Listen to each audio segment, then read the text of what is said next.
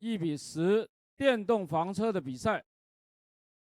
那接下来在9点50分开始进行第6轮的预赛。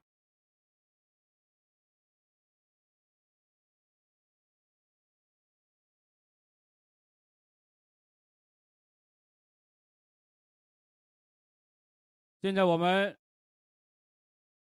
稍等一下啊，稍等一下就会进行第6轮的预赛。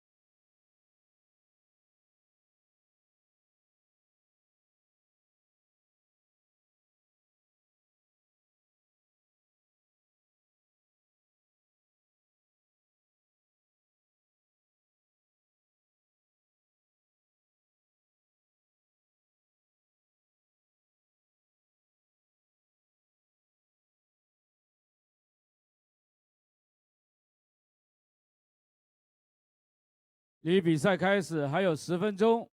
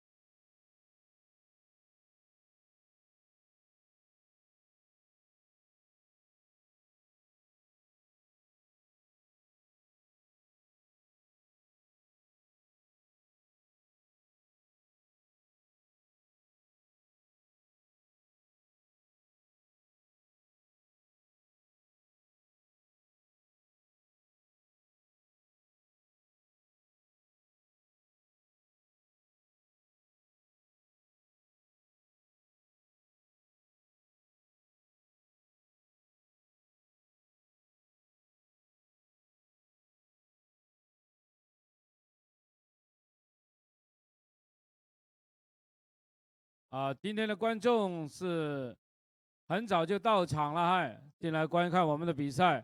那我们还有9分钟，将会进行今天的第6轮的预赛。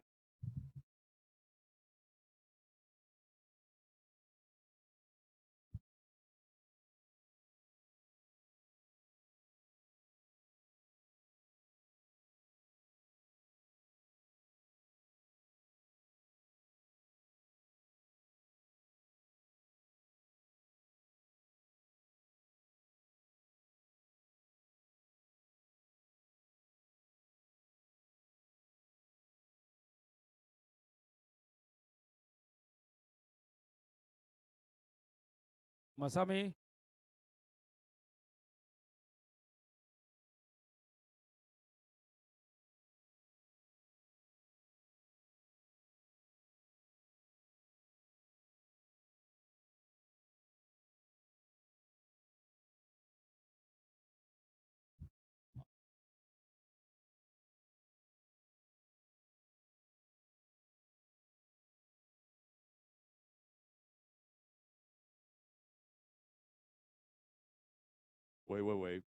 喂，testing，三圈霸道的廖经理，可不可以到那个台湾休息室？谢谢。三圈霸道的廖经理。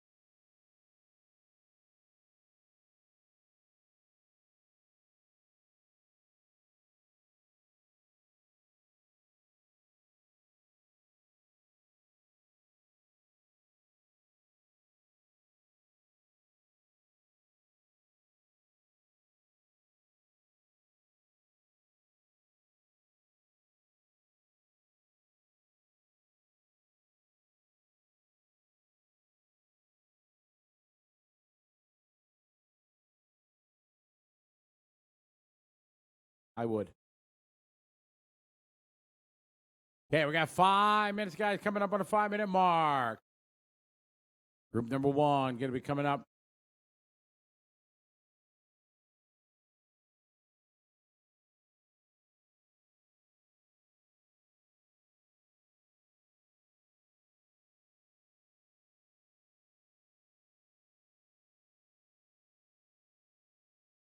Ricky.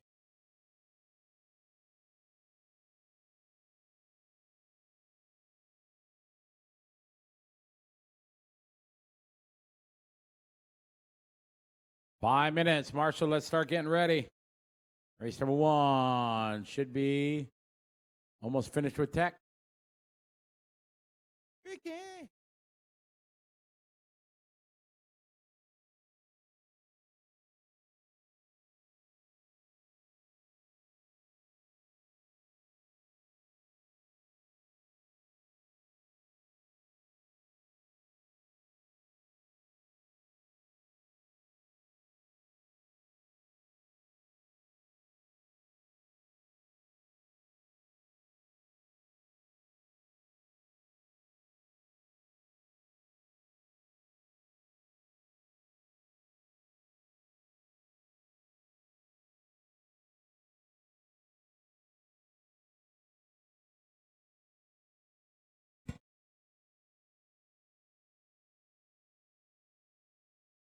Four minutes, guys. 4 minutes.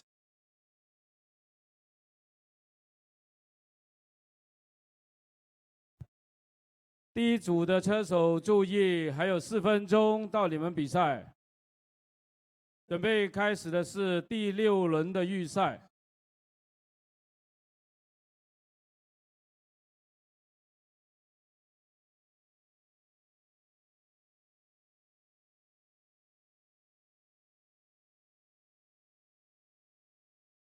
All right, let's start getting our marshals out there. We're at 3 minutes. 3 minutes. Marshals to the racetrack. "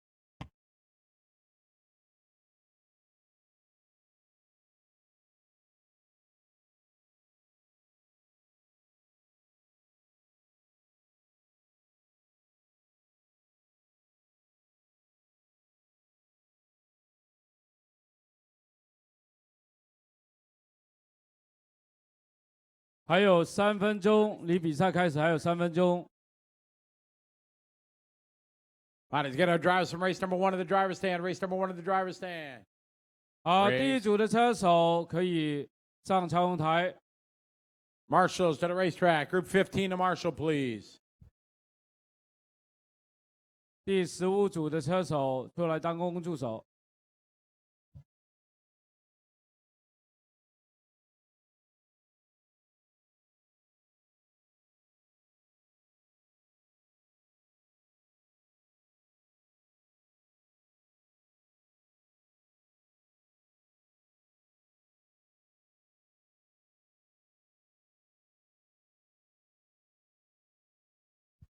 Okay, get our drivers out from 15, please.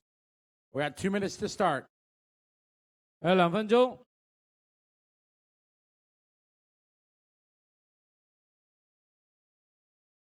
现在准备进行的是2016世界车辆模型锦标赛的1:10电动房车第1组的第6轮预赛。Elliot Harper to the racetrack.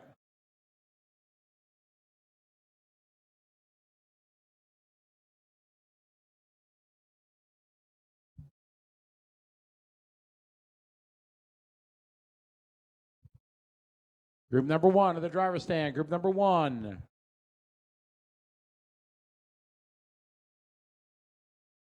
Elliot Harper.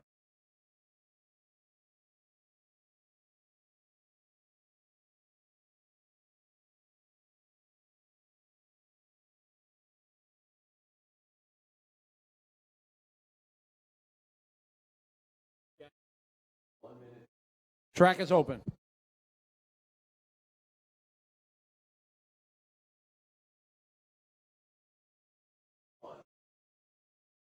Can you guys hear me in the pits, anybody?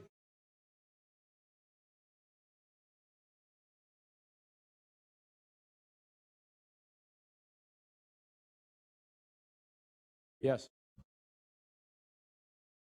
Mario Dallas.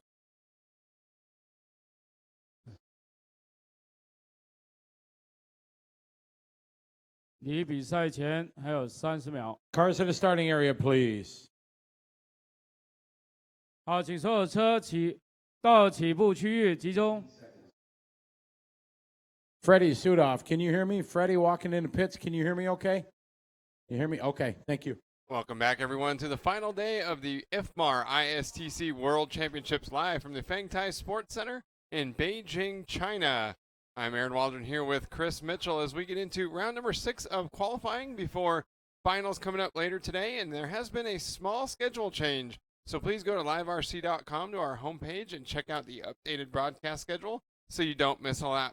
Chris, we watched Bruno Coelho absolutely dominate qualifying up till this point. 4 of the 5 rounds, he's had the fastest time, so he's guaranteed the #1 spot on the grid. Yeah, Bruno shows definitely an effect here. We called it pretty early in practice after watching Bruno go fastest in the earlier practice sessions earlier in the week. But rounds 1, 2, 3, and 5 for Bruno. Volker with round 4. Unfortunately, he broke yesterday afternoon in round 5 and wasn't able to take the fight to him. So Bruno Coelho from position #1 on the grid. Coelho looking for his second ever IFMAR World Championship after winning the 4-wheel drive buggy off-road world title earlier this year. That would put him in some very elite company. Only Masami Hirosaka, Atsushi Hara, and Mark Pavidis have won an IFMAR on-road and off-road world championship. So too late to count those eggs just yet, but that would be something for Bruno. And we know drivers like Ronald Volker, Alexander Hagberg, Akio Sabui, Mark Reiner locked into the final. But the bottom half of the grid, not as concrete yet. We've got Mark Fisher 6th, Nicholas Lee 7th, young Japanese driver Naoki Akiyama in 8th at the moment, Christopher Kropp, and Victor Wilk 10th. Interestingly enough, we had a big story last night with Yillis Groskamp, whose car was originally found to be underweight post-race tech inspection following a 3rd place finish in round number 5. But after the IFMAR officials revisited the rule book, there is a what's the word I'm looking for? There's a clause in there that excuses basically any sort of wear or damage that happens on the racing surface for the electric on-road cars. That the fact that his car was legal, he was told his car was legal in pre-race tech inspection, and he received the sticker on the badge that shows his car made tech. So they ended up disallowing the disqualification. Yeah. I think it's legit, but for me, it looks to be pretty fair on Gilles' part. Sure. He looked pretty heartbroken with the apparent reality yesterday afternoon that he was going to be disqualified with that amazing run that would give him a real shot at making the A main here this week. In my mind, it seems pretty fair that he has that overturned. Yep, and he was 11, or he is 11th, tied for 11th right now in points heading into this final round of qualifying. So he's one of many, many drivers here that's got 2 good runs, needs a 3rd one, and that could shake up the whole bottom half of the grid here as we get into our 6th round of qualifying at the 2016 ISTC World Championships, brought to you by Hobbywing, Destiny, Sweep Racing, and Team Associated. We hope you enjoy the show today. Stick around. We got a lot of racing coming up.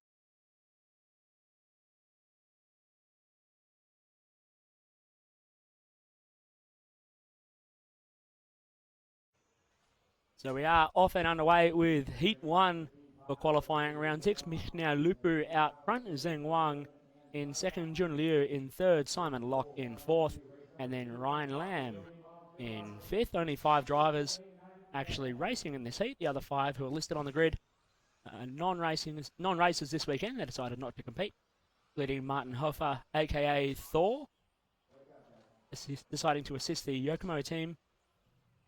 Same for Dionys Sadler, deciding to assist his teammates as well. So as we said, a few drivers in this heat who are knocking on the door of an A-main are in desperate need of a good run here in round 6 this morning to be able to secure their spot inside the A-main. Victor Wilk, Gilles Groskamp, and Andy Moore are all tied on 24 points for the 10th spot on the grid. Right now, Wilk has the tiebreaker there, so he's actually sitting 10th. But if Grosskamp or Moore could improve by 1 point, it would move them up into that 10th spot. And for Grosskamp, that means improving on a 13th place run, which he's been able to do several times. And Andy Moore would need something higher than an 8th. So very doable for both of those former ISTC world champions, and that could knock Victor Wilk out of the 10th spot on the grid. Definitely still more to play for here in qualifying round 6. As we say, Wilk, Grosskamp, and Andy Moore, all possibilities. If they put in a solid 6th round of qualifying, they're able to put themselves inside the A main. As we've got just a few seconds remaining in Heat 1 of qualifying round 6, Meshnia Lupu out front, Zen Wang in 2, Jun Liu in 3, Simon Locke in 4, and Ryan Lamb in 5. Only one looking to stay even is Meshnia Lupu, who is our pace setter at the moment, as no one's taken to the track before these drivers today. Lupu on track for 15.507.03 as he crosses the line to take the win in this heat.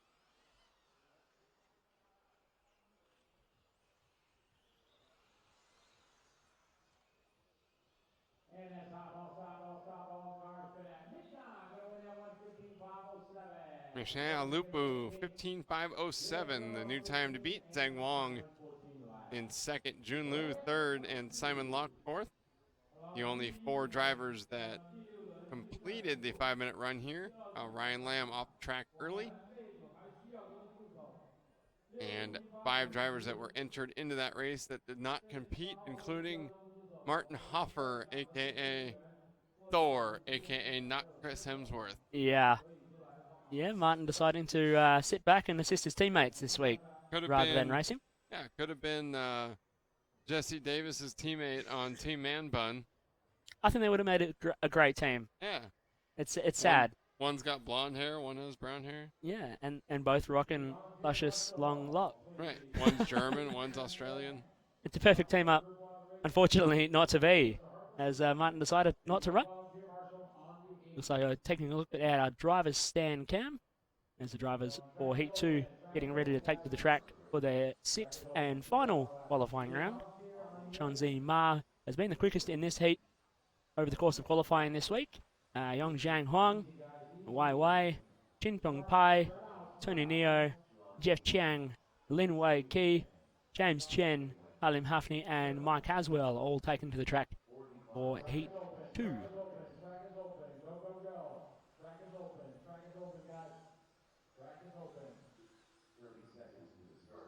Time to beat, Meshnia Lupu's time, 15.507.03, set in Heat 1. Shanzi Ma has been consistently running 16s, so looking to see Shanzi go faster than that.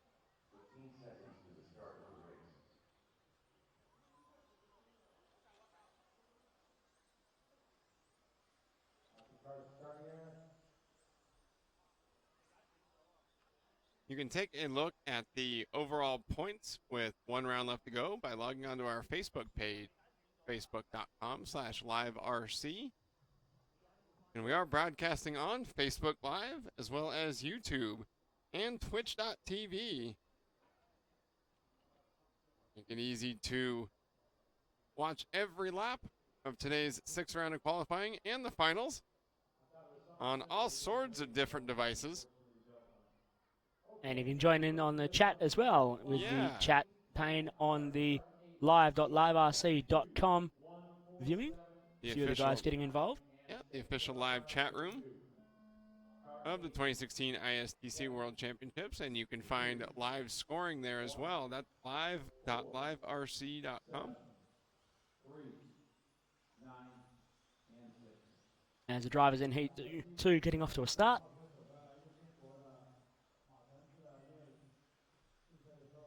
I believe we saw Shanzi Ma not take a start, so he won't be able to set a fast time in this one. It looks like he's crossed the line late to get a start.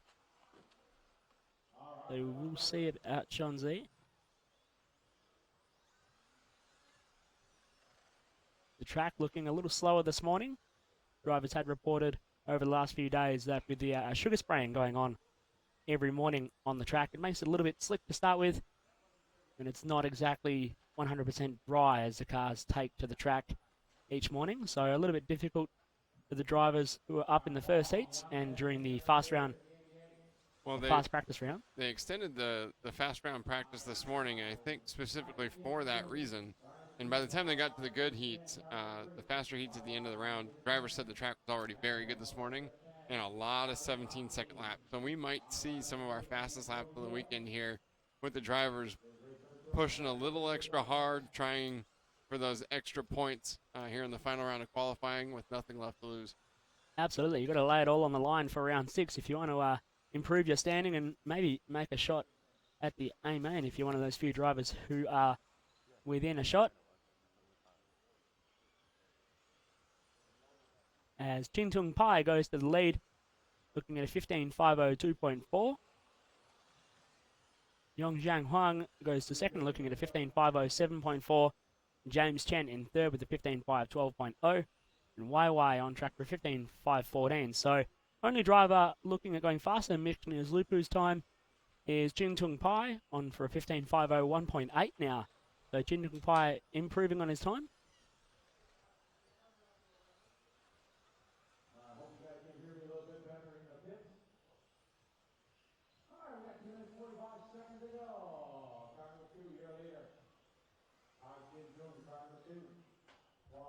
We're following along Chin Tung Pai exiting the Dragon onto the front straightaway now.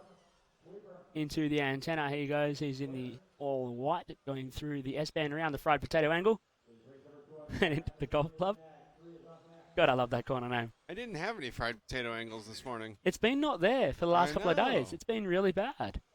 I've been really excited each morning getting up going, yeah, I could really go for some fried potato angle. But sadly, not available at our practice buffet. Yes, for everyone watching online that thinks we're insane, we named a corner of the track after an item at the breakfast buffet at the hotel. Each item in the buffet is identified by an engraved metal sign, and some of the English translations are hilarious. For example, fried egg file. Yeah, fried egg file. There's Instead of fried egg fillet. And I found out this morning there's actually a soft and a hard package. Yeah, hard package and soft package. Bob showed me a picture of his the hard package on his phone yesterday. But apparently there's also a soft package. They are... oh, awesome. We have a picture of a hard package that we can show online, or on the broadcast. At least it's a PG-13 hard package Yeah. to be able to show on a broadcast. Oh, this is totally G-rated. It's breakfast food. As we're still watching our leader, Chin Tung Pai out front. The 1.5 second lead over Yongzhang Huang.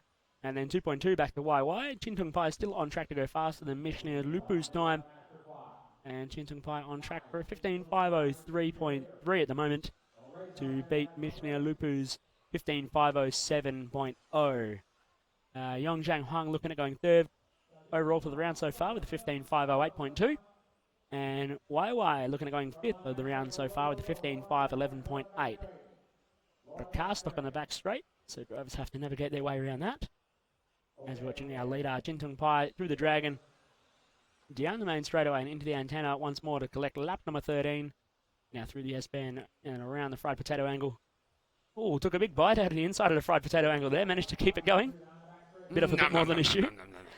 And through the Hershey's just now for Chin Tung Pai.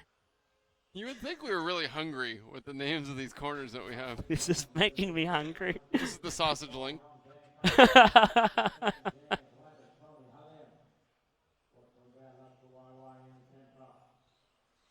That's Lucky the we've got these Orion pies here. Right, yeah. Yeah, Hershey's Kiss. I'm sure we can come up with something with that. This is definitely the sausage link down here.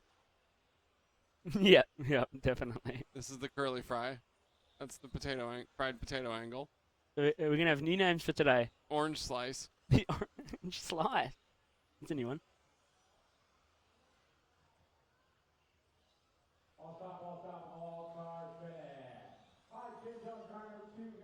So Chin Tung Pai taking the win. 15.505.9. The only driver to go faster than Mishner Lupu's time in this heat.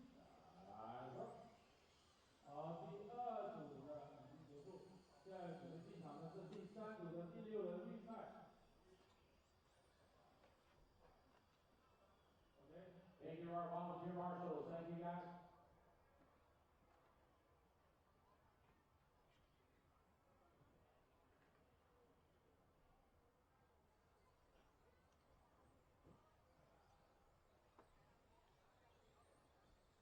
All right, we got a picture of a hard package we get to show on the broadcast coming up right now.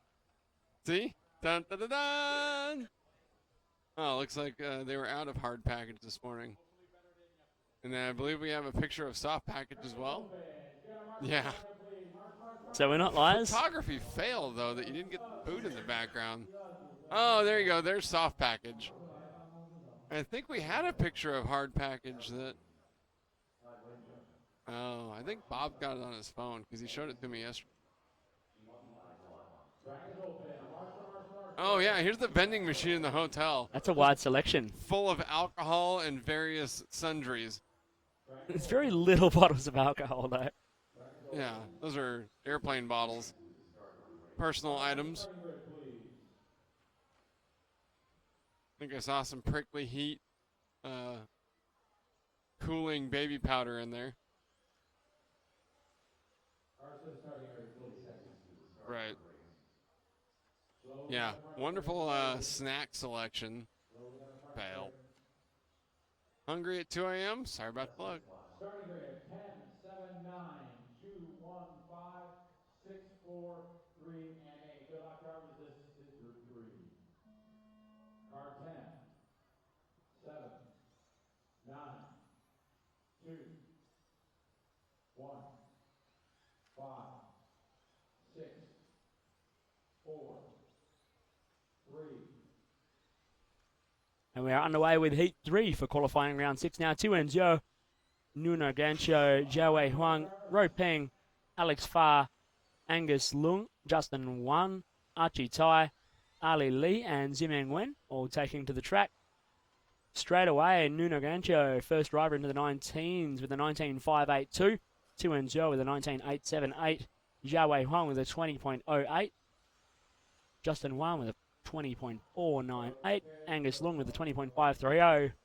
Alex Farr with a 20.633. Ro Peng with a 20.621.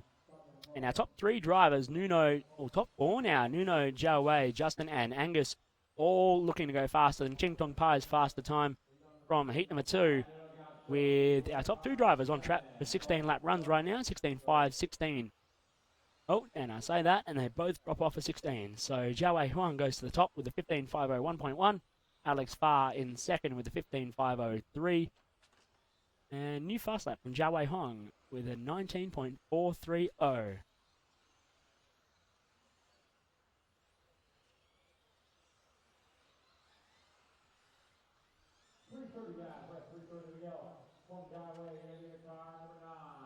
$140 down and 3:20 left to go. The top 6 drivers all on pace to go faster than Ching Tong Pai's existing time to beat.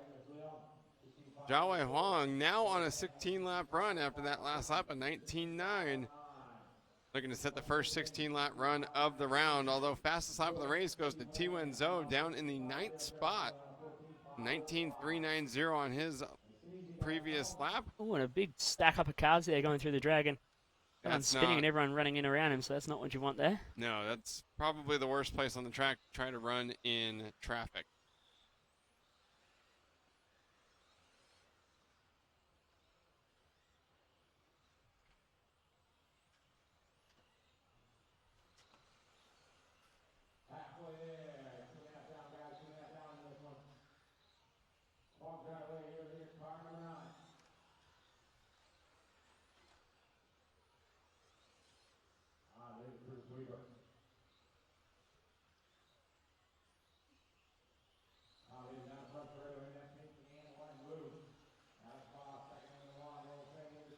Jiao Wei Huang still on top of the shed at the moment, still looking at a 16.519.6.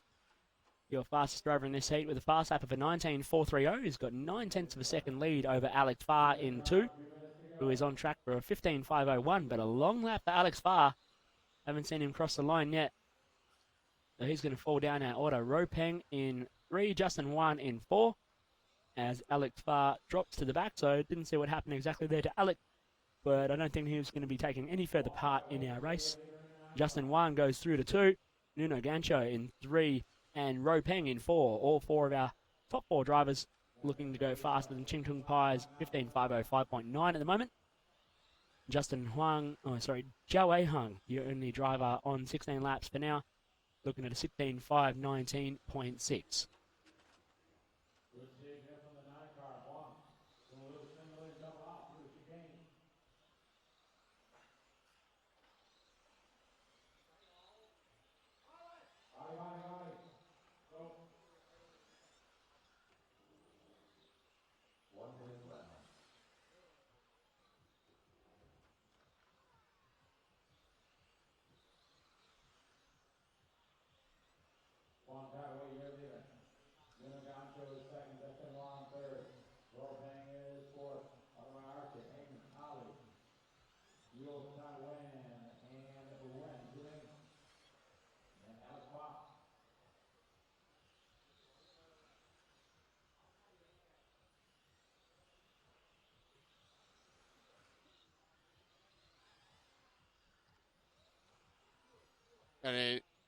Got a Scorpion instant replay of Zhao Wei Hong entering into the Dragon. Oh! Nice airtime and sticks the landing. 2 points. Beautiful from Zhao Wei Hong. Oh, we've got a car there on the roof. That's car 3 for Ali Lee. Yeah, someone maybe getting out of shape through the fried potato angle and slid down that short chute. Bit off a bit more than he could chew. Yeah, choked a little bit on the fried potato angle.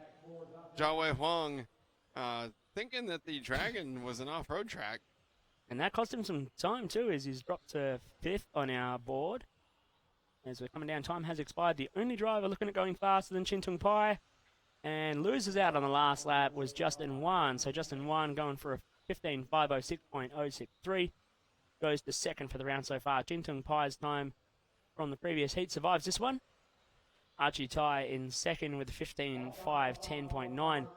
Puts him 5th overall in the round so far. And Angus Long in 3rd with a 15.512.4. Puts him 7th in the round so far. Great shot there from our driver stand cam, catching all the drivers finishing up their run as we're getting ready to send the next group out for group number 4 in their final qualifying round. You are watching the 2016 IFMAR ISTC World Championship live from Beijing, China, here at Bangtai Sports Center. Our coverage this week brought to you by our title sponsor, Hobbywing, the most popular motor and speed control units used at this year's World Championships. Hobbywing, innovation powered by passion. Destiny, Japanese touring car manufacturer, I believe making their World Championship debut this week. Destiny, quality of design. Sweep Racing, the official spec tire for this year's ISTC Worlds here in China. Sweep Racing, the ultimate competition tires. And Team Associated, makers of more World Championship RC vehicles than any other brand. Team Associated World Champion RC cars, and oh my goodness, is the wind howling this morning. Yeah, it's blowing hard at the Beijing Fengtai Model Sports Arena here. The flags it's going to be making it a little bit difficult for the cars out there. Funny now they look like they've died down a little bit, but making lies out of us. There's a lot of dust in the air, and what that wind does is bring it over to the racetrack, which makes it rather slippery. Our producer just said the flags are made out of lead. That tells you how much the wind is blowing. I can't confirm or deny that statement. No, I can deny it. They're not made of lead. Yeah, for sure. I went over and looked. Well, also, I was going to say, based on Sweep Tire, I'm a little bummed that we haven't seen a rain wet tire. Yeah, they brought a rain tire here specifically if it rained. Being Beijing, when it rains, it pours, right? I was really excited to see the possibility of a wet tire run. And yeah, we didn't get to see it. We haven't got to see it, and I doubt we're going to see it today as the sun's out. It's a beautiful day, and I think it's about the only time in my life I'm ever going to be so bummed about such a beautiful day. Yeah, I wanted to see the treaded tires get used once. I even bought a set just to take home with me because they're cool. They do look neat. Yeah, there's a picture of them. Yeah, neat. Found there's a picture of them in one of the stories on our homepage from earlier this week when we did a look at the facility here. So you can go check those out. I think they called them the EXP36WT wet tire. But alas, they've been on the Sweep Racing 36 slicks all week. And I don't think that the rain run should have been one of the A-mains, so we're all right. Looking for Chin Tung Pai's 15.505. Wow, currently Eight eight of our drivers on pace to go faster than that. and we've got Bowie, 7 of them on track for a 16-lap run right now. yeah, Bowie Ginting's nearly a lap faster than what Chin Tung Pai did in the previous heat. So, yeah, gonna have a new TQ after this run. Bowie Ginting from Singapore, Yihao Huang from Chinese Taipei, Kong Li from China, Wailap Chung from Hong Kong, Gordon Chan from Macau, Michael Low from Malaysia, Wailap Chung from Hong Kong, and So Chu from Chinese Taipei, Derek Wan from Hong Kong, YZ Chen from Chinese Taipei, and Lingxing Chen from China, making up a very diverse Asian heat number 4 here at the World Championship. And Bowie Ginting on track for a 16.510, a fast lap for 19.118, so almost into the 18s for Bowie as we're following him exiting the fried potato angle into the golf club on the main straightaway. Now he's in the all orange. He's been pretty much the fastest guy in this heat for most of qualifying. A little bit of bad luck earlier in the rounds though, costing him time. Kong Li in second, Wailap Chung in third. Li's on track for a 16.512.2, and Wailap Chung on for a 16.513.4. Michael Low in fourth, on for a 16.514.1, and Gordon Chan in fifth, on for a 16.515.1. All 8 drivers, or 8 of our drivers in this heat, looking at going faster than Chin Tung Pai's quick time. Enso Chu in 8th at the moment, looking at a 15.504.5 to go faster than Chin Tung Pai's 15.505.9. Lap time starting to drop off towards the end of this run. As I say that though, Enzo Chu making a liar out of me. Goes a 19.6 fast lap, just a lap ago on lap 8. And Yihao Huang as the fastest time of the run with a 19.070. So just knocking on the door of the 18 lappers, or 18 seconds, sorry. Very late fast lap for Wailap Chung here on lap number 9. Enso Chu had a new fast lap back on lap number 8. Fastest lap of the race, though, was Yihao Huang in 6th in 19.070 back on lap number 1.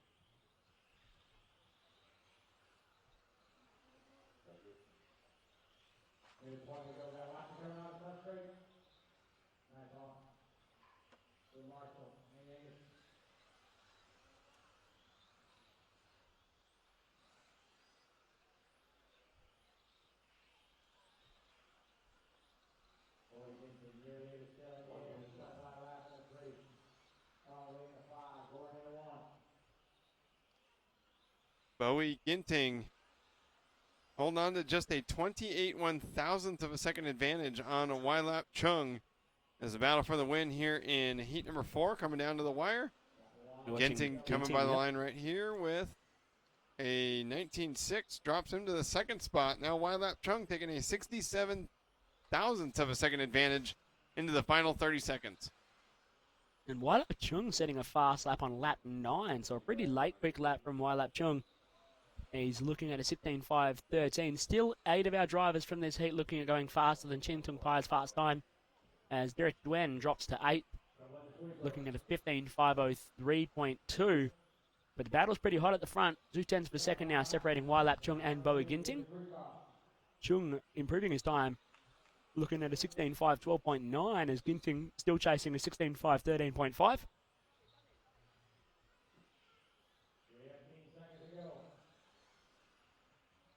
As time has expired, our drivers just coming around to finish their final laps. Wailap Chung gets through, and one of our drivers drops off. It was Lingxiang Chen drops off and just misses out on the extra lap. And we only have 7 drivers now looking to go faster than Chin Tung Pai's previous TQ time of a 15.505.9. As Wailap Chung takes a win in this one 16.5, 13.2 to go to the top of the sheet. Your current TQ for the round, Bowie Ginting in second, 16.5, 13.8, so only half a second between those two drivers. Kong Lee in third with a 16.5, 14.5. Michael Lowe in fourth with a 16.5, 14.8. Gordon Chan in fifth with a 16.5, 16.5. As we're getting ready to go racing for heat number 5.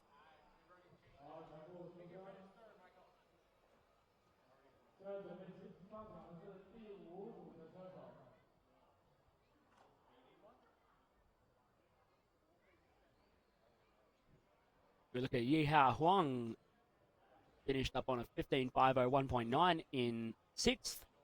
Enso Chu in 7th, went for a 15.502.3. Ling Zhang Chen in 8th on a 15.514.6. Wei Zi Chen in 9th on a 14.502, so not the kind of run Wei Zi Chen wanted to do. And Derek Duen broke just short of the finish on a 13.422.8. You are watching the 2016 ISTC World Championships, brought to you by LiveRC.com. Our sponsors this week, Hobby Wing, a title sponsor, along with Destiny, Sweep Racing, and Team Associated. Getting ready for the 5th round of qualifying, and the lone member of Team Man Bun here in heat number 5, Jesse Davis from Australia.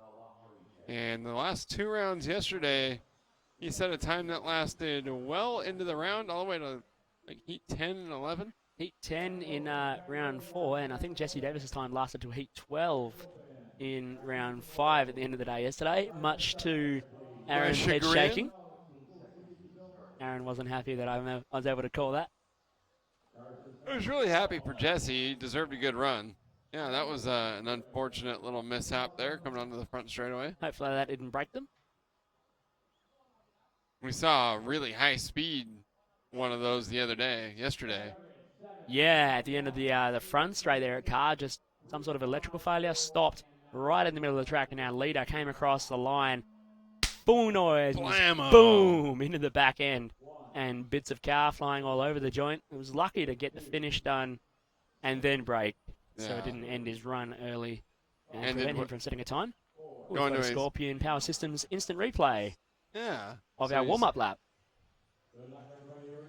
Oh, a big wiggle there, and bam. Oh. Oops. Not what you want for your warm-up lap. No. Whoa, someone getting a little buck wild through the dragon section, hit the curb. A couple of people jumping it.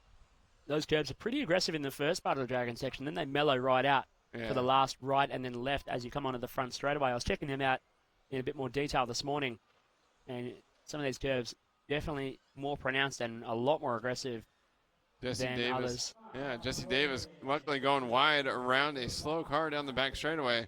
Getting out of shape, though, in the dragon section, coming by this time with a 19.2. So he had an 18.469 to start us off. And this is a new tyre run for our drivers in round 6. Yesterday's Q5 was an old tyre, a used tyre run. They're able to use any tyre from their first 3 or 4 sets, I believe. Jesse Davis out front at the moment, chasing a 16.501.6, so just knocking on the doors of a 17-lap run. Shungmin Kim in second on a 16.5 10.9. Antonio Hung in third, chasing 16.5 12.7. Johnson Tang in fourth on a 16.5 13.08. And Zhao Li in fifth on a 16.5 14.8. Our top 4 drivers looking at going faster than Wai Lap Chung's previous round TQ of 16.5 13.2. Jesse Davis far out performing his clearly underperformance in practice, mired down here in heat number 5, this being the K group. But after 5 rounds, he's actually in the D main 38th qualifier.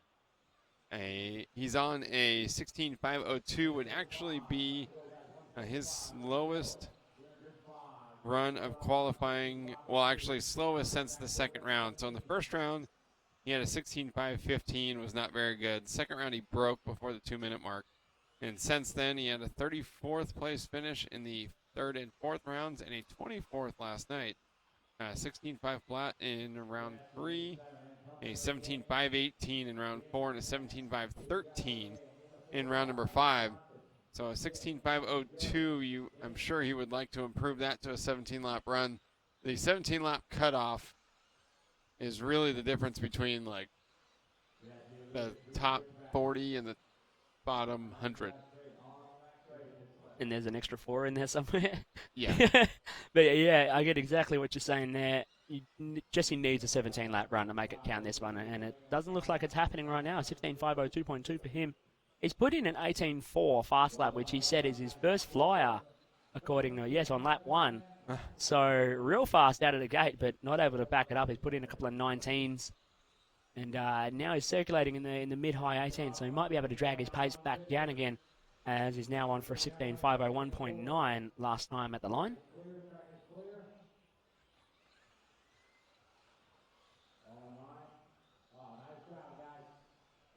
Top 3 drivers from this heat looking at going faster than Wailap Chung's quick time, 16.503.2.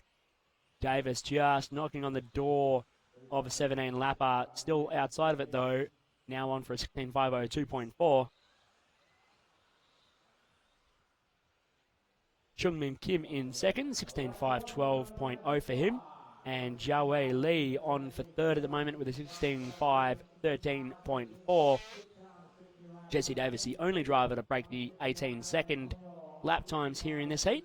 Everyone else circulating with a 19.1, 19.2, 19.4, 19.3, around that range of lap times. 35 seconds remaining in our heat. Davis down the front straightaway into the antenna. Around the S corner, then the fried potato angle. Just clips it off nicely at the curb. Didn't want to take too much, probably nice and full from breakfast. Through the Hershey's Kiss now, then up through the Dragon and onto the main straightaway once again to take lap number 15. And he's losing time though, 16.503. So Jesse Davis not going to be able to put in a 17-lapper in Q6 to boost his chances of moving further up. Shunmin Kim in second on for a 16.512.5 at the moment still. And Jiawei Lee still in third at the moment, looking for a 16.513.5. As Davis takes a win, we've got a Scorpion Power Systems instant replay. Just watching the straightaway here. Oh, what a move on the straight from ages back. Just kept it pinned. A great move into turn 1 through the boomerang.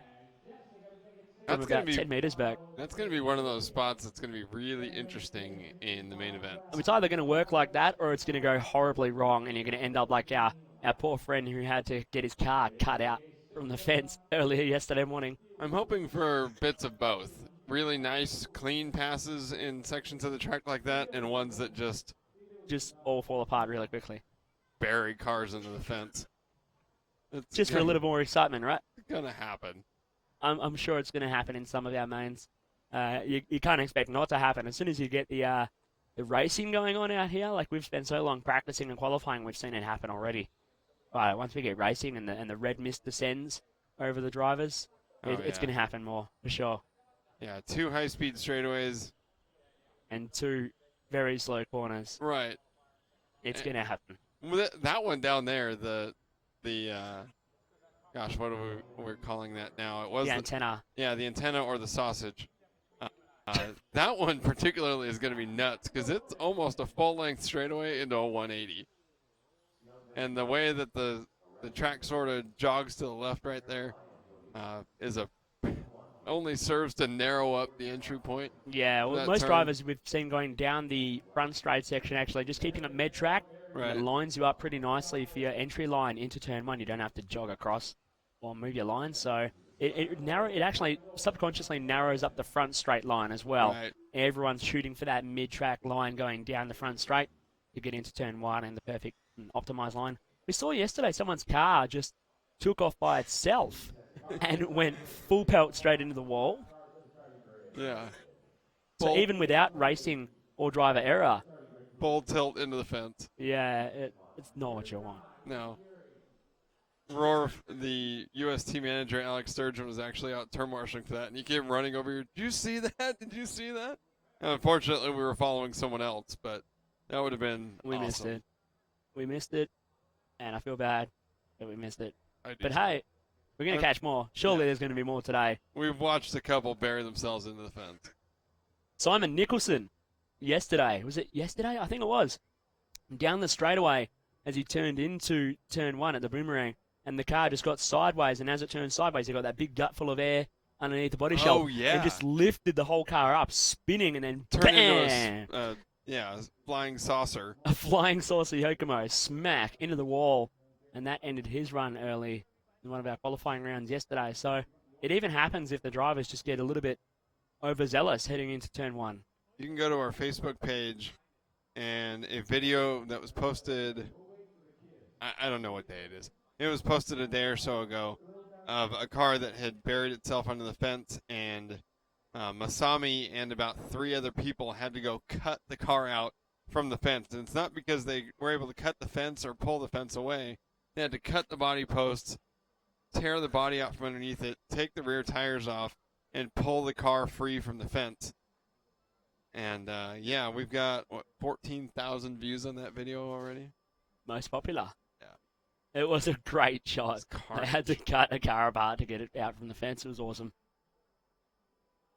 As we're looking at getting underway, I'm not sure what the delay is out on track with Heat 6 for qualifying round 6. Everyone looking to go faster than Jesse Davis's new TQ round time, 16:503.2.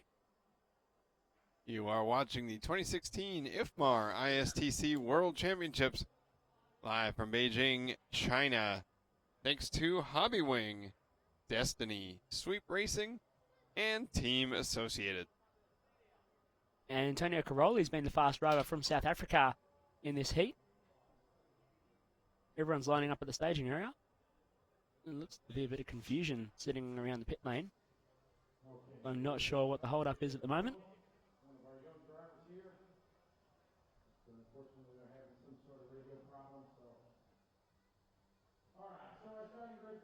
So we did find out one of the racers in this heat was suffering from a radio interference issue, and they were trying to give him a brief instant to figure it out.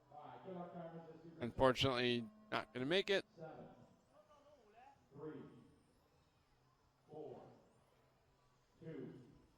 Antonio Caroli from South Africa will have the 2018 112 scale and ISTC World Championships at his home track. As the announcement was made this week, 2018 ISTC World Championship to be held in South Africa. That's going to be a nice picturesque event, isn't it? Yeah, the 2017 Electric Off-Road World Championships will be held here in China as well. So we get to come back next year. Woohoo! Not to Beijing, though. Going to Xiamen. Yeah, Xiamen, where the Three Circles Battery Company is located, and actually where Scotty Ernst's Dragonstone Asian Buggy Championship is being held next weekend. You'll be able to watch that race on Live RC as well.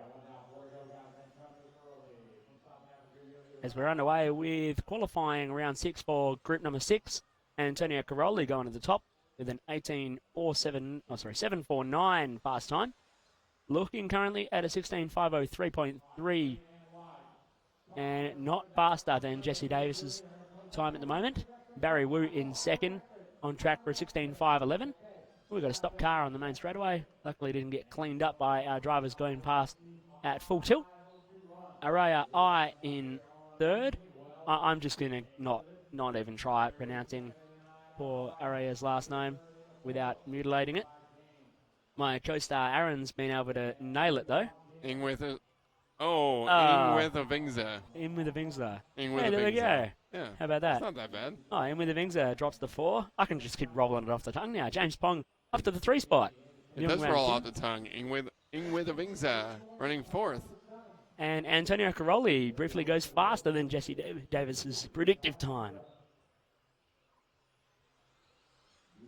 2:10 down, 2:50 left to go. Caroli looking to knock Jesse Davis off the top of the charts in heat number 6. That tells you Davis did not have the best run.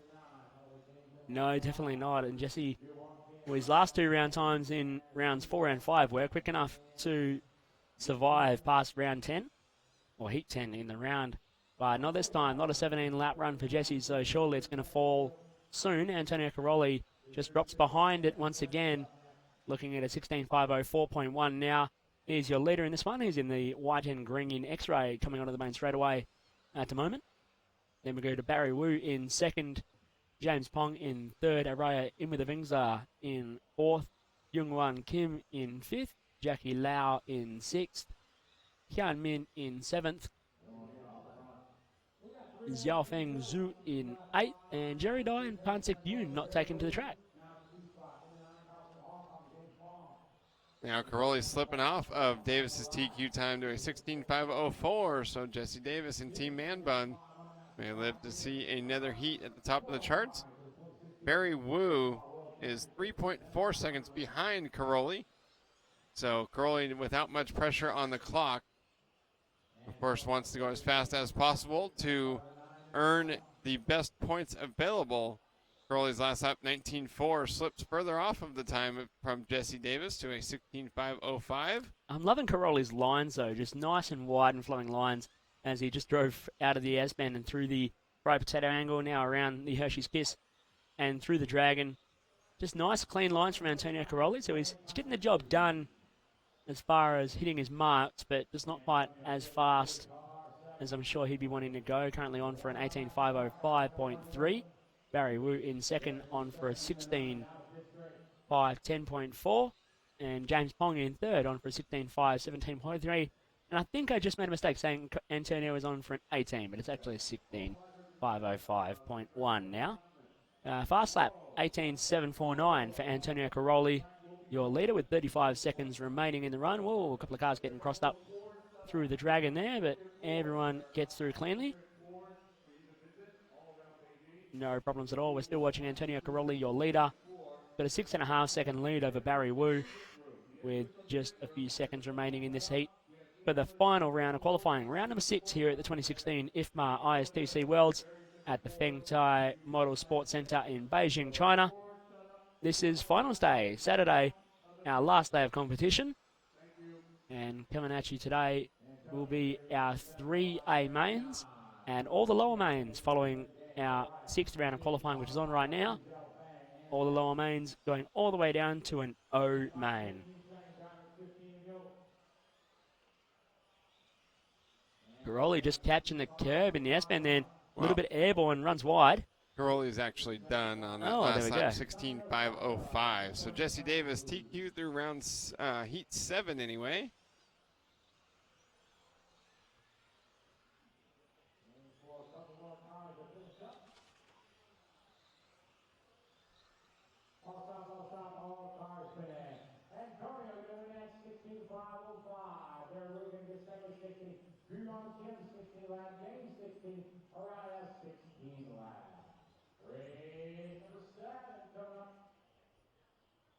All drivers and all guests. For tours, the more people signing up for each individual course, the cheaper it becomes.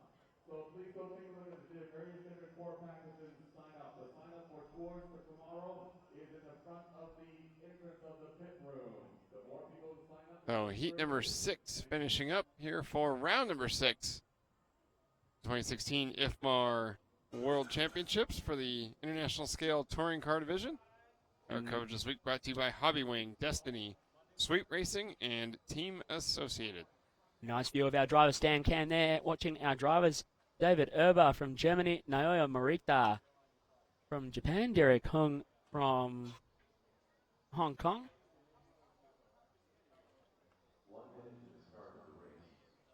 Wei Tat Hoi from Macau, Yao Tung Chu from Chinese Taipei, Ed Clark from Australia, Max Park from Korea, Chi Yong Ong from Malaysia, and Jimmy So and Ka Wang Lung both from Hong Kong as well. Everyone shooting for Jesse Davis fast time, 16.503.2.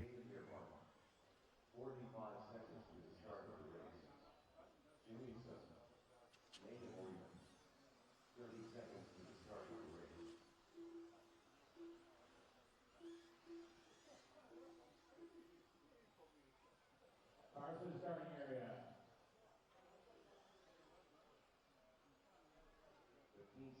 Cars are starting areas, please. Cars being called to the start box. All right, get our marshals out there. Good job, Fury. Boy, thank you. Yeah, that was pretty graceful. Good racing. Look at that. All right, starting grid 5. Almost just like they, didn't want to bang into each other. 10, 8, 4, and 9. That would be the goal. You have me fooled in some of these heats, Well, yeah, it happens sometimes. like bowling. RC car bowling. I like it. Could be Yeah. a new Olympic sport. RC luggage bowling on the bus. Yeah. Yeah, we did. One of the, I think it was a Japanese driver that had like a hard rolling suitcase on the bus. And it was sitting between you and I. Well, Jensen was kind of holding on to it we were sitting in the very back of the bus, and so Jensen offered to hold this rolling suitcase on the aisle of the bus so it wouldn't sit on the poor guy's lap. And then the bus made a hard stop. He hit the suitcase brakes. went flying. It went bowling down the aisle. And so we had to retrieve it. And I safely held onto it for the rest of the trip here this morning. Yeah, I tried to go for like the hockey kick save, and yeah. Try not to lose your foot in the process. Right. It was futile. David Airbar following along with the leader out front, 16.502 the pace. That would be faster than Jesse Davis's 16.503.3, but still a long race left to go. And the cars do seem to slow down a bit at the end of this 5-minute run. Airbar from Germany driving car number 5. And he is 1.3 seconds up on Derek Hung. Airbar now to a 16.501. Could be looking at his first 17-lap run. Down the front straightaway to the antenna. Into the S. Around the fried potato angle. Yum. And around the golf club. Going a little wide in the golf club onto the back straightaway. Doesn't hurt him too much though as Erber comes down through the dragon now onto the main straightaway to take, or front straightaway I should say, over the timing loop to take lap number 6. Fast lap of an 18.56 and he's on track for a 16.502.3. Still looking to go faster than Jesse Davis, the Australian's time from heat number 5. Derek Hung in second on for a 16.505.7, which will put him down to 4th overall on our round sheet. Chi Yong Ong in 3rd on for a 16.507.5. Max Park in 4th on a 16.507.9. And Noah Morita. As everyone switches around again, Ed Clark, the Australian, jumping into the 3 spot, having one of his best runs so far on for a 16.507.7. Morita into 4 on for 16.507.7 as well. And Chi Yong Ong down to 5 now on for 16.508.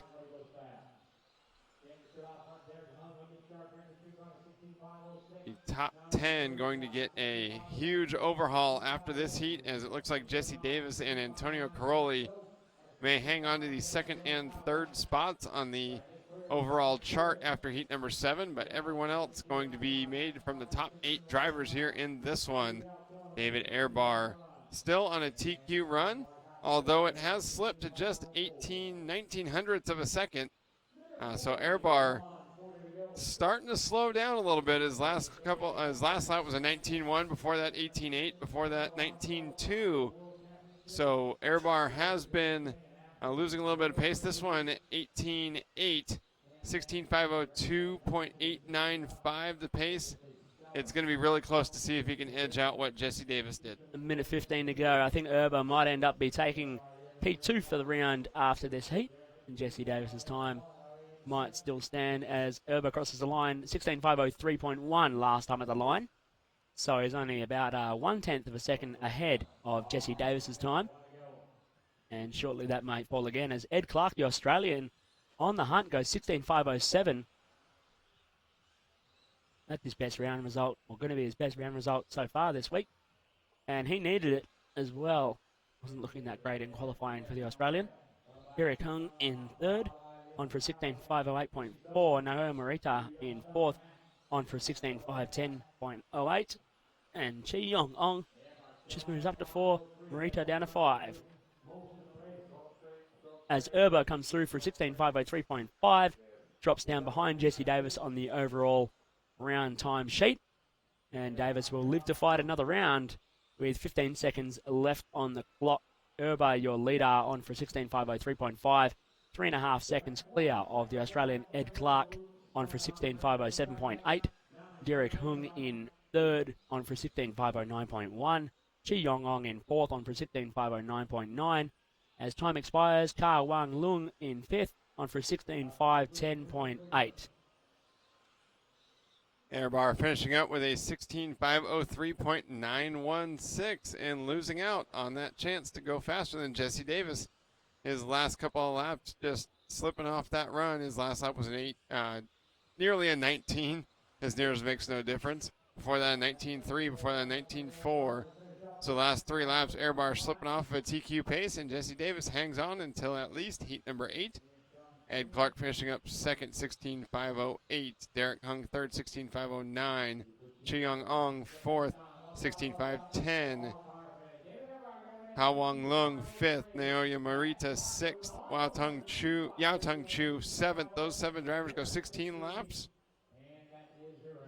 So a huge overhaul at the top of the charts as we get into the 8th heat of round number 6 here at the 2016 IFMAR ISTC World Championships, brought to you by Hobbywing, as well as Destiny, Sweep Racing, and Team Associated.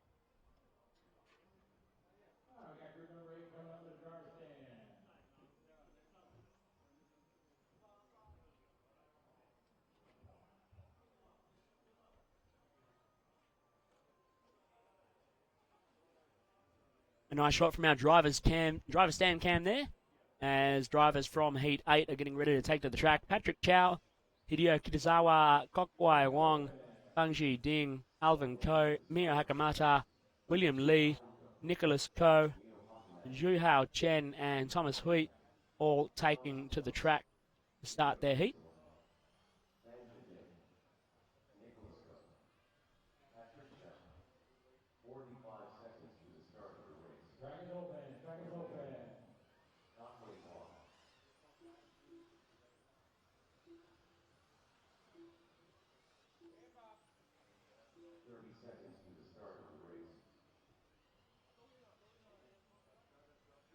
Cars in the starting area, please.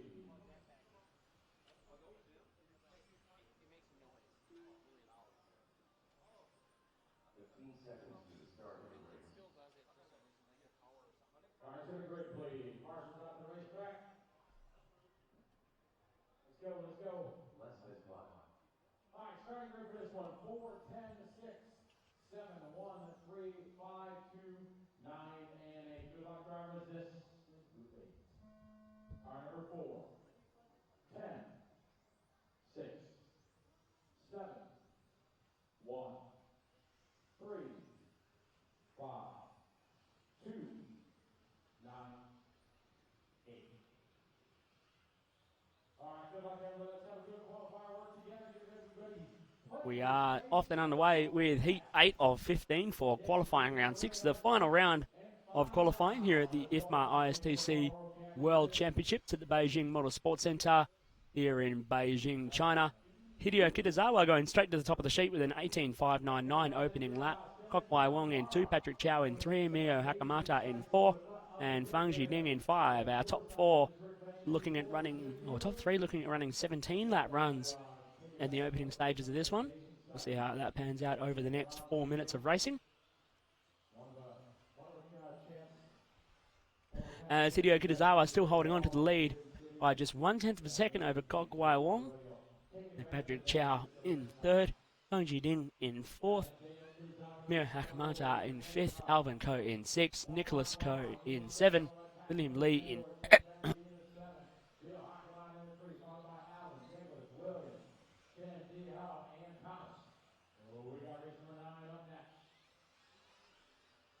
apologies.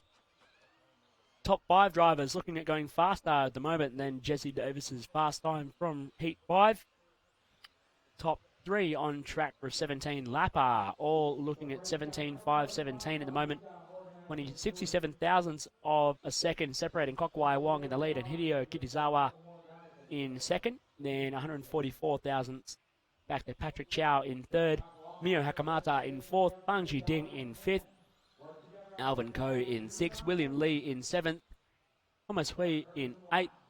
Zhu Hao Chen in ninth. And Nicholas Ko in 10th. Spreading themselves across the current round results as only 2 drivers are now looking at going faster than Jesse Davis's time. Following our leader, Kokwai Wong, down the front straightaway into the antenna and back up through the S-bend. Oh, nice and wide into the S-bend there. Now through the fried potato angle around the golf club and on to the main straightaway. Here's your race leader, Kokwai Wong, with a 0.2 of a second advantage over Hideo Kitazawa in second place as he goes through the dragon and onto the main straightaway once again. That lap, an 18.9 for Kokwai Wong. Oh, got an upside down car in the S-bend.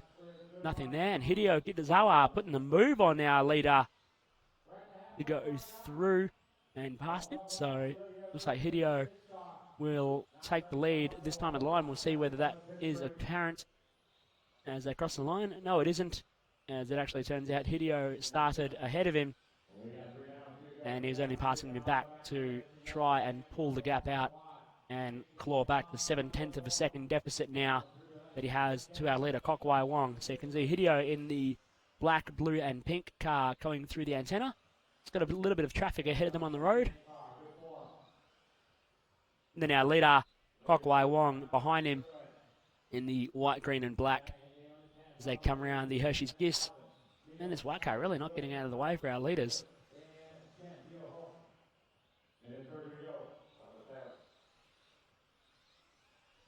We have a Scorpion Power Systems instant replay coming up here. Looks like we're watching what happened here. Oh. And that's why Hideo Kitazawa ended up dropping behind our leader. Cleaned up by a back marker. And then held up for the next 4 laps. So not the kind of lap, or not the kind of run that Hideo Kitazawa wanted. As he's now let Kokwai Wong stretch that gap out to 9.5 tenths per second. And then 1.1 seconds back to Fangji Ding in 3. 1/10 of a second back to Patrick Chow in 4. Still our 2 leaders out here. Kokwai Wong and Hideo Kitazawa on track to go faster than Jesse Davis's fast time from Heat 5 in this round. Both looking at 16.501 and 16.503 respectively. I think Hideo's time might drop off a little bit. He might go behind Davis for the current round 2 spot. Only 20 seconds left in the heat, though.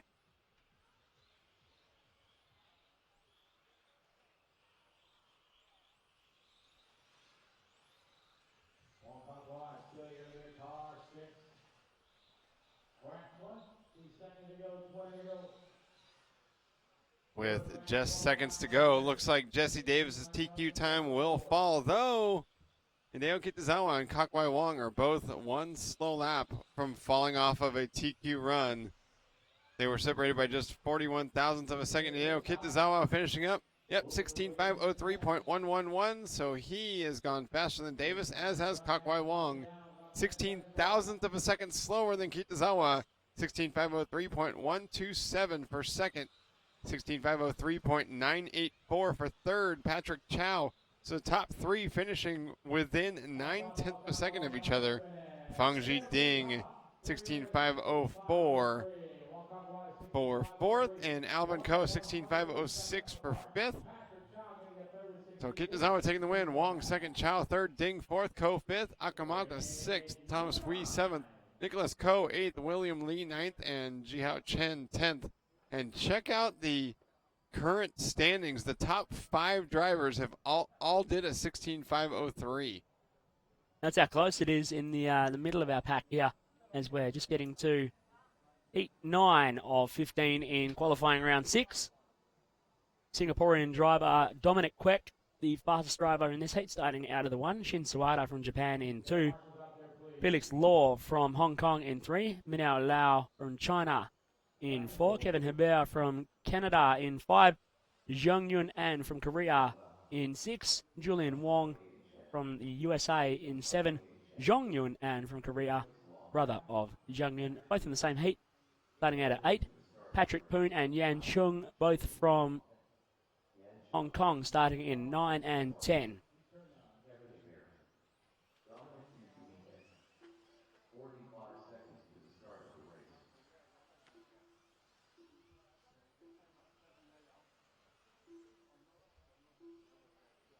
me know next time, please. 30 seconds to the start of the race. Track is open, guys. Track is open. Track is open if you want.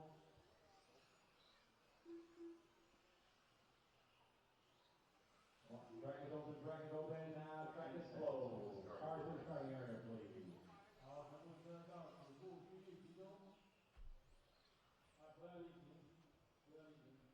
Less than 5.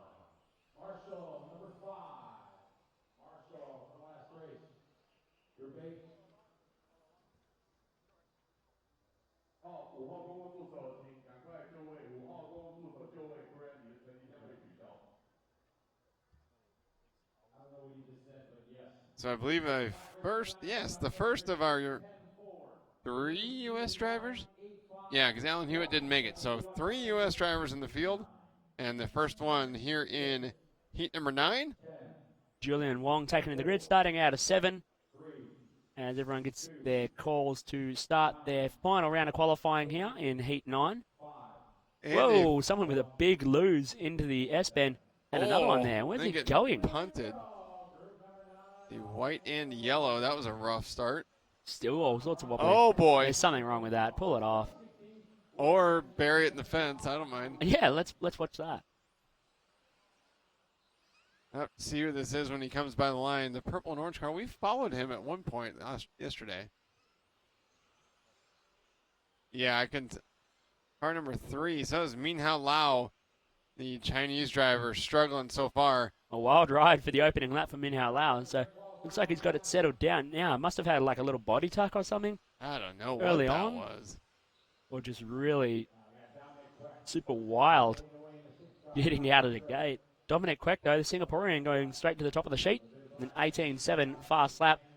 And initial time showing. And Minhao Lao crashes on the front straight. Straightaway. Can't drive that over the pot. Has to get a marshal to help him out. Oh, dear. Oh. Oh, just waiting for It's someone to not hit him. over. Oh, jeez. Wow. That was close. Yeah, I think we might need to follow this guy a little bit more because It's just if they exciting to don't watch. pull him off, Oh, it's there's a gonna be donut on the front straight. disaster. Dominic Quick out front on a 16.5 flat. That would be a new TQ run. Shin Sawada second, Jung Hyun on third, Kevin Hebert fourth, Julian Wong fifth, and he's backward on the straightaway again. Oh, geez, Minhao is having a bad run. Over the curve at the Hershey's Kiss. Whoa! Jumping the curve, nose high. Catching air through Sideways, the dragon. donut on the straight. Oh, wow, it's going from bad to worse for Minhao Lao. It's just comic value now. How frustrating, too, I'm sure, that he's trying to get his last qualifying run in at the Worlds. Hey, he made it down the straightaway just fine that time. Nice I don't and get square. it. It looked good. Yeah. There must be something wrong with the car that's catching every once in a while. That's just making it go complete super spaz on him. I'm afraid that if we turn away from him, catch an air over the fried potato angle. Whoa! too. Triple donut into the Hey. golf club. Training for the figure skating Olympics. Go in fourth, the Jackie Shum in fifth. Ki Huang, tenth of a second up on Rocket Zhang. Now nearly 4 seconds. A good lap for Kim. 18.625 last time by. One of 3 drivers in this heat on a 17-lap run. One of 4 under Hideo Kitazawa's time. And Kim in the brightly colored, looks like pink, blue, and white. Into the S's to the fried potato angle. Narrow. I hope he's not one of those people that would lick a fried potato angle and then put it back on the buffet. No, I don't want that. 18.8 on him. 5 even. Rocket Zhang second, 17.5, 18.478. Narrowly edging out Huisheng Hong by 215 one-thousandths of a second. 17.5, 18 for Huang. As we said, Yahweh Guo, 16.501. Hailei, 16.504 for 5th. Then Jordan Cullis, 6th. Jackie Shum, 7th. Ray Poon, 8th. Aaron Rose, 9th. And Stick King off the track after trying to take out the turn marshal. before the 2-minute mark. Almost successfully too. As we're heading into Heat 11 now. Naoto Matsukura, the star of this heat, really not having the kind of qualifying run that he would have wanted to defend his world title from 2014 in Florida. And it's looking pretty apparent that Matsukura is not going to be in the he's show. not close. Go to Sata from the 2 spot. Another Japanese driver joining Matsukura with Takahara Sano and Satoshi Bando in this heat as well. So a bit of Japanese flavour. Yu Chan from Hong Kong. Daniel Sieber from Germany. Moda King from China. Shaved Saligupta from Thailand. And Arkadiusz Smik from Poland, along with Chaoman Chan taking to the grid from Hong Kong. Yeah, even if Naoto Matsukura TQs this round, he would have 29 points, and that would only improve him from 19th, where he is currently, to a tie for 15th. So, no A final for Naoto Matsukura, unfortunately. It's a little sad. It is. It's kind of a bummer. Because it's great to watch Naoto just go maximum attack in a final. He's going to be maximum attack. That's not, Sure, yeah, like the B main. but it's not for the A final. Right. You know what I mean? It's yeah. Naoto not going to be able to chase down a world title and try and defend it here, which Yeah. is Yeah. means we're going to have another different world champion. Maybe not a new one. Yeah. There you go. Different world champion. Maybe not a new one. But the way Bruno Coelho's been showing so far this week, maybe a new world champion in ISTC touring car. Bruno, the current reigning four-wheel drive off-road electric world champion from last year's event in Japan at the Yatabe Arena.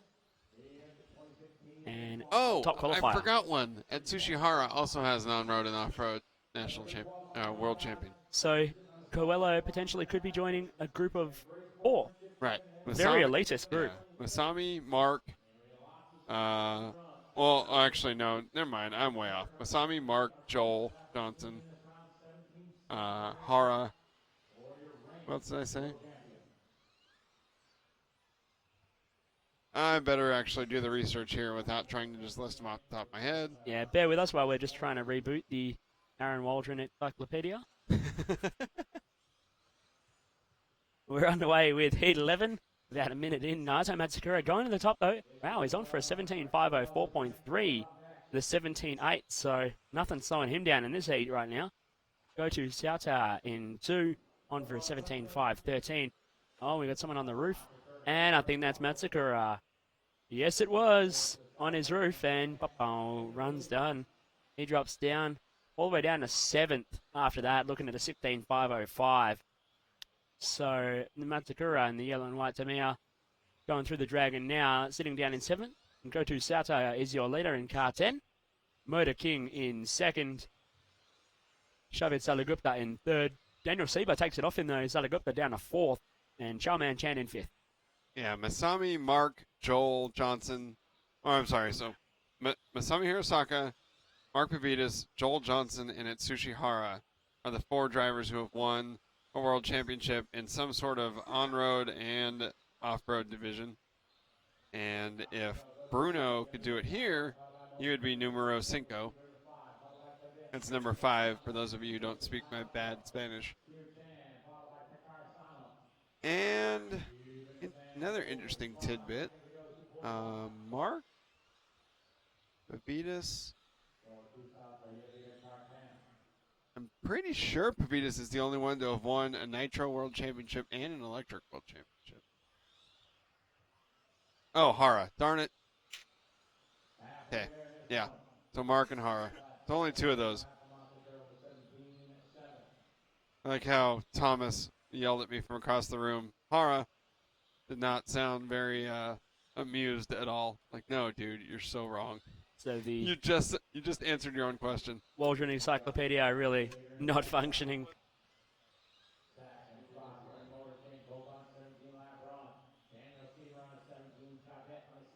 It looks like Matsukura's got something wrong as well. He's wobbling all over the joint. Yeah, he's just pulling it off. He's done. Bummer.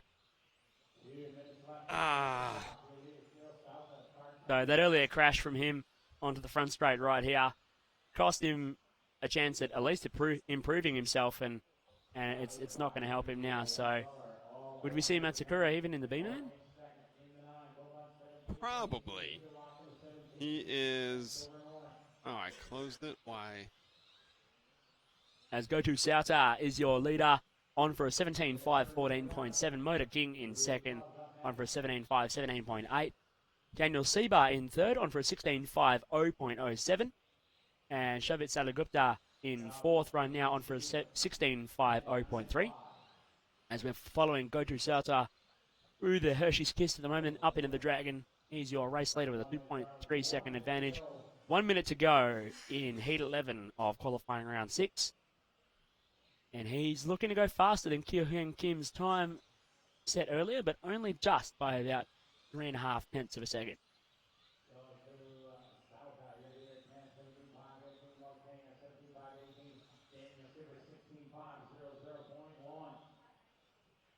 And Naoto actually has, well, he's 19th before this round, so he might miss B. Wow. I mean, he's not going to improve his points. JJ Wong is 20th right now. He only needs to go faster than 22nd to improve his points. Freddie Sudoff is 21st. He would need to go faster than 19th to improve. Mikhail Orlovsky actually has a couple of decent runs. If he goes faster than 24th, he will improve. So there could be a chance we won't even see Naruto in the B main. yeah, as weird as that is. And that's a real shame for Naruto.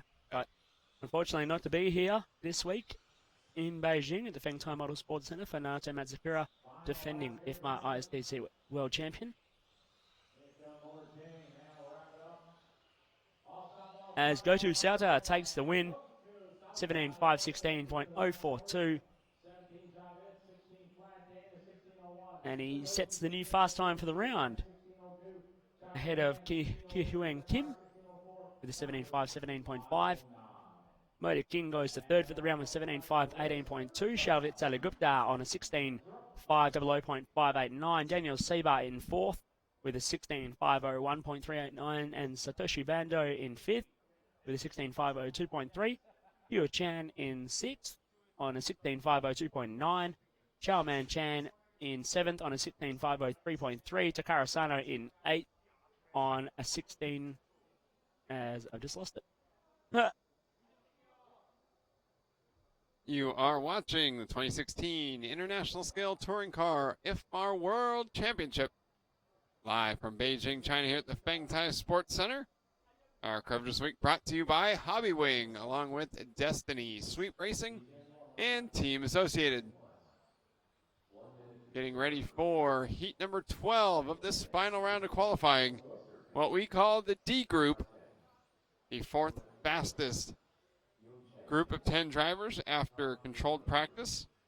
We have Young Chan Kim, Jin Sawada, Takahiro Nomura, Lucas Urbane, Juho Lebanon, Stephen Weiss, Ayoto Ishioka, P.Y. Tang, Kota Akimoto, and Nathan Reese all taking to the starting grid.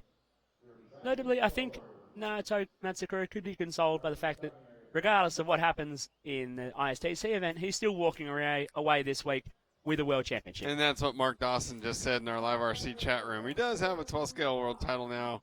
Yeah, can't imagine he's too awful bummed, but, I mean, having known Naoto for several years now, and the fact that every time his car hits the track, he is just maximum the entire time. Like, he hates to finish second, let alone not be in the main. So yeah, so Naruto would be bummed, but still consoled taking away a 12th world championship here. His fourth, putting him in sole possession of second all-time on the 12-scale World Championships list, behind only Masami Hirosaka, who has 5. Have to believe now those careers not over anytime soon.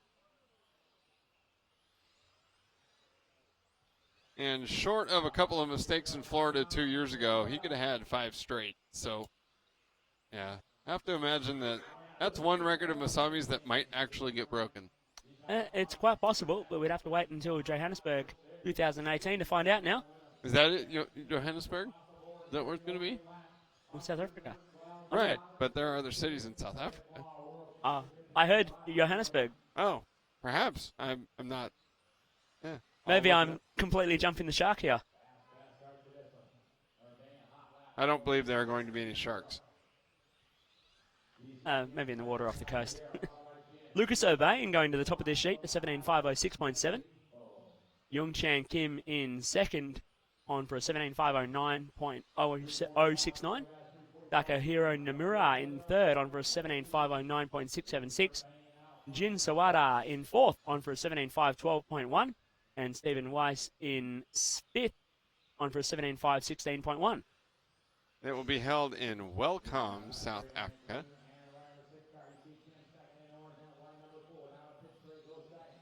Yep. So not Johannesburg.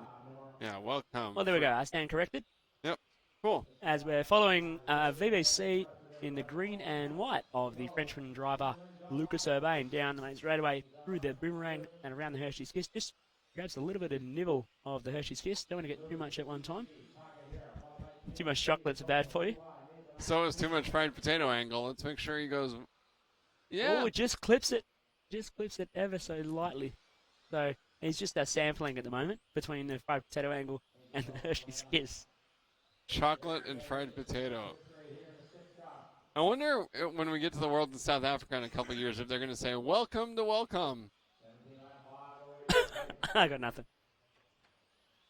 Lucas Urbain out front by just over a second with Young Chan Kim in second, Takahiro Nomura third, Jin Sawada fourth, and Stephen Weiss in fifth. Top four, on pace to go faster than Go To Salta. Lucas Urbain right on Young Chan Kim on the clock, just 1/10 of a second apart, and has been pretty much the entire 3 minutes so far. Jin Sawada running third, only another 1.2 seconds further adrift. Urbain does have the fastest lap of the race back on lap 2 in 18.006. Only 84 thousandths of a second faster than what Young Chan Kim did on that same circuit around the track in 18.090.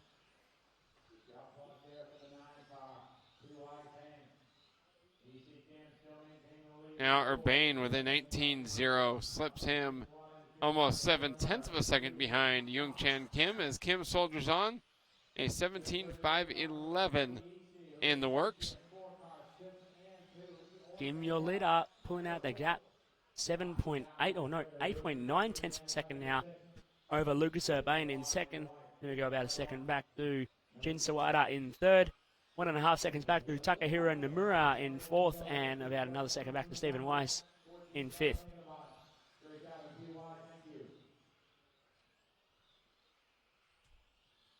Our top three drivers at the moment, Young Chan Kim, Lucas Urbain, and Jin Sawada, all looking at going faster than Go To South's time from the previous heat. The new fast times for the round, Young Chan Kim on track for a 17.512.079 at the moment. But Urbain still has the fast lap, 18.006 for him with 30 seconds left in this run. We're still following around Urbain on track in the white and green VBC. The leader, Young Chan Kim, just getting by the finish line on the right side of the track to start his, penultimate lap, working on lap number 16 of a 17-lap run. Top four going 17, only 3 of them faster than Go To Salta's TQ time. Young Chan Kim now starting his final lap as Lucas Urbain starts his final lap as well, 1.2 seconds back. Looks like the South Korean driver Young Chan Kim will take the win with a decent lap here at the end. 18.4 for Young Chan Kim's final lap and a new TQ.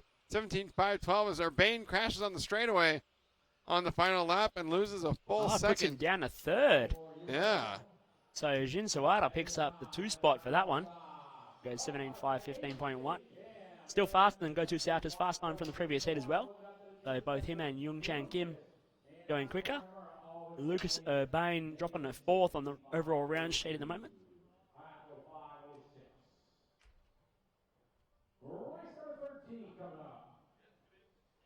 You're watching the 2016 IFMAR ISTC World Championships live from the Fangtai Sports Center in Beijing, China, thanks to Hobbywing, Destiny, Sweep Racing, and Team Associated as we get ready for our C Group, heat number 13.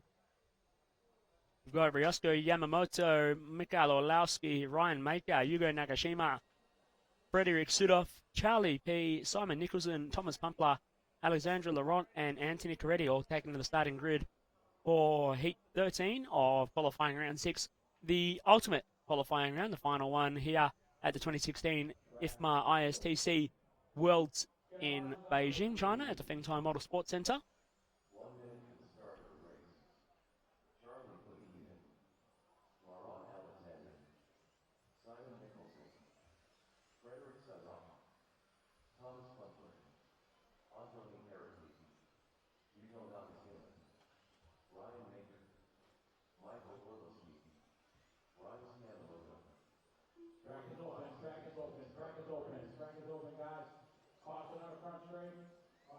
All of our drivers taking to the track about 30 seconds until race start. Yamamoto will start from 1 with Orlowski in 2, Maker in 3. Time to beat Youngchan Kim, 17.512.6 for the round TQ so far, with 3 heats left to run in this round, 13, 14 and 15, the fastest 3 seeding heats. As we're slowly working towards finals time, hooray! Been looking forward to our finals racing here at the IFMAR ISTC Worlds pretty much all week. We had to sit through practice, which practice, yeah, it's boring. We get that. And now into the final round of qualifying. Bruno Coelho, of course, locking up overall TQ in round 5 yesterday afternoon. We'll start from position number 1 in the A main, Triple A mains today to decide the overall champion. And single lower mains all the way down to the O main. Oh dear, I should have done better. According to my offsider, Aaron.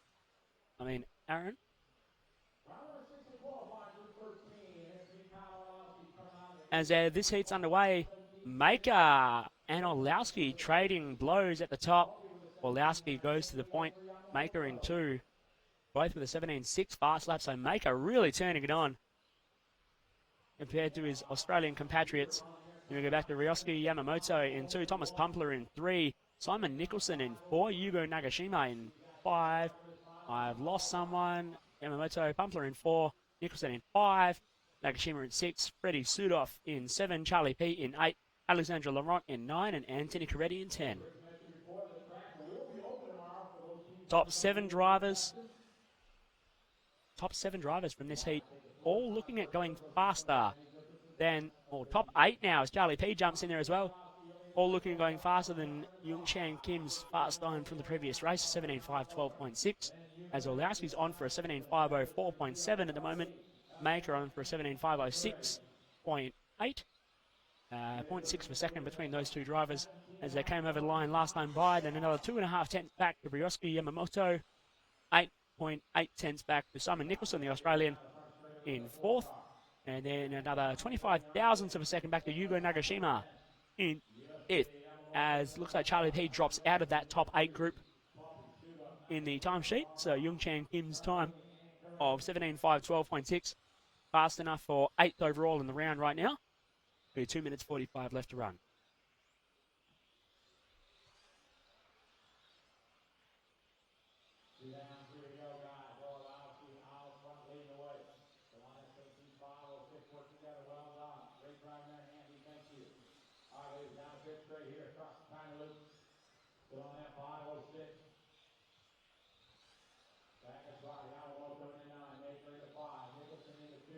Only top 6 drivers now looking at going faster than Youngchan Kim's as Yugo Nagashima and now Thomas Pumpler both drop down behind his time. Top 5 drivers, Michael Orlowski, Ryan Maker, Ryosuke Yamamoto, Simon Nicholson and Frederick Sudov all looking at going faster than Youngchan Kim's fast time from the previous round, 17.512.6. Orlowski half a second up on Yamamoto in second now. Then 2.5 tenths back to Maker in third. Orlowski on a pretty solid run here, 17.508, maybe his fastest run of the week. A 17.511 is his current best time from the previous heat. He's actually 22nd, so a decent run here. If he can improve on a 24th place finish in round number 3. And we're following Orlowski now around the golf club onto the main straightaway. Looks very tidy through the S-band and the fried potato angle. And then around the Hershey's Kiss now into the Dragon. Just nice, clean, tidy lines. Imagine Orlowski would be pretty stoked with a B main finish here in on-road. Being an off-road European champion himself. Right. The young Schumacher driver from Poland. Oh, up on the curb a little bit through the boomerang. Plenty of curve through the top of the Dragon there. But keeps himself nice and composed. That last lap in 18.5, so not any slower than his previous lap. He's got a couple trips around the track to go, getting around one slower car, and another one further ahead, clean through the Hershey's Kiss. Very quick through the Dragon section, maybe a little wide in the exit of the right-hand corner, but still another good lap in 18.4 last time by. 30 seconds left to go, another trip around the golf club. 17.510 the pace. Still trying to set his best run of the weekend. 5:11.128 is what he did in the previous round, so he's got to go. Well, he's currently a half a second up on that with 10 seconds left to go. Working on lap number 16 of a 17-lap run. Still hasn't caught the car ahead. That is second-place driver Raisuke Yamamoto. So actually, this is perfect for Orlowski. He can sort of pace on the driver in this heat that's closest to his current speed.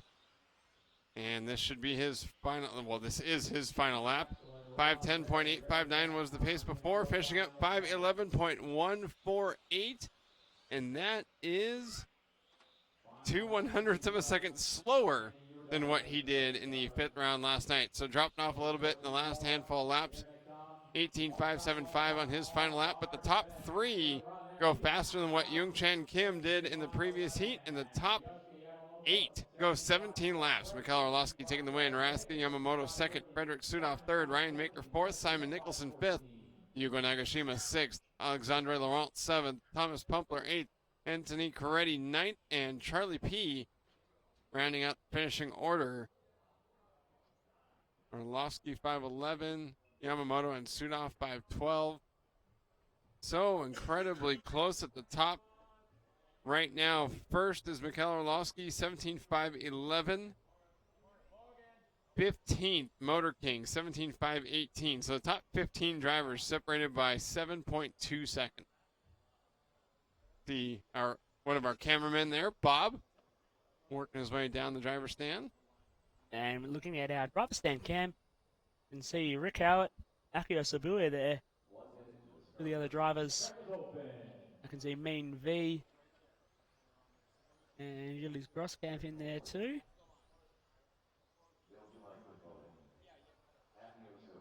And there's probably a few eyes on Grosskamp after his stellar finish in yesterday's Q5 heat, and then the controversy around what happened after the heat, weighing in underweight, and then a big debate about whether he should have been DQ'd or not.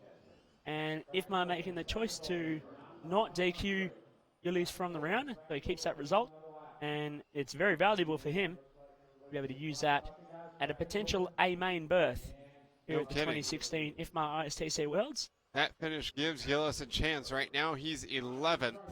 He has 24 points, including a 3, 8, and a 13. He needs to improve to at least, 23 points, but notably higher than that, I'm sure, to make the main event. So he's looking at, if he can get into the top 10 here in this run, he would likely grab one of the final spots on the grid for the A main. So all eyes on the second car to roll off the grid as Akio Sabue taken off, and there is Grosskamp in the white, blue, and orange. Sabue is definitely locked into the final. He's got 10 points. He's currently 4th.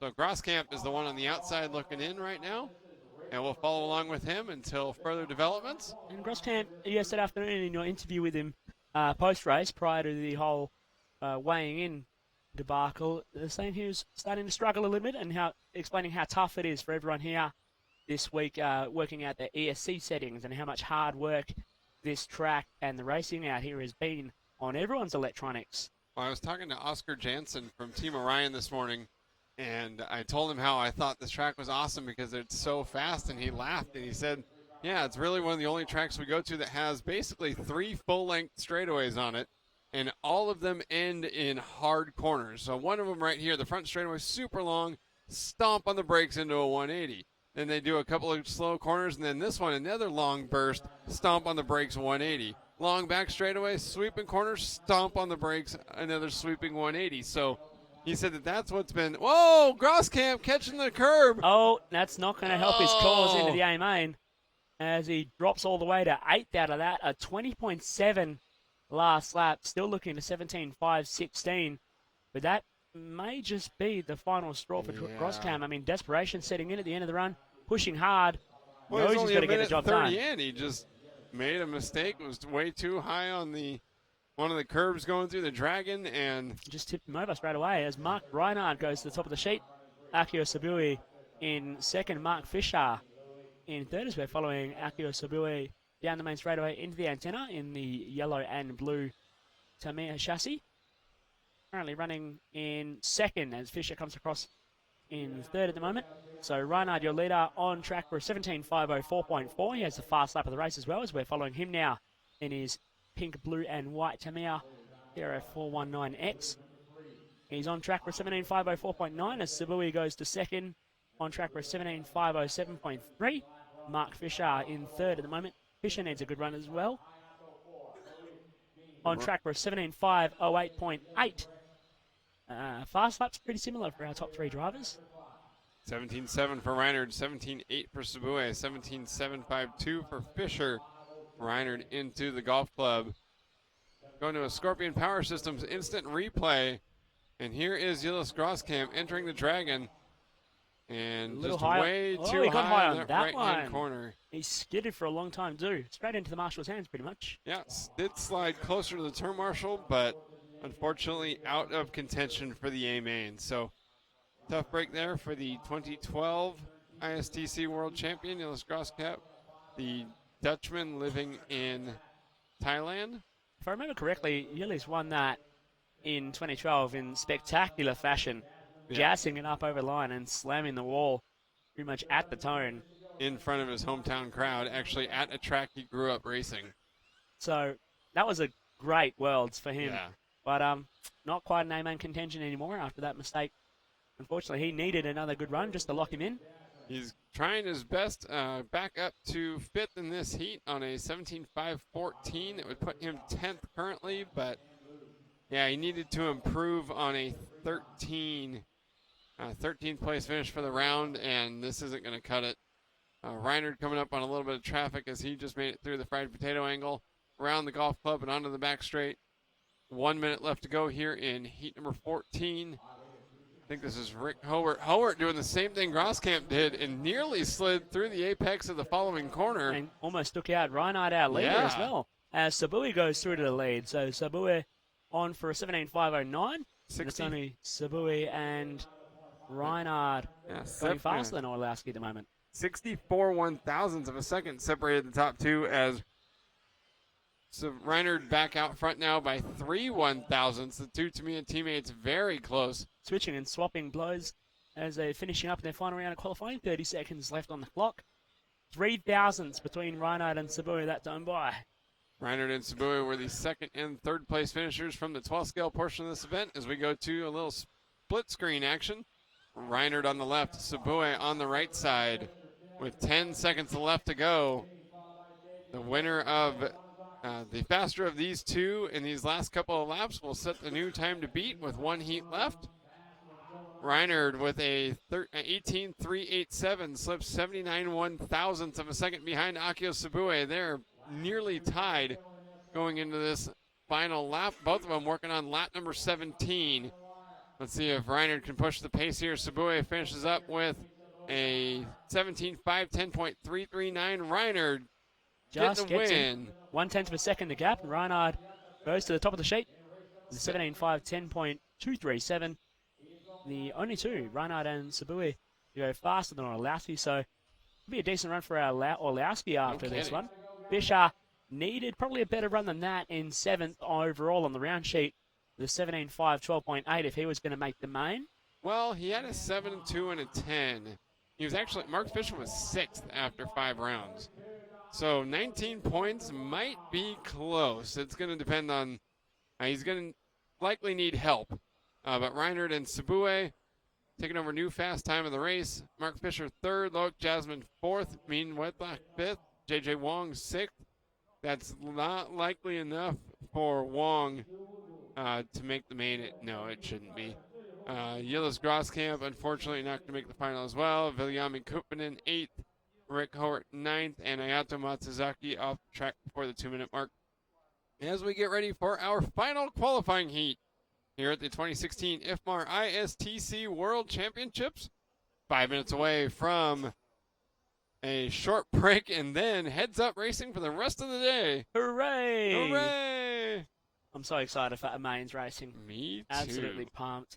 As a nice shot of all our drivers in the A heat here, you can see Volker, Hagberg, Lee, Wilt, Moore, Harper, and trying to see past down, we can see Christopher Kropp. Yeah.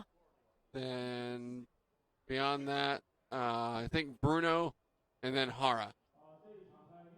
And our sponsors this week for this broadcast of the 2016 ISTC World Championships, Hobby Wing, along with Destiny, Sweep Racing, and Team Associated.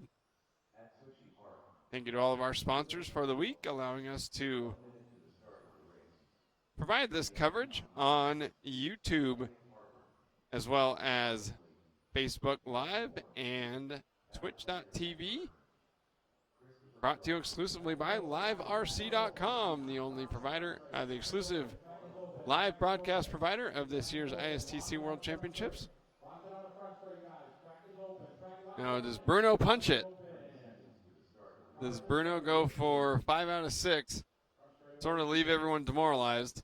Well, you'd assume that Bruno, with this one in hand, would be testing something You for would the main. think. If he has anything to test. Maybe his car's already amazing and he's confident with it. Just Yeah. take it into the main how it is. Don't know. We'll find out after this race. I'm sure they wouldn't have said anything beforehand.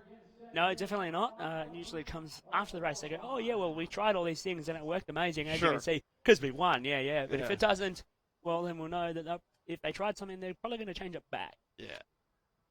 No, we're 5 minutes away from finding out if anyone's going to have anything for the Bruno show, as he will lead us out for qualifying round number 6.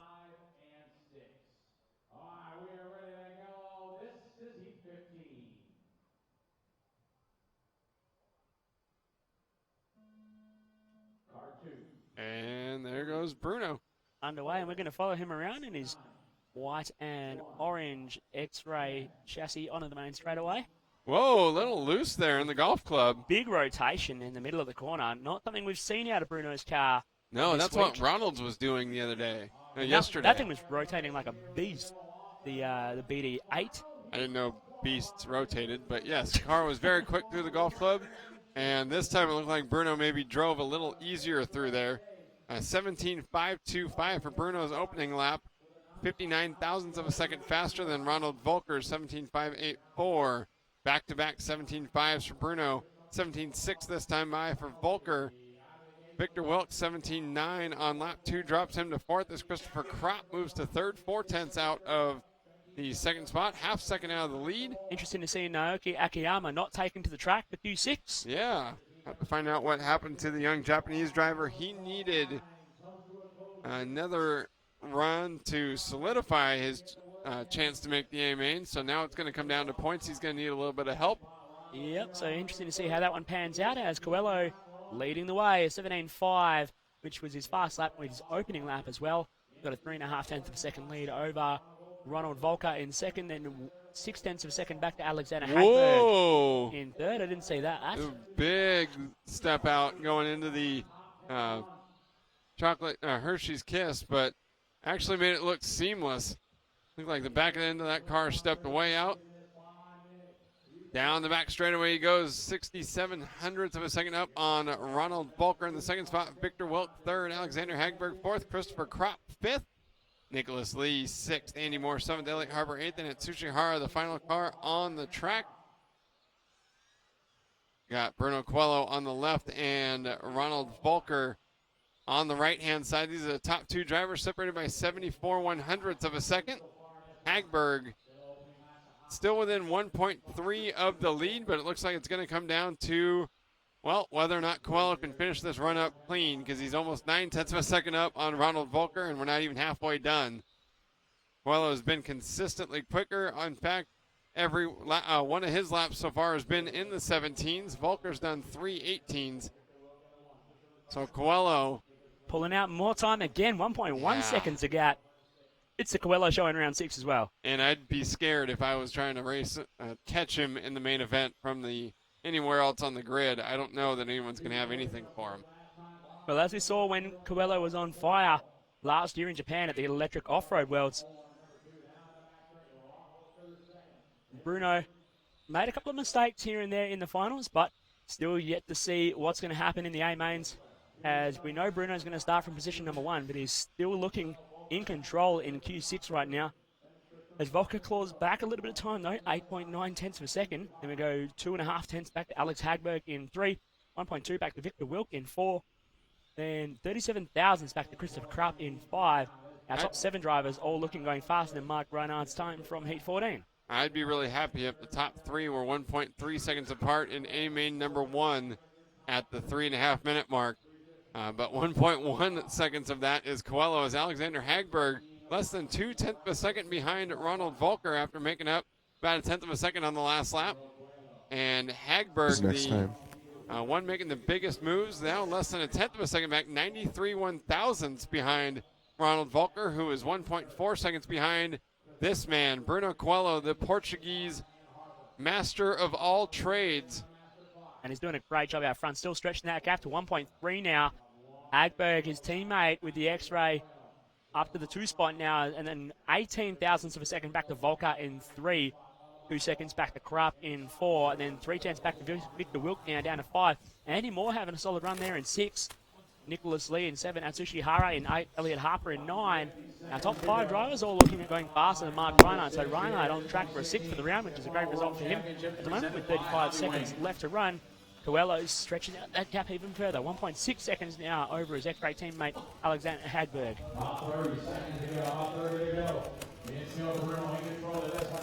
Bruno still with a fast lap as well, 17.525 is the time starting to drop off at the end of this run. Bruno's put in a couple of 18-second laps, the last few laps, an 18.06, an 18.14, and 18.01 to go faster, and still pulling out that gap from his X-Ray teammate Alex Hagberg with an 18.15, 18.12, 18.54, and 18.14. And now the gap extends to 2.1 seconds between Coelho out front and Hagberg in 2. As time is expired, Coelho goes through for one more. Bruno Coelho having a perfect run. And he's done, a 17.505.1. Bruno Coelho TQ's round 6 here at the IFMAR 2016 ISTC Off-Road, On-Road World Championships. With Alexander Hagberg in 2nd, Ronald Volker in 3rd, Christopher Krupp in 4th, Victor Wilk in 5th. This one, 17.505, Bruno Coelho. Mark Reinhardt's time, 17.510.2, good enough for 4th in the round. Akio Sobue, good enough for 5th in the round with 17.510.3. Guys, Jensen.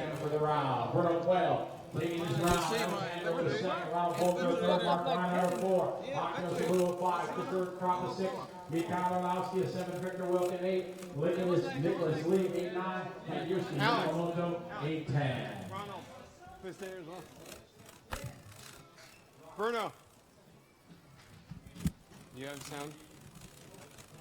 Do you have us, Jensen? Yes. Okay. I don't have anything in my headset, so. Okay. Let's go. All right, we're going to head up to Aaron Waldron up on the driver's stand, who's grabbed a few of our top drivers to have a chat after Q6. That's 5 TQ runs out of 6 chances for Bruno Coelho. Car looking fantastic going into the finals. Yeah, the car one more time, it works amazing. Just in the beginning, was the rear a little bit loose, but after 3 laps was everything okay. Looked like you had a couple of instances where you said in the beginning of the race, the back end stepped out a little bit going into the corners. It'd be a little more difficult if that happens in traffic in the finals. Yeah, for sure. Luckily, I have nothing in front, so I will start in first. So I just try to drive without mistakes and try to look in my back. You've been incredibly quick all week long. Is the motivation hard to find going into the finals?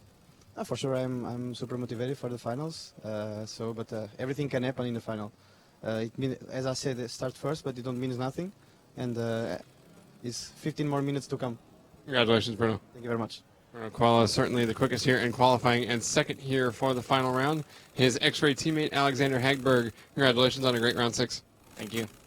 Did you make any changes to your car going into this morning's qualifier? I mean, first of all, I would like to apologize for what I said about my electronics yesterday, because I was really frustrated and just the feelings came out wrong. And I'd like to thank the Orca guys for working really hard on my electronics. We finally got it to work for the last qualifier, and it showed on the lap times. This temperature and this track is tough for the electronics for everybody, and not only for us. So I'm really pleased with that performance in the last run. For sure, one of your best runs of the week so far, and there's got to be an extra boost of confidence knowing that your overall package is as good as it's been all week going into the main events. I mean, we know the car is really good, especially at the end of the run. We seem to have an edge on the competition, so we're looking strong for the finals. Congratulations, Alex. Thank you. And then third here in round number 6, Ronald Volker, the top Yokomo car. How was your car in round 6? We tested a different setup to get closer to Bruno. The second half of the race didn't run so well, too much understeering, so need to test some one more chance to test before A1 is the final practice, and we will try again a little bit different setup. Does it seem that that's the give and take? You find something that's a little bit better at the beginning of the run, may not be as good in the end of the run? Basically, in the beginning, I can match the pace. Now I started already with a little bit understeering, and it's got worse and worse. So we have to change that, and then I can challenge. Congratulations. Thank you. Ronald Volker with a third place finish here in round number 6. We'll try to match the X-Ray teammates out front, Bruno and Alex, and I'm really excited to get into some heads-up racing.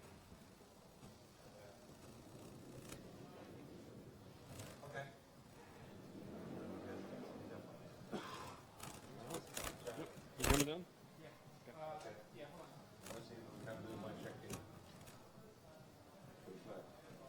That was Aaron up on the driver's stand talking to our top 3 drivers from qualifying round 6, Bruno Coelho, Alexander Hagberg, and Ronald Volker. He's going to head back down and join me. We're going to take a short break before we start to get underway for some heads-up racing. Don't go anywhere. Keep tabs of all the action here coming at you from the IFMAR ISTC World Championships from the Fengtai Model Sports Center here in Beijing, China. Thanks to our broadcast sponsors, Hobbywing, innovation powered by passion, Destiny, quality of design, Sweet Racing, the ultimate competition tires, and Team Associated, World Champion RC Cars. Don't go anywhere, we'll be right back.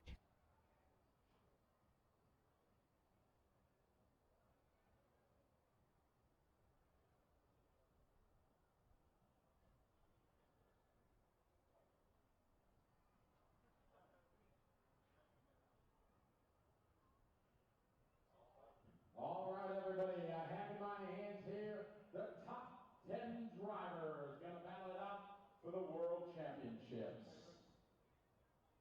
Your top qualifier with 0 points from Portugal is Bruno Coelho. Your second qualifier With 4 points from Germany, Ronald Volker. Your third qualifier with 7 points from Sweden, Alexander Hagberg. Your fourth qualifier with 10 points from Japan, Akio Subu. Your fifth qualifier with 13 points from Germany, Mark Reinhardt. Your sixth qualifier with 15 points from Sweden, Victor Wilk. Your seventh qualifier with 18 points from Germany, Christopher Kropp. Your eighth qualifier with 19 points from Germany, Mark Fischer. Your ninth qualifier with 19 points from Singapore, Nicholas Lee. And your 10th and final qualifier with 20 points from Japan, Naoki Akiyama. Your 11th qualifier, Yildiz Grosskamp. Thank you.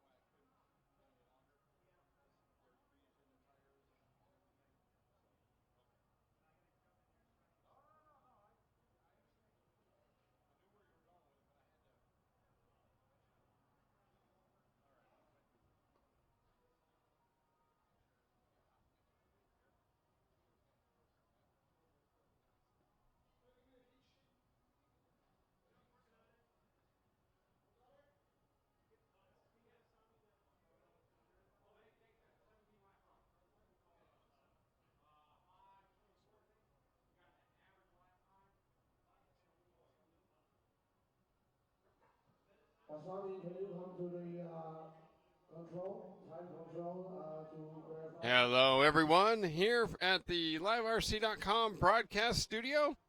We just found out the starting grid for the A main events here in Beijing, China. Congratulations to the top 10 drivers making the final here for a chance to race for the IFMAR ISTC World Championships. Bruno Coelho, of course, top qualifier. Ronald Volker will start second. Alexander Hagberg third. Akio Sabue fourth. Mark Reinard, the three-time world champion, will line up fifth. Victor Wilt sixth. Christopher Kropp seventh. Mark Fisher eighth. Nicholas Lee ninth. And Naoki Akiyama 10th. We have a 1 hour break in the racing action coming up next before we get into a practice run.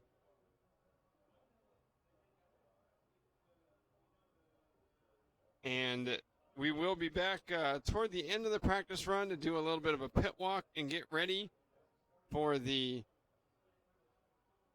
finals coming up after that.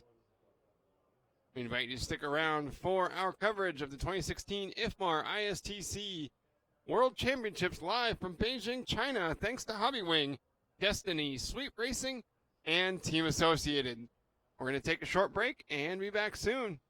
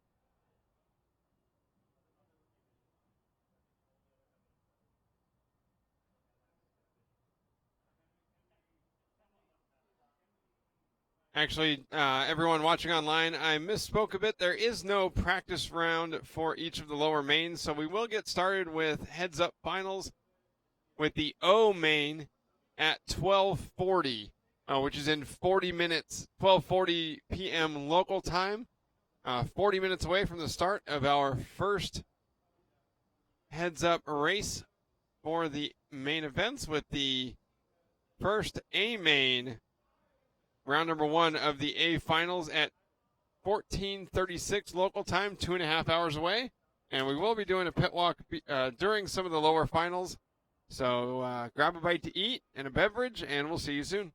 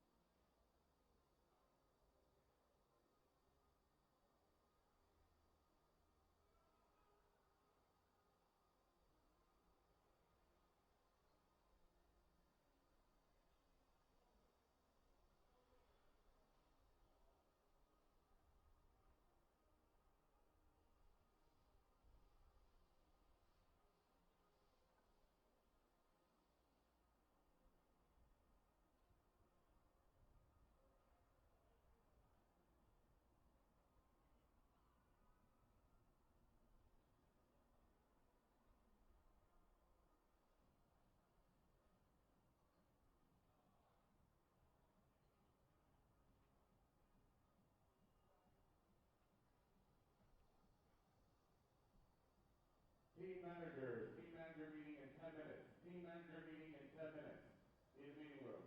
All team managers, please meet in the meeting room in 10 minutes. Don't be late. Thank you.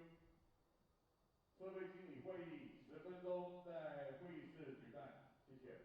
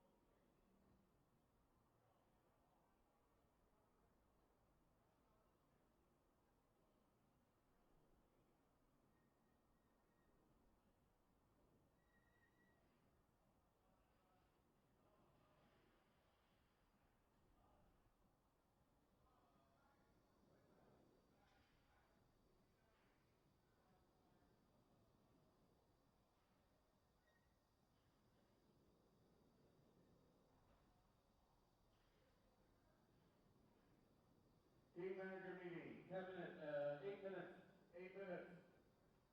Team manager meeting, 8 minutes in the conference room.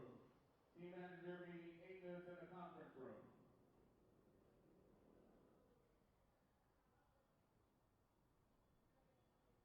设备经理会议，请到会议室开会，谢谢。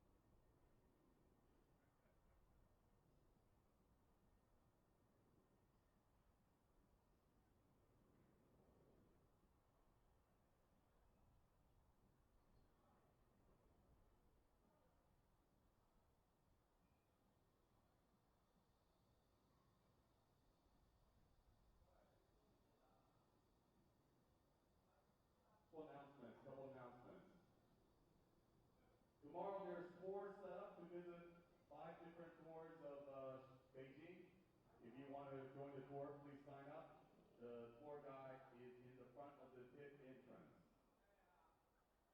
Also, for those of you, before the main starts, have time for lunch, please visit the dining hall, the dining tent. There's a buffet lunch there and a big screen TV.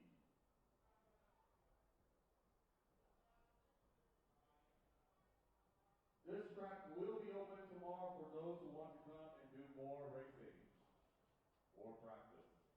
It will be open tomorrow.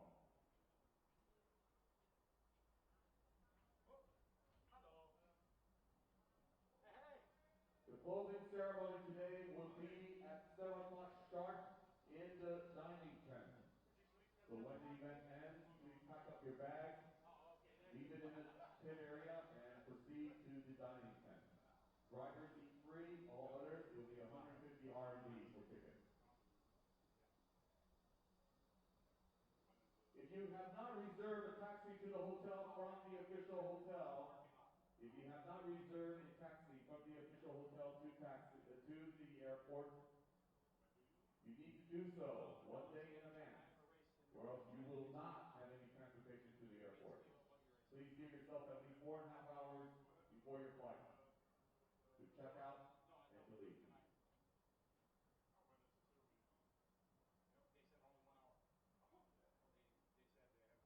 They said only 1 hour. They said they have opening ceremony, everything. Because as soon as people go in, they can start eating. So it's not going to eat for an hour and then nobody. So they're going to do it all while everybody's eating. Yeah, for sure. Yeah. Okay, yeah, that's fine. Yeah, 'cause tomorrow I'm doing a tour. Yeah. At 8. So yeah, we should be able to. I would think 8:30. Yeah, I talked to George yesterday. I said, hey, that you were here, so we're going to meet.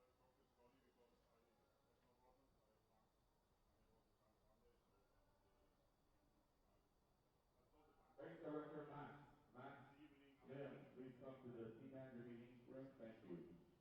So we can meet 9 o'clock in the lobby. Oh, come in,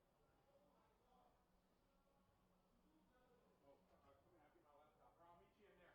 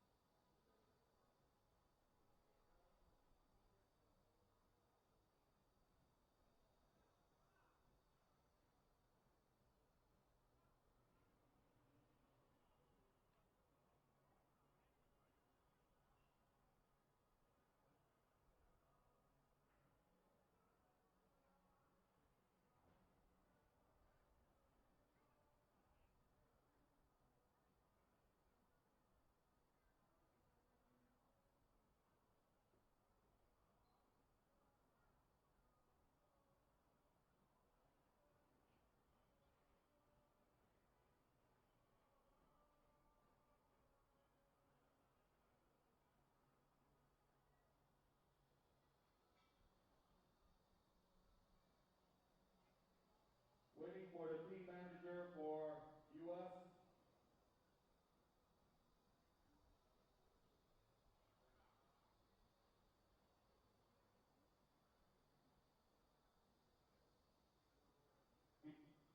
What? That,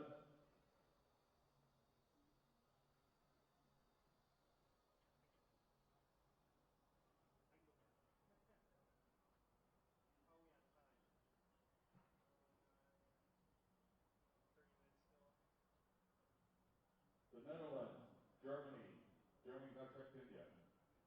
Indonesia, Indonesia, I need the team manager in Indonesia.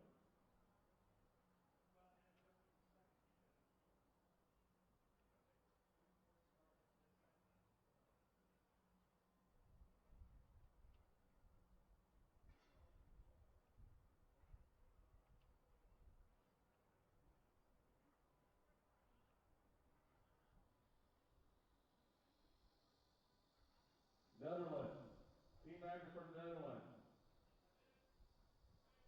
Frank, Frank, please come to the meeting room. Team manager of Netherlands, Frank.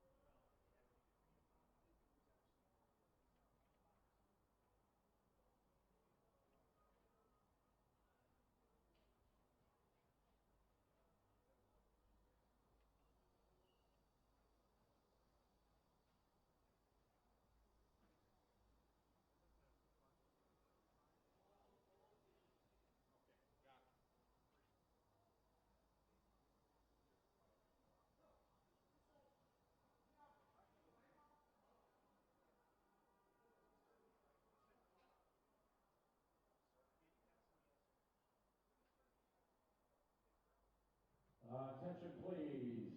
We have a 20-minute delay, 20-minute delay in our time schedule. So the time schedule will be shifted 20 minutes. So time schedule will be shifted 20 minutes. So we will start 1 o'clock. 1 o'clock will be the start time for the Old Main. 1 o'clock start time.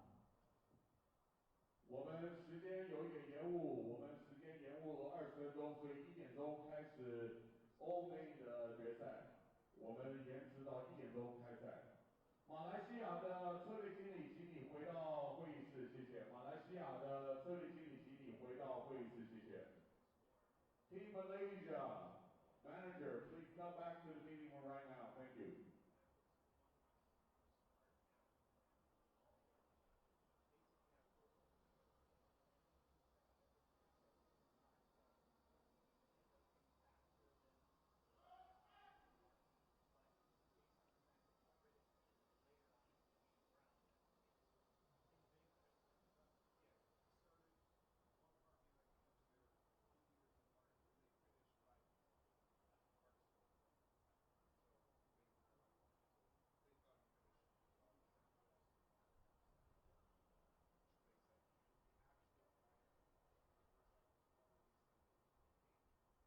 Team Malaysia, Asia team manager, please come back to the meeting room.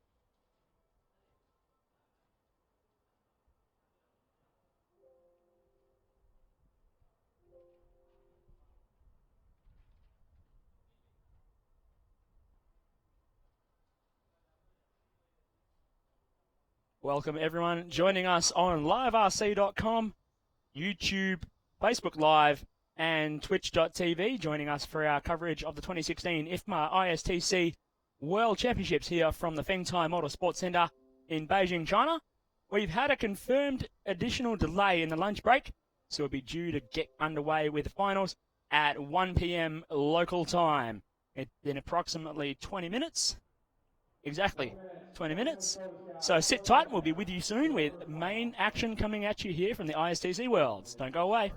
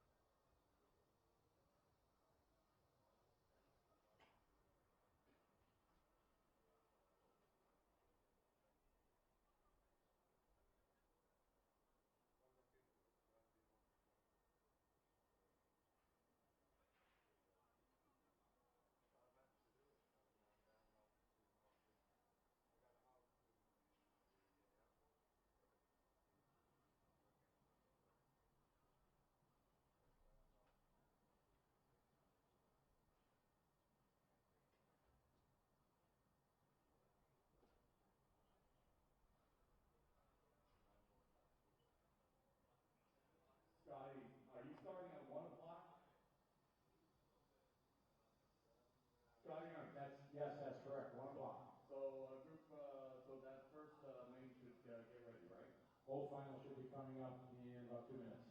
Okay. Whole final should start going into 10. Whole final to 10.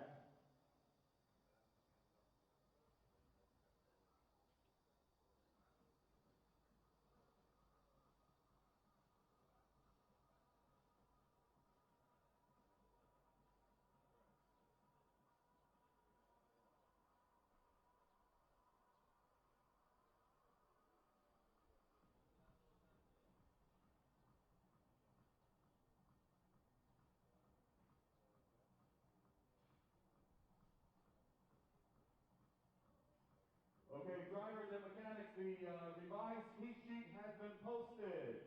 新的牌组已经出来了，最后确认的牌组已经出来了。O main will start in 1 minute, so O main to tech, O main to tech。决赛 O 组赛员，请现在进赛前的验车，谢谢。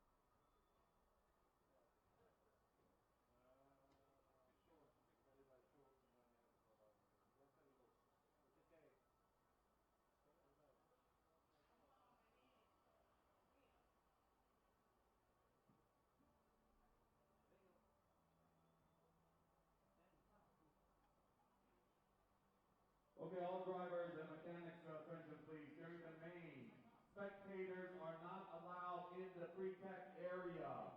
So if you want to watch the race, please stand on the side of the track to watch the race. We don't want to cause any congestions in the pre-tech area. So again, no spectators are allowed. This has been decided by Max.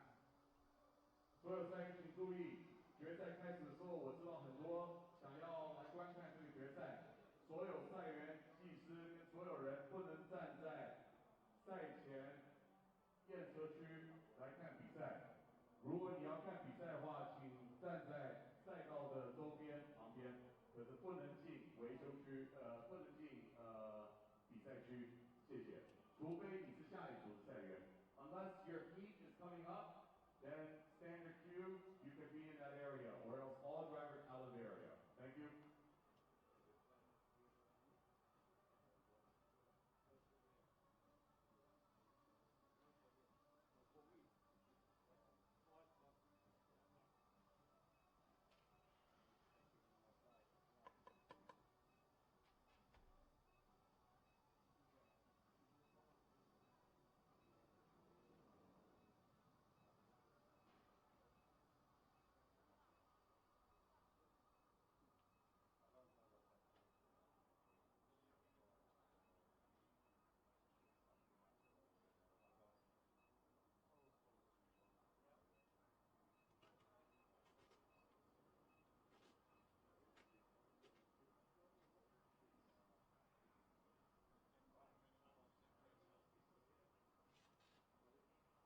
Minutes to the start of the race.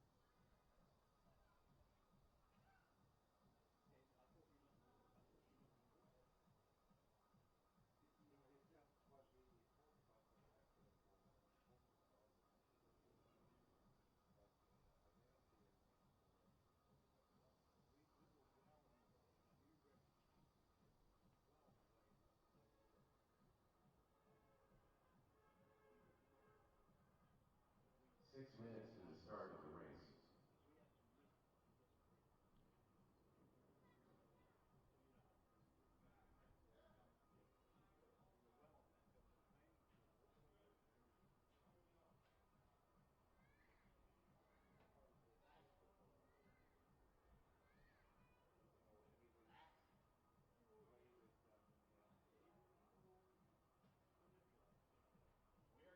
We are going to need volunteer marshals here for the first round of main here. Our O main. We are going to need volunteer marshals.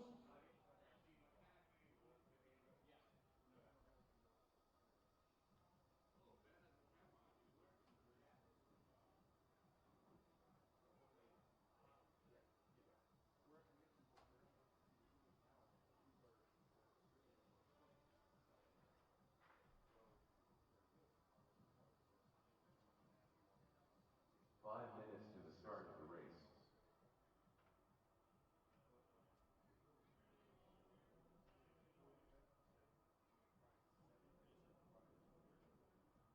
Yeah, we're going to need volunteer marshals here for 10 spots for our opening main. So anybody would like to help us out, get some good karma, do positive things here at the World Championship, we would appreciate the help.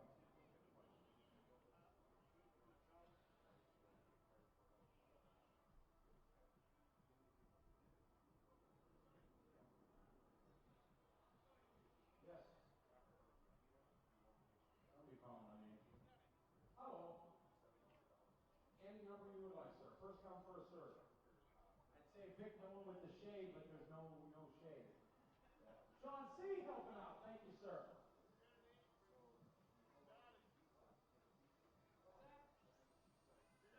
4 minutes to the start of the race.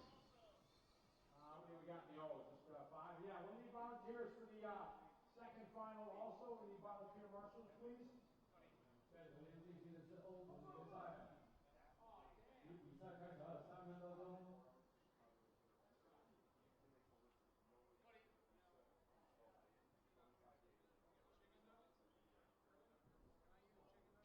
有请场上工作人员或者我们的志愿者协助当我们的公共助手。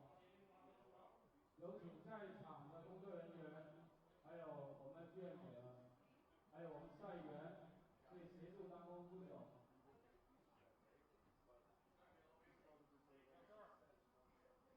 We need marshals.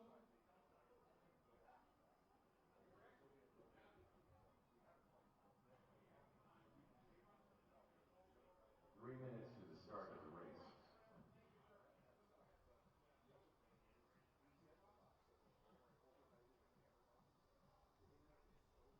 Hey, we're looking for some volunteers, please. Thank you. Working on your suntan today. Yes. Thank you, Frank. We need some volunteers, guys and girls. Welcome back to Live RC's broadcast coverage of the 2016 IFMAR ISTC World Championships here from the Fengtai Model Sports Center in Beijing, China. We are about 2 and a bit minutes away from getting underway with finals, starting with the O main. And I'm joined at last in the booth by my American, Aaron Waldron. Welcome, Aaron. You're American? Yeah. Well, I'm your Australian. You're my Australian bloke. Me mate. That's right. 2 to go. And, yeah, O-Main up next. What's your thought? Oh dear, I can't wait for A-Main number 1. Sure, it's not coming for a while. I know. So we've got an A-Main practice, a little teaser. Yeah, A-Main practice up in about 25 minutes' time. Yeah, our producer is probably the worst influence of all time. Especially on me. He seems to be because you're not used to it. Yeah, he's very capable of screwing me up. It doesn't take much to render Chris worthless for about 30 seconds. That and my lung capacity doing that for me this week. Not going to see an A-Main for a long time due to be around about 5 to 3 local time. So not due for about an hour and 45 minutes. Really? Well, yeah. It's running 20 minutes behind our current schedule. And A-Main round 1 due to start at 2:36 on the schedule, so 2:56, 5 to 3. That's rough. So it's going to be a while before we're underway with A-Mains, where we get to see whether anyone can really take the fight to Bruno Coelho for the Coelho show. But we've got our lowers to get underway with, and of course our A-Main practice is going to take place in about 20 minutes time, or 25 minutes time I should say, which allows the drivers to get used to being on the track with each other for the A-Main. Also allows them, I believe they're allowed to scrub in a set of tyres that they've picked up for the A-Main. They're one extra set of brand new Sweep Racing tyres. And also gives us some press time. Be able to get a close-up look of our 10 A-Main starters. Slowly on the back straight, please. Slowly, slowly. 15 seconds to the start of the race. Looks like Wen not coming up. Nope, not yet. Our O-Main about to get underway. In this one. We've got Zim and Wing, Alim Hafni, Simon Locke and Mike Haswell taking to the starting grid. It looks like we've only actually got Alim Hafni and Simon Locke at the moment. Oh, how I would love if this is just a two-car battle. As long as it's a battle and not a blowout. No, Oh, free car. hey! There we go. So we have Alim Hafni, Simon Locke and Mike Haswell all taking to the starting grid. Wow, that looks really bare on our starting grid. That was hilarious. Halim off the 2 spot, Simon off the 3, Haswell out of the 5, and we're off. Oh, Haswell off to a decent start.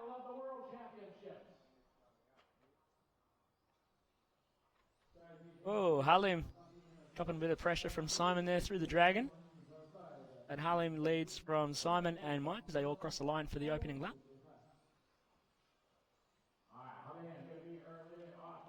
Oh, big spin from Simon into the golf club.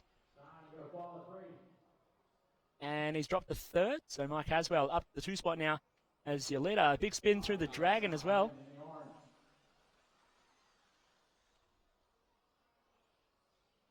Mike up to the 2 spot. Trying to go to the inside with the 3 car Simon. Halim, your leader right now. Mark Haswell in the 2 spot, the British driver, and then Simon Locke back there in 3, the Macau driver. Of course, Halim Hafni from Malaysia out front. He's in the pink. Leading the way from Mike Haswell, the Brit.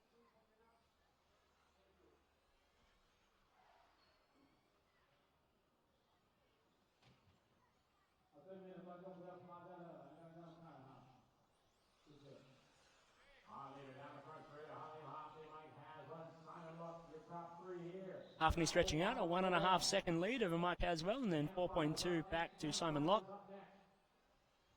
Last laps, a 21.4 for Hafni, 22.0 for Haswell, and a 21.4 for Locke. Also, Zimen Weng, Panzik Yoon deciding not to take to the track for their own main. And of course, the other 5 drivers showing on our sheet. Zhu Wonq, Donny Panjamin, Alan Hewitt, Dionne Stadler, and Martin Hoffer not taking part in the World Championships this year.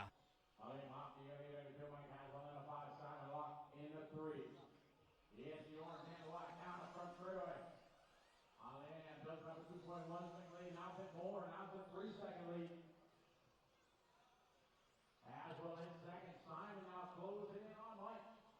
2:45 to go. Battle for the 2 spot down the straightaway. The yellow and white, Mike Haswell. Followed by the green and white of Simon. Game they go off the pit straight.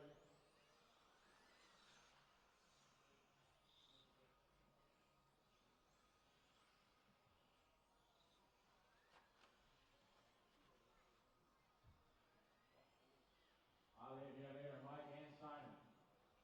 Leader coming on the pit straight. 2:15 to go. He crossed the line. He built up a lead of 3.1 second over Mike. Mike's lead right now 1.2 seconds. Now 1.8 seconds over Simon.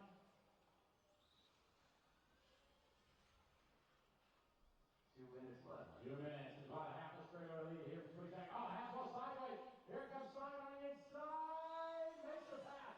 Tapping out. Haswell doing the double. Oh, Simon Locke putting the pressure on Mike Haswell for the 2 spot. And Locke goes back through to 2. Haswell down to 3.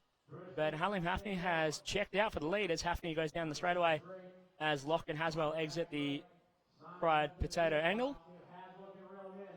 Meanwhile, our leader coming down the front straight. Halim Hafni from Malaysia out front. The race right now for the 2 spot. Simon and Mike coming across the line with a minute 23 to go. Got a battle going for 2nd and 3rd in our 0-1 main. Of course, we've got a Scorpion Power Systems instant replay coming up now. Oh, a big spin from Mike Haswell exiting the boomerang. And then, whoa! And, whoa! Big jump there over the curbs of the Dragon for Mike Haswell, the British driver. Drops down to 3rd. Behind Simon Locke. And Mike Haswell has pulled off the track. So we're left with 2, and Halim Hafni 4.5 seconds up on Simon Locke in 2nd. Only 2 left. Block there, Mike. Go get him in the next one. All right, Halim Hafni, your leader. He's got about a straight lead over Simon, but he's got to stay sharp. One mistake, and Simon is back in the game with 30 seconds to go. Up next is going to be our end final. Halim and Simon. It's a 3.5-second lead right now for Liam. 10 seconds to go. He may get one more lap. He should. 5 seconds to go. 3, 2, 1. That is time. And Halim Hafni sneaks across the line. No, he doesn't. 14.50. And he wins 0-1 main over Simon Locke in 2nd. Get ready for round 2. We're going to need some volunteer marshals here for this one also, please. So if anybody would like to be so kind to help us, we would appreciate it.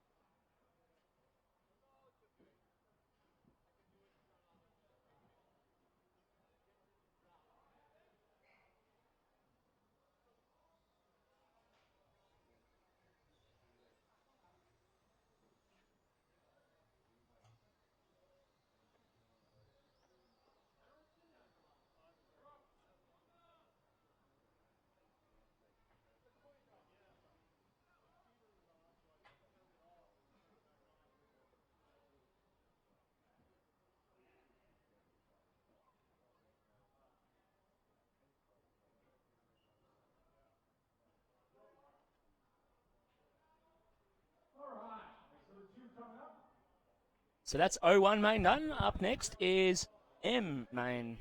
1 minute to the start of the Track race. is open. Track is open. Brandon Roby, the starting timing, please.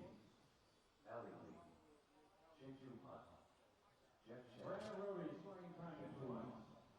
Tony Liam, James Chen, Ryan Lamb, Jim Liu. Team 45 managers from seconds to the Germany, start of the race. Singapore, and Sweden to the referee room, please. So now we've got the M main. M for maybe could have done a little bit better. Sweden. And 9 drivers have checked in so far. Yep, there's our 10. So a full 10 car starting grid for this one. Should be a nice main here. Chin Tung Pai, Tony Neo, Zheng Wang, Wai Wai, Ali Lee, Jeff Chang, Jun Liu, Ryan Lam, Lin Wei Ki, and James Chen. All lining up on the starting grid for M1 main.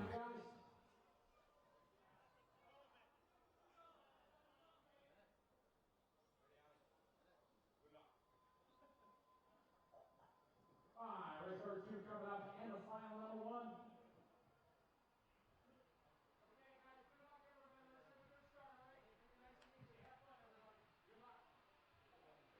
All right, we're getting ready to go here, and final. We got our grid set.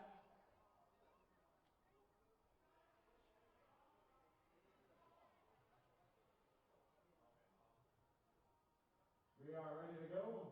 Wait for a moment.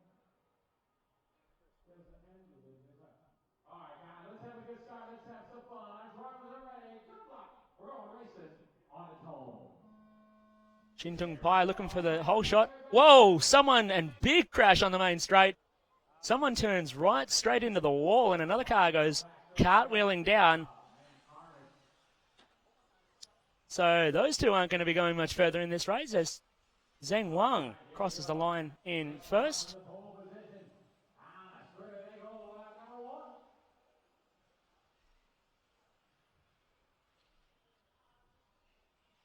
Looks like Zheng Wang in first place coming across the line now. Just to see, yes it is Zheng Wang in first. Chin Pai in second. Ryan Lam in third. And we've got to stop car on the track, just causing a bit of havoc for our guys.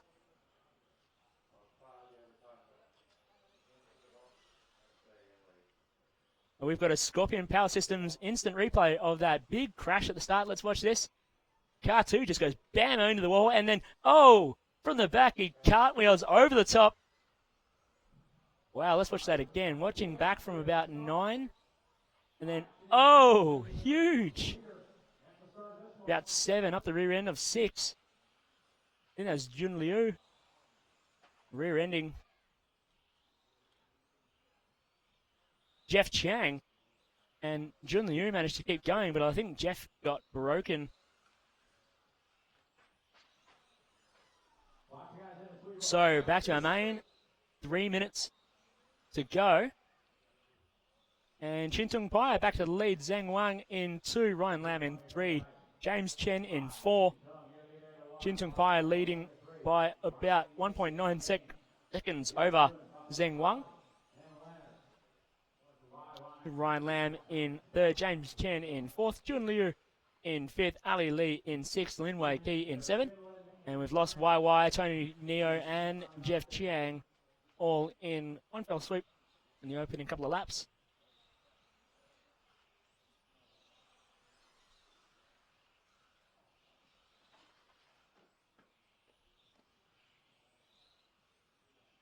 Following your leader, Chin Pai, starting from the 1 spot in the white down the main straightaway. Circulating on lap number 8 at the moment. He's going to come across the line just a moment as he comes through the Dragon. He's leading 3.1 seconds ahead.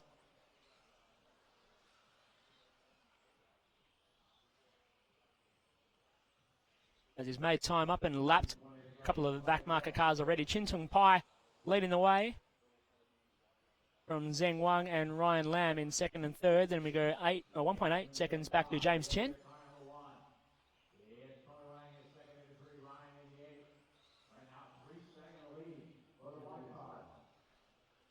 Jun Liu in 5th, Ali Lee in 6th, Lin Wei Qi in 7th.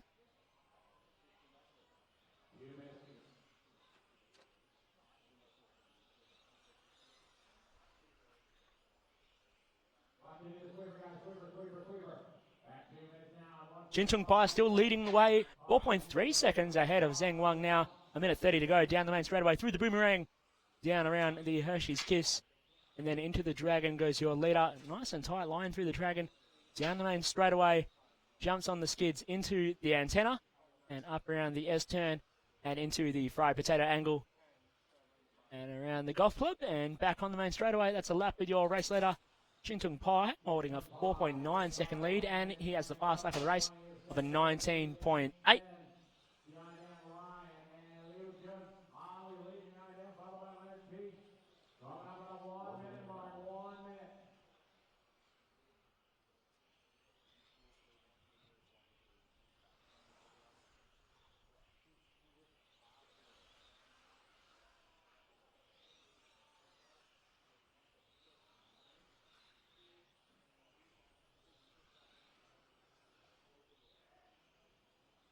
.35 seconds to go.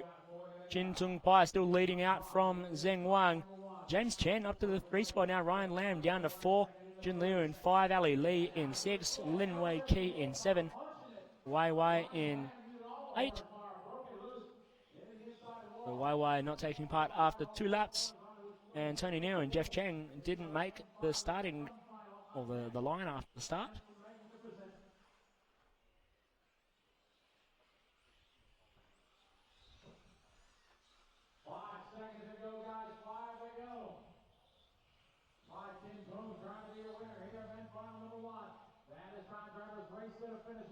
And Chin Tung Pai gets through for one more.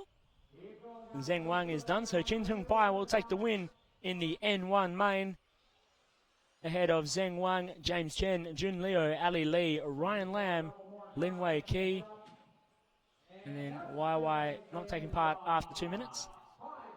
And then no Tony Neo, no Jeff Chiang at the line, as they didn't quite make the line after the opening lap. Big crash on the main straight away.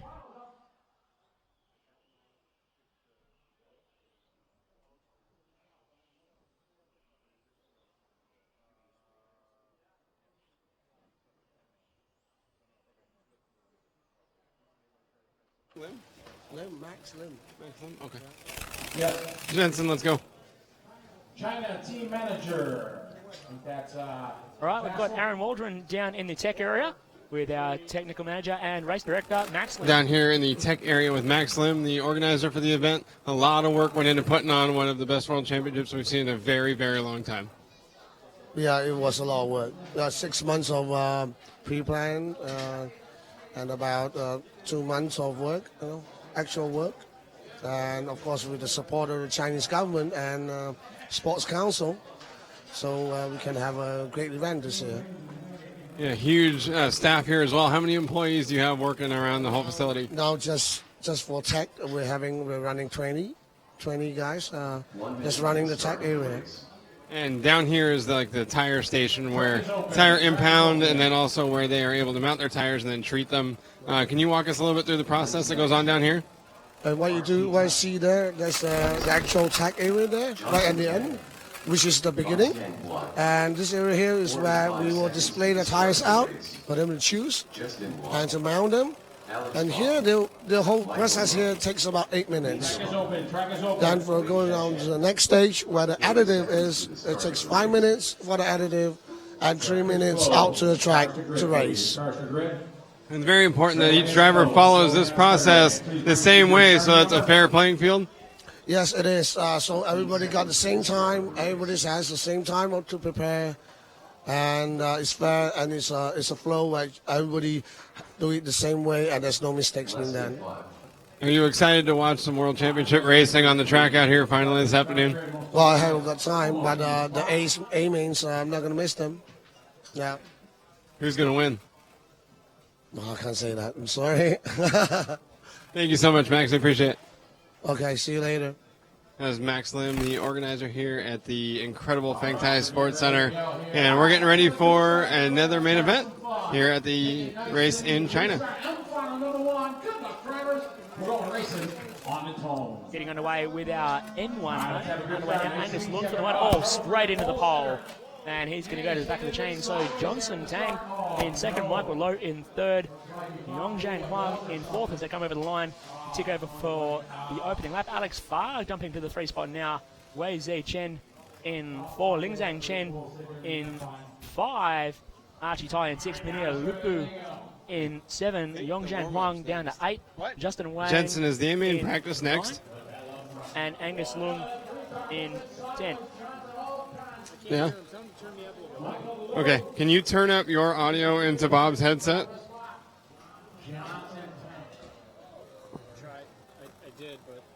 He tried it on his headphones.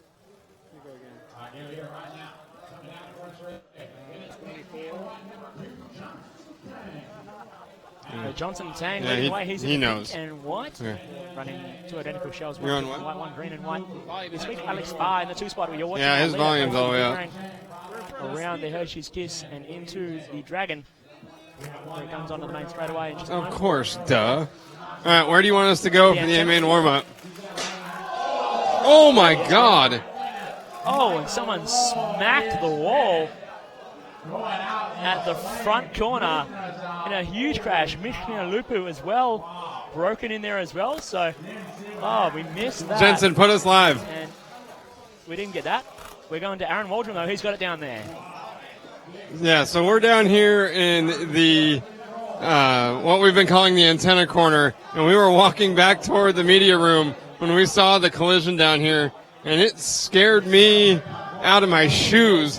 And there was some shrapnel that almost cleared the fence and hit the people down here. That was easily the most spectacular collision we've seen all race long. Back to Chris.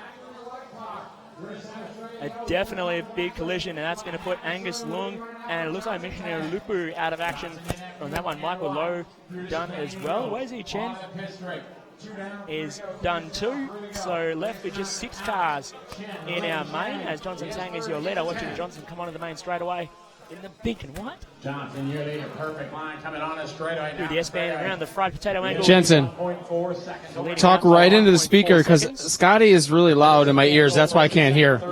So yeah, when you're talking to me, just do that. Thanks. In 4th. Right behind Justin him is Wang Archie. in 5th. Archie Young Jang Huang in 6th. Justin Wan right behind them in the 8th. Hey, can we do an interview with Nico while we're down here? All right, let's go. Johnson Tang holding a 1 second lead over Alex Barr now. As you can see, the lead 2 cars going through the Dragon onto the main straight away. 2 minutes, 10 seconds. All right, sending back down to Aaron, who's got another interview with someone else down in the tech area. Down here with Nicholas Lee in the pit area as he gets ready for A-Main practice number 1. How excited are you to make the final? I'm very happy to be in the A-Main, so I just look forward to the 3 finals later. You got the A-Main practice coming up soon. Did you try anything different on your car that in the practice session here, or are you just going out with the same setup to make sure it's all good? We make some changes because the last qualifier, my car was not so good. So we make some changes and we'll see how it goes. Is this your first Worlds final? Yes. And perhaps the most competitive ISTC World Championship in history. That's got to feel awesome. Yes, definitely. You have a goal for the main? I don't know. Maybe I tried to move a few spots up. Yeah. Where do you start? 9. So looking forward from there. Yeah. Congratulations on making the A-Main, Nico. Thank you. It's Nicholas Lee from Singapore making his first Worlds final, and this was an awesome one to qualify for. Going back to Chris. Back from Aaron, and this race is still getting pretty hot up front. 0.3 of a second between Johnson Tang in the lead and Alex Farr, the Chinese Taipei driver, in second, or half a second now. Half a second the gap, always closing the gap through the fried potato angle, around the golf club, onto the main straightaway. Starting to get my old school excited again as Alex Farr really putting the pressure on Johnson Tang with 30 seconds left in this M1 main. Tang stretches it out that last lap, just in the last part of the lap through the Dragon and onto the main straightaway. 7.8 of a second. There, Alex has a faster, quick lap, but not the fastest of the race. That goes to Michael Lowe with a 19.2. 10 seconds to go. They're going to sneak through for 1 mil. Yes, they do. Johnson Tang still leading from Alex Farr, and it's only 0.4 of a second so far, mounting a charge again. As all Tang slow in the golf club. Around the boomerang into the Hershey's Kiss. Farr's going to have a big go at him here, going through the Dragon. Nothing in it for Farr. Has another look, and it's a drag race to the line. Johnson Tang gets it done in the M1 main over Alex Farr in second. A great finish in our M main here. Johnson Tang getting the win over Alex Farr by just 0.2 of a second. Archie Tai back in third. Lin Zhang Chen in fourth, Justin Wan in fifth, and Yongzhang Huang in sixth.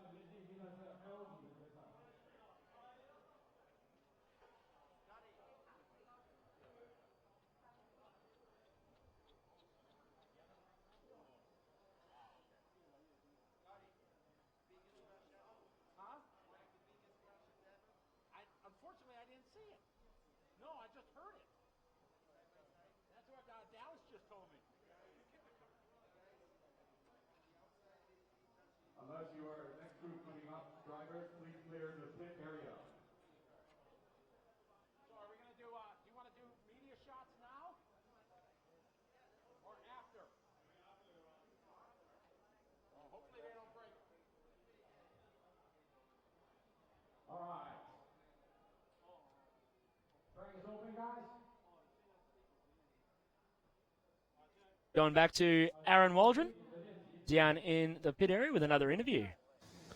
Hey, we're down here in the staging area for the A main practice that's going on the track right now, and we've seen a bunch of the mechanics bringing out their each driver's second cars again, going out there potentially with a couple of adjustments done to each car to see if they can pick up an extra advantage going into the A main. It's very, very hot down here, and you can see the track is shiny in a couple of areas, and can't imagine that too many of the mechanics are going to want to talk right now. They'd probably rather watch their drivers. Yeah, it looks like they're all quite intense on what's going on. Looks like they're going to do a practice start as well.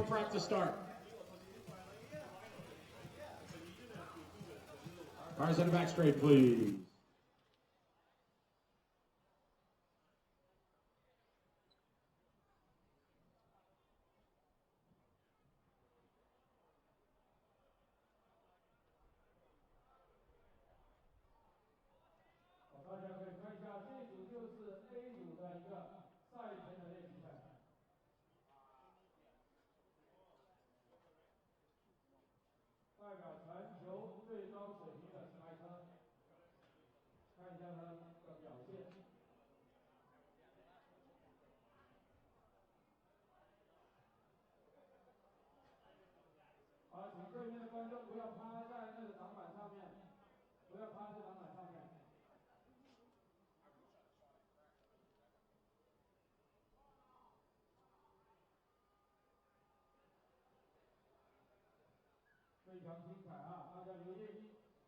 All right, we got our practice start coming up here. These are your top 10 drivers who are going to be battling for the World Championship. This is just practice. All right, we are set to go. Drivers ready. Going on the sound of the tone. All right, practice start. Easy, everybody. Excellent. Yeah, that's the way it's supposed to happen. Very nice. Ronald. Out front 1-2. Akio getting by Alex. And it's going to be Alex followed by Mark. Victor behind him. Oh, yeah. The freight train foreman here. So, Chris, I saw a couple of drivers move to the inside heading into turn number 1 over here. And I imagine that the first lap, especially in A-main number 1, we could see a pass attempt. Oh, definitely. It's going to be a pretty solid opportunity for a passing attempt. It's literally when the cars are going to be closest, or you at least guaranteed best chance to make up as many spots as you can. So I'm waiting to see some aggression in A1 from a couple of drivers, especially drivers further back who know that they need to move forward early to be able to capitalise and put themselves further up in the main. Yeah, Ronald and Bruno and Ronald broke away from everyone pretty quickly. Akio and Alexander Hagberg switched up spots a little bit, and that could be exactly what someone like Ronald would want to see in the A finals, the drivers behind him mixing up, and that means that he would be able to focus on trying to keep up with Bruno and not trying to play defense. Definitely would play into the hands of Ronald in this instance. Just watch Ronald come through turns 1 and 2. The Boomerang and the Hershey Kisses are about to come around again. It's following Ronald, and not as tight last time, but last time he took a much tighter line, squared the car up between the turns, and didn't lose any speed out of it. So Ronald looks like he's got rotation on his side in the fight against Bruno Coelho. It seems like Ronald's car might be a little bit better on the left side of the track, but Bruno able to pull out a little bit of ground on the right side, and just saw Bruno hop the curb going through the Dragon, and gotta wonder, now Ronald catching him as they went down the front straightaway. So if Ronald knows that his car is stronger on the left side, we may see a pass attempt one of these laps if he can get a run on Bruno going into what we've been calling the Hershey's Kiss. Definitely something that probably running through Ronald's mind. Now, you can force a mistake on Bruno in the right-hand side of the track as well. It just eliminates the advantage that he has as well. So it's going to be interesting to see in A1. And if we actually can look down here in pit lane, and Mark Reiner pulled his car in, they immediately took the right rear tire off. And I don't know what they're trying to change. He's the first car to pull in for any sort of adjustment or car change. So I will try to go find out what they're trying, but right now it looks really intense down in pit lane. Just watching Ronald and Bruno chasing each other around the track in our A-main practice. Ronald, like Aaron said, looks quicker through the left side, but he was pretty close through the right side then. Bruno's definitely got power advantage on him coming onto the straight, but then Ronald going deeper into the boomerang at turn 1, and gaining half that advantage back at least. Bruno, Ronald, followed by Alexander, then Christopher, followed by Nicholas, Akio, then Mark.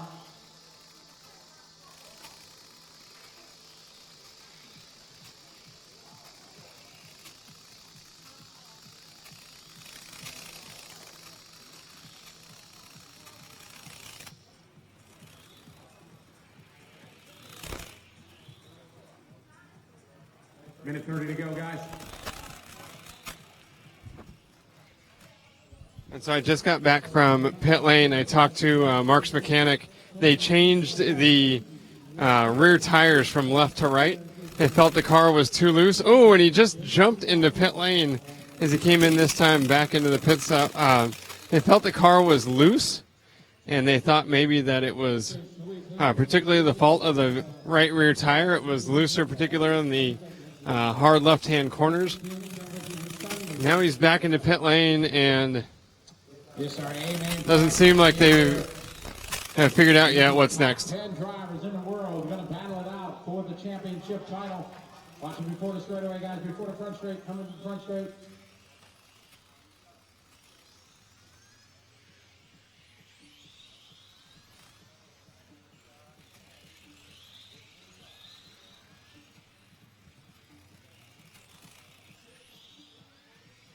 Bruno and Ronald, still about the same separation.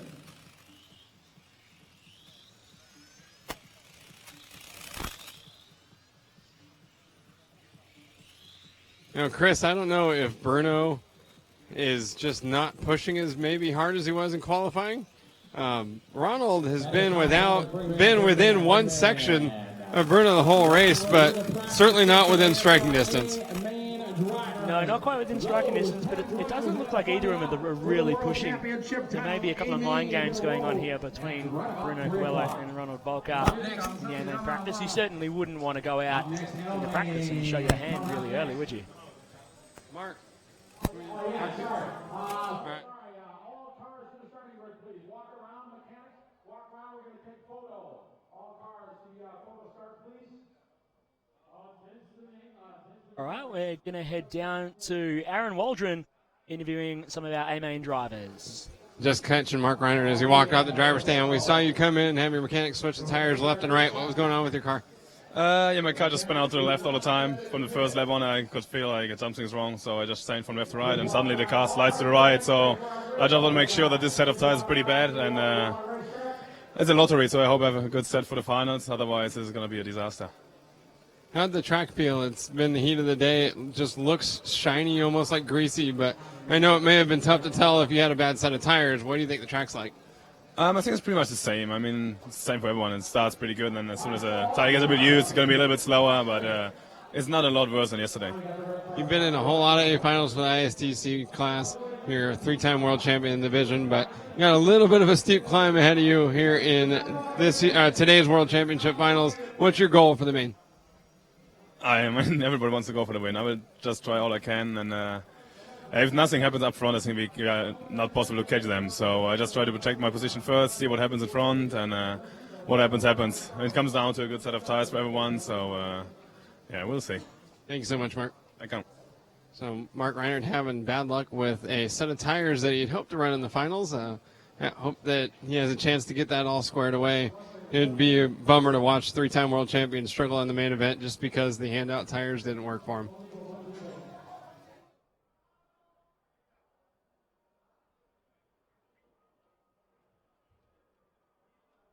All right, so it looks like our drivers are just going to be heading to the starting grid for all of the press and photo opportunities, getting carried out to the grid. Allow all the photographers and media outlets to get all the photos they need to of the A-main starting grid. Of course, that's what it's all about here at the 2016 IFMAR ISTC Worlds.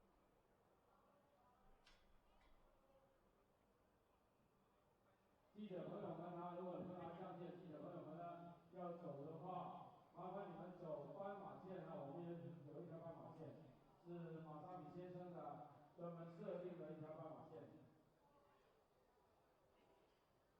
10 minutes to the start of the race.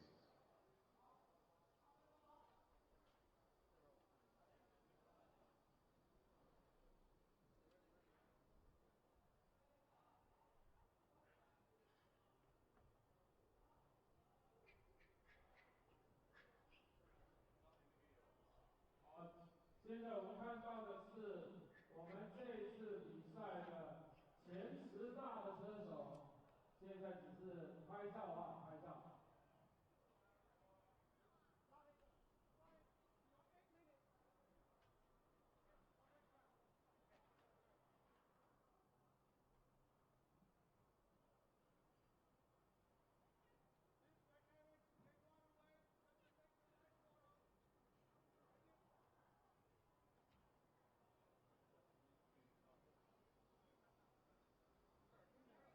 好了，请摄影师稍微的往前面靠一点啊，等一下照是在前面照过去的。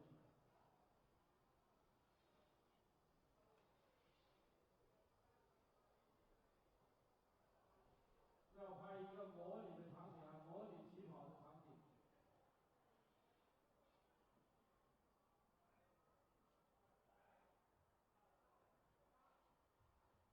Just heading down to Aaron Waldron on the front straightaway to go through our A main starting grid.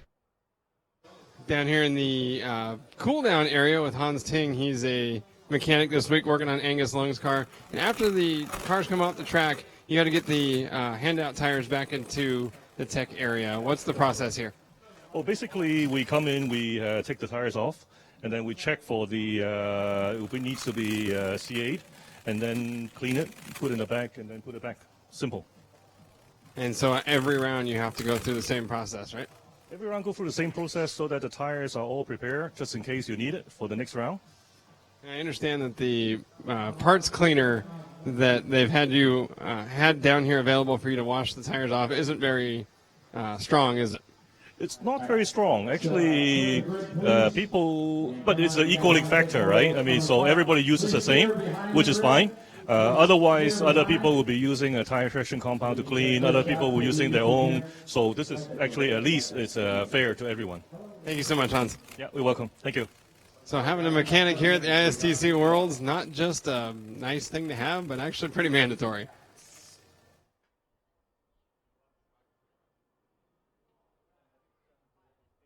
You can see our drivers' cars, the A-main, still on the grid for their photo opportunities. Takes a little while to allow all the media outlets to cover and get all the kinds of shots that they want to get. Everyone following the instructions of our announcer, trackside Scotty Ernst. And I apologise.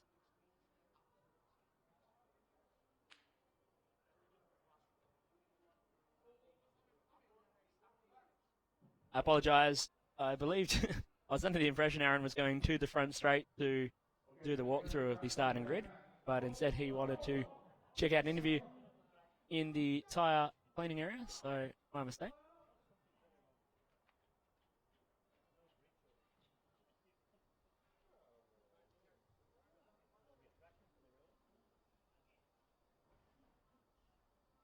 And we're heading back down to Aaron Waldron once again, down in the tech area for another interview. Down here with Saltan Dong from Hobby Wing, our title sponsor for the weekend, but this weekend you're actually working in the IFMAR Tech area. Yes, I'm the technical inspection guys here. Yeah, we have a team. And one of the coolest things I thought they built here at this facility was these sliding racks. So when the mechanics are done with the cars, they take the tires off and put them on one of these, and then they can just slide the whole rack into the tech room for you. All right, time Yes, for our next final. we designed a procedure. When the race finished, everyone put the car on the up case, and after all the car collected, we just push it in. And then the previous group, the cars, after check, we push it out. And then all the drivers in the previous group, they can take the car in this direction. This one is one way. So they put the car in the tire remove area. So It's a very good procedure. And then after removal, they can take the car back. That's brilliant. I mean, otherwise, you got people trying to drag. We always see in these big races, they have like a small tech room with a normal-sized doorway, and you've got people trying to walk 2 directions through it, and this is brilliant. Yeah, very easy and high efficiency, I think. Thank you so much, Sultan. Yeah, you're welcome. That's Sultan Dong from Hobbywing and also the IFMAR Tech Inspector for the weekend, and one of the coolest things they have here at the Feng Tai Sports Center.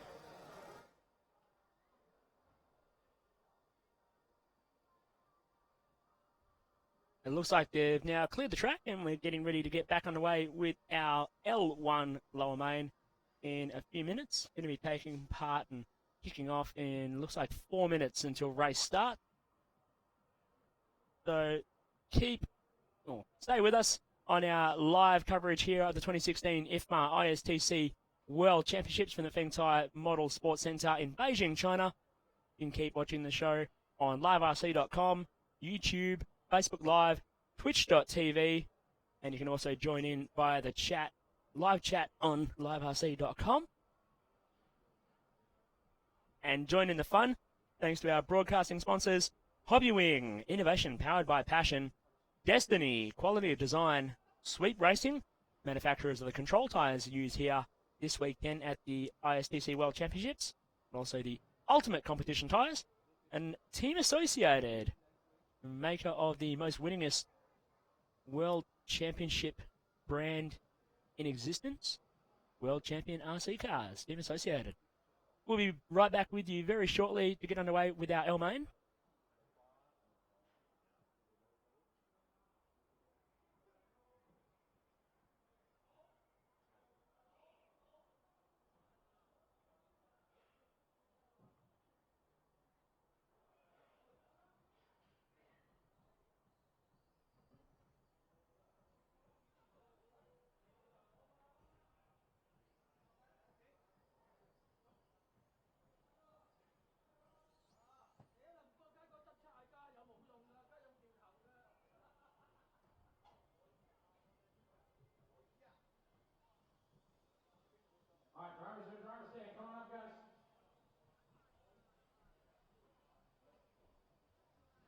Heading back down to Aaron Waldron, who's got another pit report down out on track.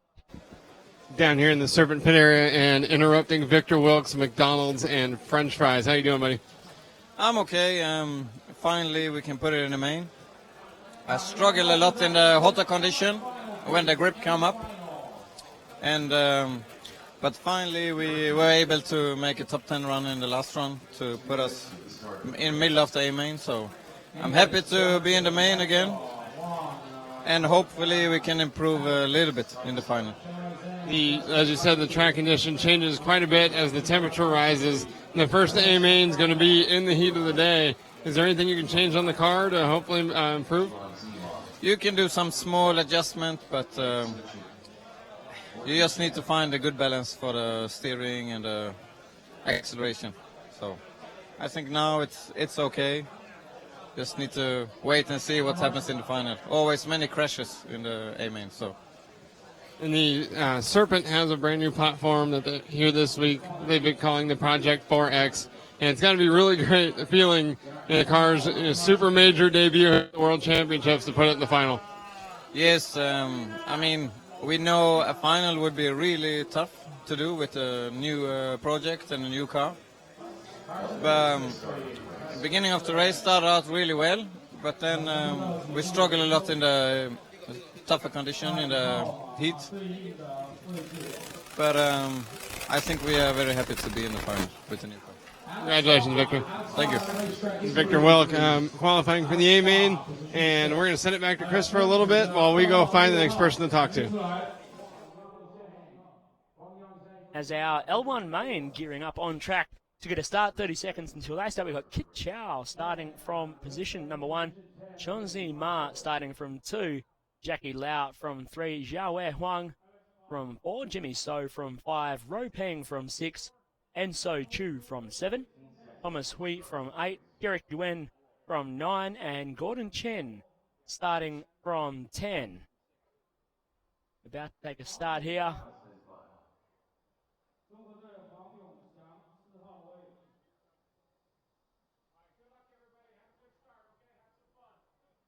And to miss the start, we're sending back down to Aaron Waldron with the J-Concept pit report. You know, it is really hot here in Beijing today, and I'm over off to the right side of the track. I think I'm just going to help myself to a cold beverage here.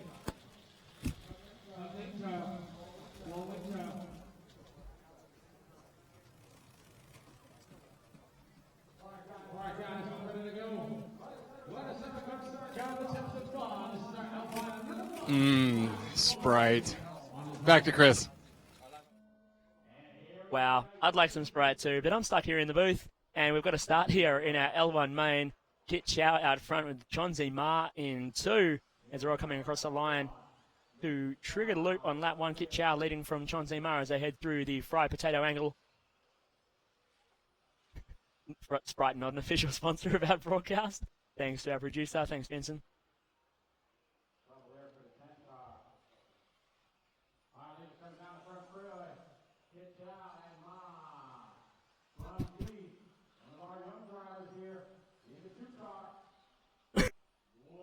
Whoa, Chonzi Ma blasting past Kit Chow for the lead. Big horsepower down the main straightaway for Chonzi Ma through the dragon. Kit Chow having a big look at him there. Nothing for him though, as Chonzi Ma in the white, yellow and orange goes through to lead. Kit Chow in 2nd. Then a bit of a way back to Xiaowei Huang in 3rd. Jimmy So in 4th. Thomas Hui in 5th. Ro Peng in 6th. Derek Yuan in 7th. Jackie Lau in 8th. Enso Chu in 9. Gordon Chan in 11. We're following our leaders here. Chonzi Ma leading from Kit Chow. Ma just chopping the top of that a tenner off. Oh, jumps the curve in the S. We've got a Scorpion Power Systems instant replay of this pass on the straightaway. Check out the horsepower from Chonzi Ma around the golf club. Squares him up and just guns it. Charging past Kit Chow and leaving him in his dust as Chonzi Ma proceeds to lead this L1 main. Ahead of Kit Chow, Jiawei Huang in 3rd, Thomas Hui in 4th, Jimmy So in 5th, Ro Peng in 6th, Derek Yuen in 7, Jackie Lau in 8, Gordon Chan in 9, and Enso Chu bowing out after 2 laps.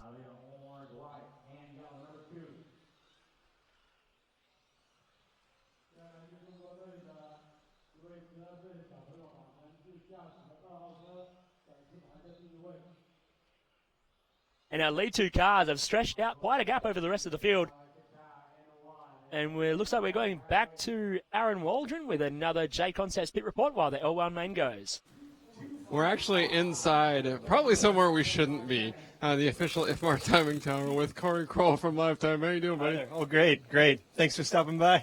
You're welcome. I felt like you owed me this after I brought you a giant tray of food from the buffet. Absolutely. 2 days worth of good food. Yeah, I owe you. What can I do for you? What can I answer? I don't know. Tell us what it's been like running the 145 entry ISTC World Championship this week. Very smooth, very good. I mean, it's been going great so far. We have not only our timing system, but we have tablets, we have kiosks as well. Guys have been finding it really easy to get results without even having to get paper. So it's been working very well. And we've got 6 different qualifying rounds. There have been a couple times where they've talked about disqualifying racers for certain reasons, and you're the one that has to go into the computer system, make all those adjustments, and be able to change everything on the fly with everyone freaking out about you getting it done as quickly as possible. So it's a good thing you did a good job, from the start, right? Oh, well, thanks. Yes. I would make it very easy to make adjustments on the fly, and that because I actually run races with people, I see the things that they struggle with and then can make a quick adjustment, and the next time not have to deal with it anymore. So if I get more efficient and the software gets more efficient, it's best for everybody. And this is kind of an interesting setup here. You're in the air conditioning, which is awesome, but you're not actually right at the edge of the track, so you've got the track announcer standing outside the window. What's that been like? The warmer. You can see we've created a curtain to deal with it, to make sure that the computers and equipment don't overheat, and the window kind of keeps things going. It was windy a couple of days ago, which made it a little bit easier, but when it's all closed up and it's hot, it's a struggle. I'm glad you have me on camera before I start sweating. I've already started sweating since we walked in here. Thank you so much, Corey. Oh, sure. Thanks for having me. Corey's actually my roommate this week. We've been swearing at each other over a 1985 video game. So I wanted to come in here and put him on the spot. We're going to go back to Chris. Back from our interview with our timekeeper here this weekend, Scory Bobblehead Kroll, up in the control room.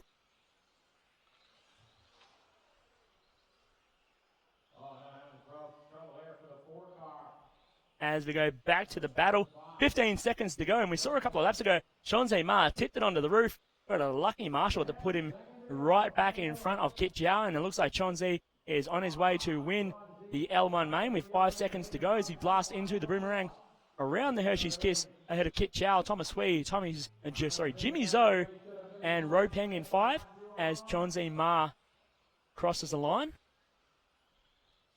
Kit Chow in 2nd and Thomas Hui in 3rd from our L1 main.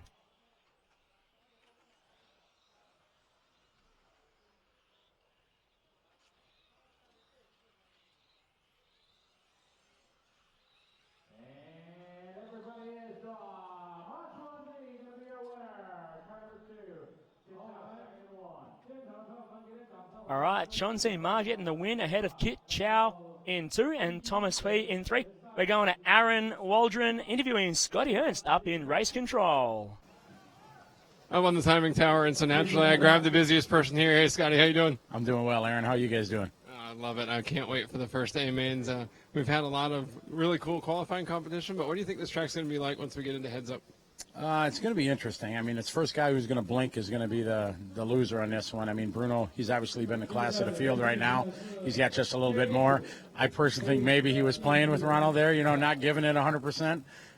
But, we'll have to see. If Bruno doesn't blink, it's going to be hard to beat him. There's a couple good passing zones on this track, to try to – you're going to have to be aggressive to go for it for sure. Obviously, the hairpin here and going into the chicane, you can throw it in there a little bit hard, and we'll see what the referees say, if anything plays out. But I don't think it's going to be a walk.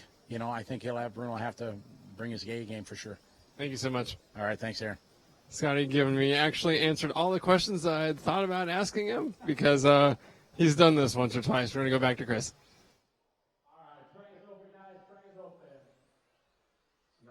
That was Aaron Waldron interviewing our race announcer for the 2016 IFMAR IST Worlds, the world-renowned Scotty Ernst, the most recognised voice in RC car racing worldwide.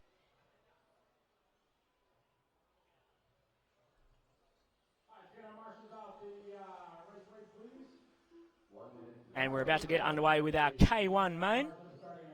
Yihao Huang taking the grid from position number 1, Xiaofeng Zhu from 2, James Pong from 3, Nuno Gancho from 4, Barry Wu from 5, Andy C from 6, Wai Lap Chung from 7, Ka Wang Lung from 8, Ka Lok Joey Chan from 9, and Damien Giddens from 10. A bit of a Hong Kong theme in this one. 6 Hong Kong drivers taking to the grid.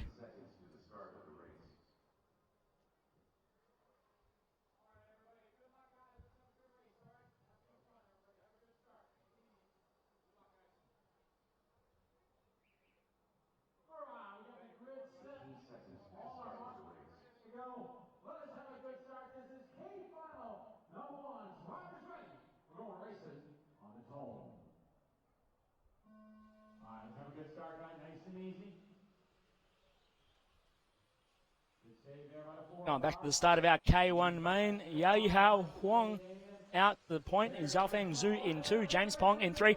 Whoa, big donuts from a couple of our drivers, and someone's broken at the end of the front straight. Yihao Huang out front coming through the drag, and now he's got Xiaofeng Zhu right with him, and James Pong for company as well, as they take the line from round number 2, or lap 2, I should say. Barry Wu bowing out. We'll take no further part in this one. Yihao Huang out front, though, down the main straightaway into the Hershey's Kiss. Up through the Dragon and onto the main straightaway now. Heading into the antenna, he holds on to about a 1.1 second lead over Xiaofeng Zhu, and then 2.3 back to James Pong. We have a Scorpion Power Systems instant replay. Our cars on the front straight here. Oh, a big tank slapper. Whoa, boom! Wow. And I think that was Kai Wang Lung getting a big donut going on the front straightaway and just gets cleaned up big time by Barry Wu. And Barry ends up copping the brunt of that one, breaking the front end of the car. Will take no further part in the K1 main here, as Yihao Huang leads away from Zhaofeng Zhu. Last time at the line was 1.3, now it's 2.3 seconds. So Yihao Huang stretching that gap out as he set the fast lap of the race in 18.78 just a couple of laps ago. Andy C now up to the 3 spot from Nuno Gancho in 4, Joey Chan in 5, Wai Lap Chung in 6, James Pong down in 7, Damien Giddens in 8, and Ka Wang Lung in 9. Chris, it's warm outside.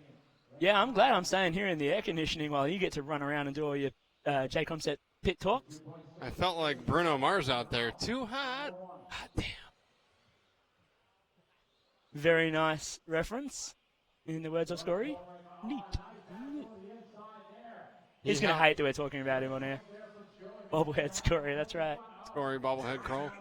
He's got 2 nicknames now. Yihao Huang, 2.5 seconds up on Zhaofeng Zhu. Andy C running 3rd.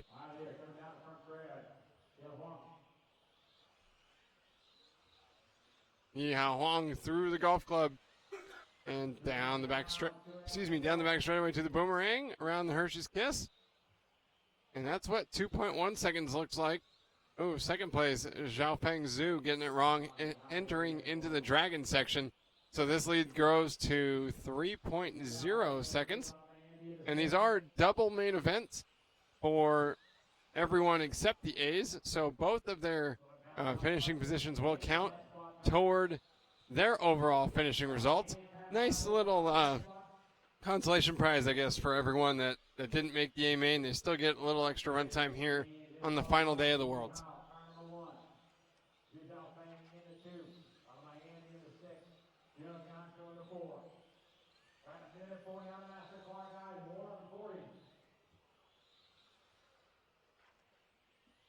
Just looking at the tyre allocation, thanks to Jack Smash 2 on our chat, talking about allocation for the finals. Well, they've been given 7 sets of tyres this week? I believe it was. And for the first final, they're allowed to only use a new set. So they can only use a new set. Well, they basically get new sets for all 3 finals. So all our A-main finalists are able to chuck new tyres on, or they can throw them out and use a used set from the previous 5 they have in A1, or from in A2 they can use the set from the first final, and so on, just like the same into the 3rd A-main as well. So yeah, the easy answer there is that they can use a new set for each 3 if they want, or they can use something that they ran at any point throughout the week. Yeah, I could have answered it a lot clearer. Yeah, you could have made that about 500 times easier. Basically, if you made the A main especially, you can run whatever the heck you want. Which is good to see. A little bit more relaxed from what it was in 2012, I remember. Tyre life was a big issue at Hempstead for the Worlds. And you had people sitting out A main number 2, which was a joke. And yeah, so, just to be able to preserve tyres. And then look what happened. Jules Groskamp powered to the win in A2, and it was all locked up by the time that everyone else goes, oh, yes, I've got another new set of tyres. Oh, wait, it's already been 1. Right. So good to see that was fixed pretty much straight away. As we finished our K1 main, Yihao Huang made it through for an extra lap. Zhaofeng Zhu is done in 2nd. Wai Lap Chung coming home in 3rd. As Yihao Huang takes the line to win the K1 main. That is race number 5 here in the finals at the 2016 IFMAR ISTC World Championships. Brought to you this week by Hobbywing, Destiny, Sweep Racing, and Team Associated. We still have a lot left. 1, 2, 3, 4, 6, 7 finals before A-main number 1. At least the racing's been exciting so far. It's better than qualifying, Aaron. Yeah, you're right. It's a lot better than qualifying. Yeah, that time, although Yi Hao Huang did make that K-Main a little bit of a snoozer, still some battles further in the field. Shame on Yi Hao Huang for winning so well. Right. At least make it close. Well, they tried to make it close while you were doing your interview earlier on. We were watching Chonzi Ma. We had the split screen going. We watched Chonzi Ma drive it over the curb in the Dragon and put his car on the roof. And the marshal ran out, flipped him over, put him back down on track right in front of second place. And he just powered off in the distance again. So it was close for a little while there. Man, missed the most exciting part of the race. What'd you get for running around in the heat like Bruno Mars? Looks like we're getting ready to go racing for our J1 main. Zipeng Cao from 1, Antonio Hung from 2, Kong Lee from 3, Chi Yong Ong from 4, Max Park from 5, Yan Min from 6, Jiawei Li from 7, Nicholas Ko from 8, Jerry Dye from 9, and Bowie Ginting lining up in 10.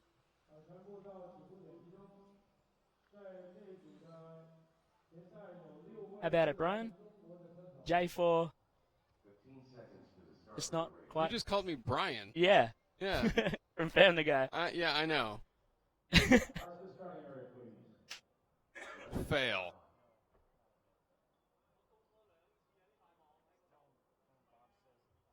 Yeah, I know it was intentional. You guys were talking about it at lunch. Bob doesn't know what he's talking about. Zipeng Cao hoping that he can win J-Main number 1. 5, 6 Chinese drivers here in this race. 1 from Macau, 1 from Malaysia, 1 from South Korea, and Bowie Ginting from Singapore. Waiting for the command to start J-Main numero 1.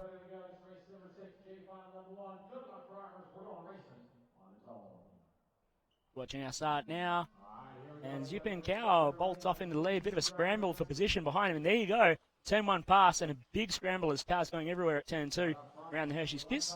And a 4-car breakaway almost immediately. And then as I say that, it turns to 3. Yeah, Kong Lee, who got passed in the opening corners, then falling off the rest of the pack. And it looks like Zipeng Cao got a pretty good run down the back straightaway, but Antonio Hung and Chiang Ong right behind him as they head down the front straight once again. Yeah, only 6 tenths of a second between first and second after the opening lap, and then second and third right with each other. That's Antonio Hung and Chi Yong Ong battling it out as they go down the main straightaway, heading down into the Hershey's Kiss. And this is allowing Zipeng Cao to try and break away as they come around the Dragon and onto the main straightaway, headed down towards the antenna. Hopefully not running out of room and smacking the wall like we saw earlier. Cao able to pull away a second after the first minute of racing. He was the fastest qualifier in this final, but I didn't expect him to jump out to the lead this quickly. Antonio Hung not able to keep pace, though he did maintain a half-second advantage over Chiang Ong. Hung actually losing another half-second on that last lap, so he's 1.5 behind as we follow along here with Zipeng Cao, who turned in a little early there into the Hershey's Kiss, but was able to save it without losing much time. No harm, no foul, and he still leads by 1.6 seconds now, but doesn't have the fast lap of the race. That goes to Bowie Ginting. So Bowie putting in the fast lap, sitting down in position number 7 from 10th on the grid, made up a little bit of room. Jerry Dyer didn't take to the starting grid for this one. And Zipeng Cao still leading away and pulling that gap further out from Antonio Hung. 2.4 seconds now. The battle for second and third still pretty close. 7 tenths of a second back to Chi Yong Ong in third place. Then 1 second back to Kong Lee in fourth. Half a second back to Tian Min in fifth. And then only 2 tenths back to Jiawei Li in sixth. And 3 tenths back to Bowie Ginting in seventh. So a solid little battle going on in the midfield of this K1 main. Meanwhile, we follow along with the runaway leader, Zipeng Cao, trying to bring home the J1 win in front of the hometown Chinese crowd. The lead was 2.4 seconds over Zipeng Cao. Now it's 2.9, continues to grow.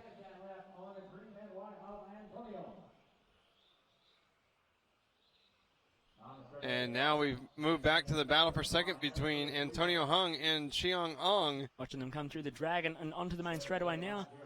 It was 8/10 per second last time at the line. Now just 8/10 as well. So holding pretty even station between Antonio and Chiang Ong in second and third. Good run on the right side of the track for Chi-Young Ong. It seems he's closed up the gap to Antonio Hung a little bit. But Hung's been great here through the dragon. Not able to stretch out the gap, actually. What are you looking at? I have no idea. 1.5 seconds now, the gap between Hung and It's Chi-Young the Ong. gap from Chi-Young Ong to Jia Wei Li that closed up. Oh, Chi-Young man. Ong is broken on the main straightaway now. It's getting caught up by Jia Wei Li behind him. So that'll be Chi-Young Ong's race done. Nope, just a body tuck. Oh, boy. Nope, it's broken. Yeah. Why the marshal put it back on? Oh, Who knows? he's back on again. Well, Donut machine. Through the dragon. Watch it, donut when he turns left. Oh, no donut. Okay. No, but it's wounded. It was Yeah. crabbing down the front straightaway. Yeah, it's not happy. Going for a Scorpion Power Systems instant replay of that crash on the main straight. Just watching. Oh, Chi-Young Ong all out of shape and then just chops the door in front of Jia Wei Li and just bam right into the rear of him. That was ugly. Meanwhile, Zipeng Cao out front and gone. GAWN, gone. 4.1 seconds up on Antonio Hung in second. He's got another 2.5 seconds back to Gian Min in third. From Min to Bowie Ginting in fourth is just 1 second. And then only another 4/10 from Ginting back to Jia Wei Li in fifth after that wreck. So a pretty decent three-way battle for third, fourth, and fifth behind the leader Zipeng Cao. Watching your leader Zipeng Cao through the antenna into the S-bend now and up around the fried potato angle. Just turns it in a little early, backs out of it and takes another stab at the angle before going down the main straightaway. Now down into the Hershey's Kiss. Doing 4.6 seconds. Only 5 seconds remaining.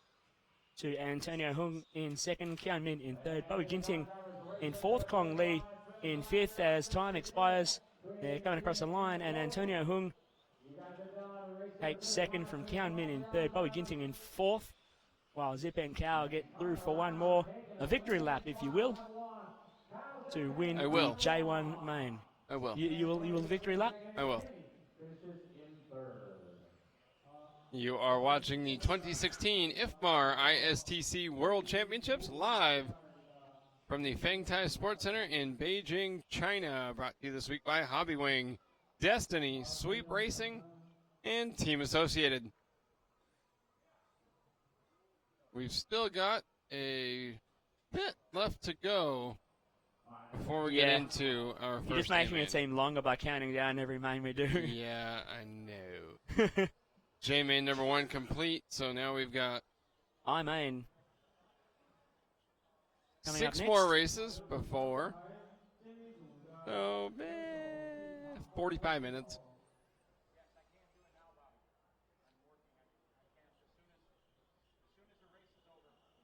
Maybe 48 minutes. I'm just Knowing my excited luck. to see A-main 1. I just want to see A-main 1. I know. If we could just time travel to the A-main 1, that'd be great. But we're going to sit through these mains and we'll bring you all the action here from the Fengtai Motorsports Centre. As taken to the track now for the I-1 main. Mio Hakamada starting from 1, Tiwenzio from 2, Araya in with the Bongsa. Look at from you! 3. Boom, that's right. Didn't even rehearse that. Didn't even know Araya was in this heat. Shungmin Kim in 4, Ed Clark in 5, Zhuhao Chen in 6, Yao Tung Chu in 7, Zhong Yunan in 8, Wei Tat Hoi in 9, and Yan Chung starting in position number 10. 45 seconds to the start of the race.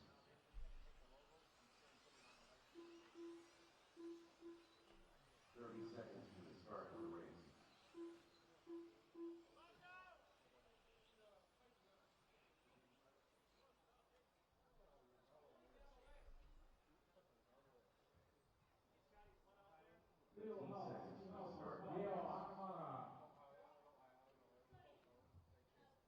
Okay, she's on her way.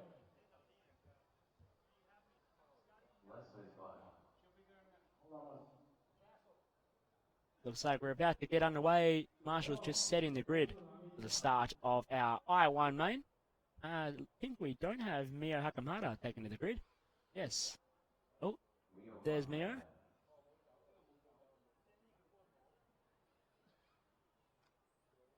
So just waiting for Mio to take a spot at position number 1. And we'll get underway with our I1 main coming up right now.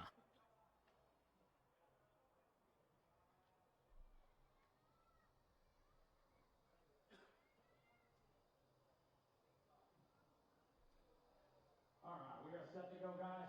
Marshal number 9.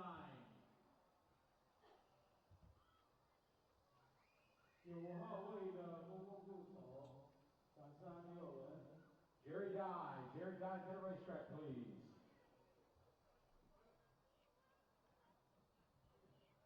Jerry Dye to the racetrack, Marshal position 9. Jerry, right there. Oh no, he knows he's not running across the pit lane. He doesn't want to get in trouble. Drivers need to be marshaled. Good job, Drivers need to marshal. Eric, you need to come down. Nicholas, you need to go and marshal. Drivers need to marshal. Drivers. All right, we are set to go here. I-final. Let's have some fun, everybody. Take it nice and easy. Drivers on its own. All right, let's have a good start, guys. Off with a start in our I1 main. Mio Hakamada dropping down at 2 as Tiwenzio goes through to 1. Hakamada under a bit of pressure as they're coming down the main straightaway. All tick in 3 wide into the antenna. That was a great little battle there. Oh, and then carnage at the that end. was inevitable. 3 into 1 doesn't work, guys. As Tiwenzio is your leader. Araya in with the Vongsa up to the 2 spot. Yui Hao Chen in 3. Waitat Hoi in 4 from 9th. Wow, big move. Mio Hakamada Oh, man. in 10th. Oh, big punt. Ugh. Ugly. Did you get a shot at the explosion that happened while we were down there? Or... The one you went down and called, I think we missed it. We missed when it happened, but man, we heard it, and we heard the crowd, man. Ooh, from the crowd. It did some damage to that car, though. Oh, toe up. Tiwenzo out front by nearly a second and a half. And it's going to be bigger than that now. 19.4 for him. 2-second lead over Juhao Chen. Oh. Got a Scorpion Power Systems instant replay of that wreck starting in the Dragon. They stack up a little bit. Oh, car coming from way out in the turn marshal area. Did not get a good run. Got bumped into the front wall. Bummer. That was Araya in with the Vongsa too. Oh, yeah. Dropping down to last on track. Was that Araya in a penalty box before that? Oh, yeah. So Tiwenzio out front. Joihao Chen in second. Waitat Hoi in third.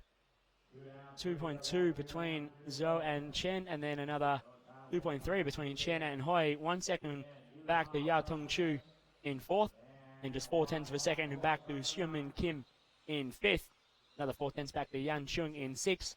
0.3 back to Zhong Yun An in seventh. 3.6 seconds back to Mio Hakamata in eighth. And they change around again. Ed Clark going to the back of the line. This is Tiwenzo. Oh, as there's a mix-up down here in the beginning of the S section. 2 cars touch.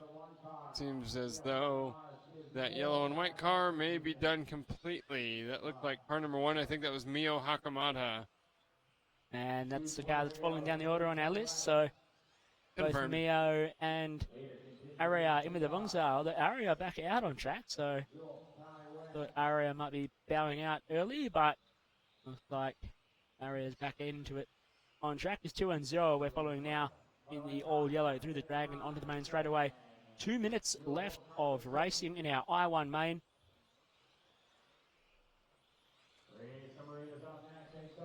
As we're following this battle for 4th and 5th. And then 6th on the road. They come through the S's round the fried potato angle. Around the golf club and onto the main straightaway. pretty well spread out here. 2-0 leading, 4.8 seconds up on Wai Tat Hoi in second. Then 2.3 seconds back to Yan Chung in third. 1.4 back to Shun Min Kim in fourth. 0.6 back to Yui Hao Chen in sixth. Shun Min Kim in fourth. Yui Hao Chen in fifth, actually. Yao Tong Chu in sixth. Zhong Yun An in 7, Ed Clark in 8, and Ara Imadavongza in 9.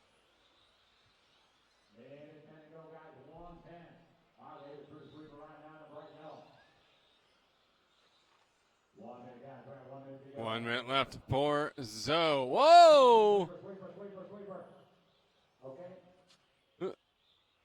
Car 0? That was third place driver Yan Chung. And Yan Chung's race is done. Yeah. There's a big lose at turn 1.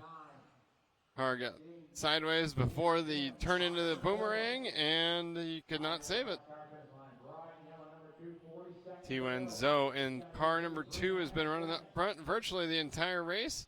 Stretch out a 4.6 second advantage over Wai Tat Hoi in second from Macau. And we've got a Scorpion Power Systems instant replay watching Yan Chung down the main straightaway into turn 1. Car got Backs sideways. it in, and boom, into that wooden board at the bottom of our wall that surrounds the track here. And I think just started turning 90 degrees with like 30 feet before the corner. Yeah, just a massive lose as our leader, T-Wen Zhou, just getting a lap around Araya Imadavongsa as Zhou is done now, gets a win. But he jumped over the curving in the Dragon, so lucky to keep it pointed in the right direction to take the win in the I-1 main here from Wai Tat Hoi in second and Zhui Hao Chen in third. Yao Tong Chu coming home in fourth, Shun Min Kim in fifth, Ed Clark in sixth, Zhong Yun An in seventh, and Araya Imadavongsa in eighth.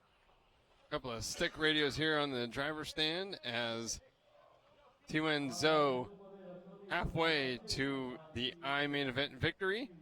Double legs for all of the lower finals and 3 A mains to determine the overall championship, with each driver's worst finish among those 3 main events thrown out. Here at the 2016 IFMAR ISTC World Championships, brought to you by Hobby Wing, Destiny, Sweep Racing, and Team Associated. Now, Aaron, I'm probably throwing you under the bus a little bit here. That Go for it. You're not a fan of the throw-out system, are you? No. Why should a race not count?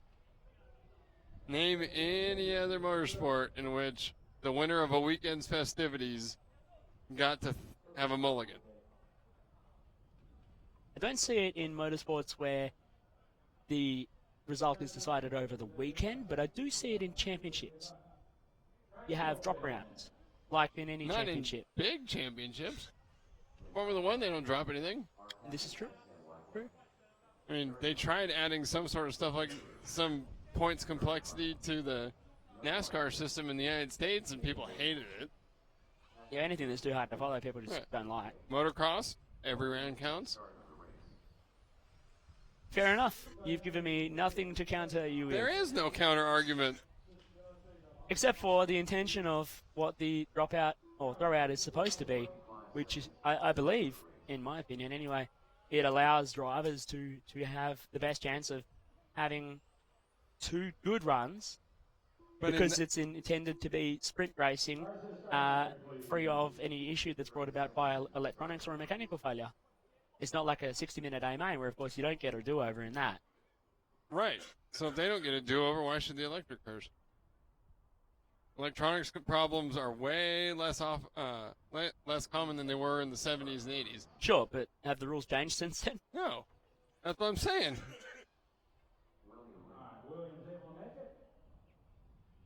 Right. Yep. You hit the track, should matter. We are getting set to go here. Let's have a good start, drivers. Here we go with the start of H main number 1. Naoya Marita will lead Arkadiusz Smek and Stick King into turn 1. Ray Boone starting from 4th, Aaron Rose from 5th, Minao Lau, Derek Hung, William Lee, Bun Wang Kim, and Patrick Poon all taking to the start. Uh-oh.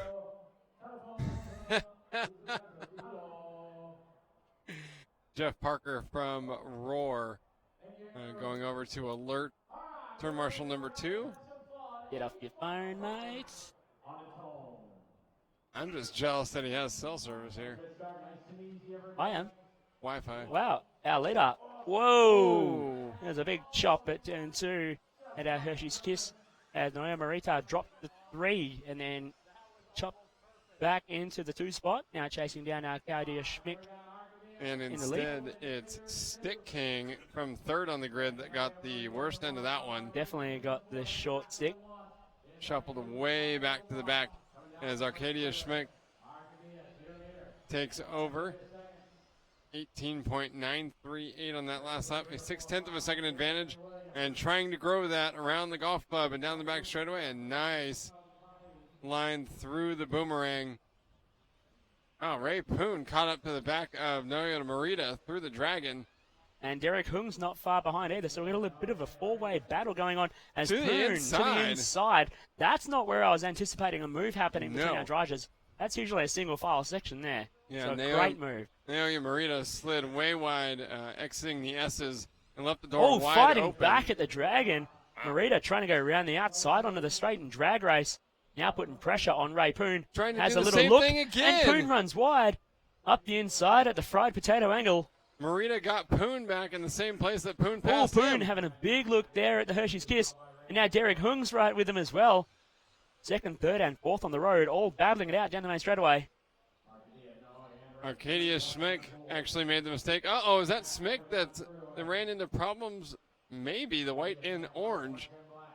So Schmick, Morita, Poon, Hung, and Lee at the line last time by. I think that was Arcadia. Oh, okay. Arcadia Schmick still leading the way by half a second. Morita 2nd, Hung 3rd, Poon 4th, Lee 5th. Down the back straightaway they go. Arkadiusz Schmick from Poland. The half second on, well, the top 4 separated by 1.6 at the line last time by. It looks like Ray Poon getting a run on Hung. Not able to do anything with it in the battle for the 3rd spot, as it seems Schmick trying to get away once again. No, Morita not going to let Schmick get away that easily, though. Trying to hang in there. 1 second the gap as Ray Poon still put pressure on Derek Hung down the main straightaway they go. 3rd and 4th. Oh, Morita spins out, entering the S. Something broken. Ew, body tuck or something. Wonder how the body tuck didn't come in contact with any of the car or anything. Don't know. So that's going to leave Arkadiusz Schmick out front, and the battle for 2nd now, Derek Hung and Ray Poon, as Naoya Morita dropping all the way to 7th. That promotes William Lee to 4th, Aaron Rose to 5th, and Patrick Poon to the 6th spot. Here is the 4-way battle for the 2nd spot. Hung, Poon, Lee, and Rose. Derek Hung trying to keep Ray Poon at bay through the fried potato angle to the golf club. A little bit of a gap between Ray Poon now and William Lee. Aaron Rose drives in on William Lee and blasts him in the Hershey's Kiss. And stopped to let him go, but not before they lost 3 more spots. That's going to put Patrick Poon to 4th, Naoya Morita back to 5th, William Lee to 6th, Aaron Rose into 7th. Big move there from Poon on Derek Hung. So Poon to the 2 spot as they come through the dragon. Hung having a big look there. Batting it out for 2nd and 3rd. 1:15 to go. This battle's been the hottest one so far this race.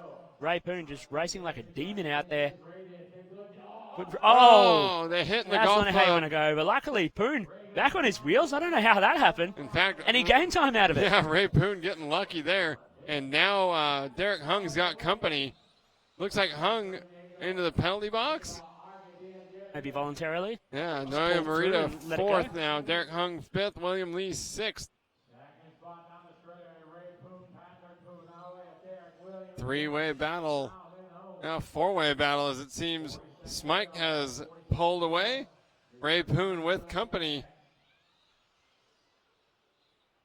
Patrick Poon 3rd, Naoya Morita 4th, Derek Hung 5th. All close together.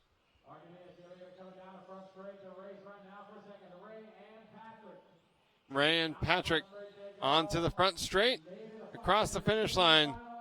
Should make it by. No, this will be their final lap. Oh, big! That was Oh. Naoya Morita. Went way back on that little kink in the rope before Yikes. the S-band.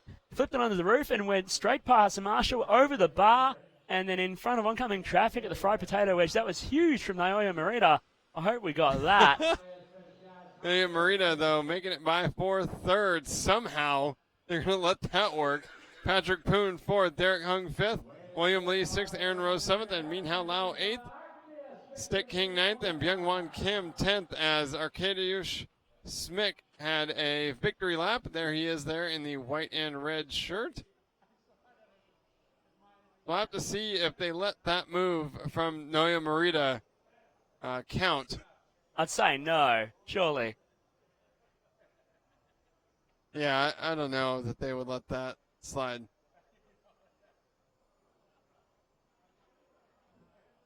All right. Oh, we're having a good time. World Championships here in Beijing. Everybody's smiling when coming off the driver's stand. That's important. Well, a lot of smiling faces as those drivers walked off the driver's stand. That was a very intense H final. And a good one to watch here on liverc.com. Our coverage this week brought to you by Hobby Wing, Destiny, Sweet Racing, and Team Associated.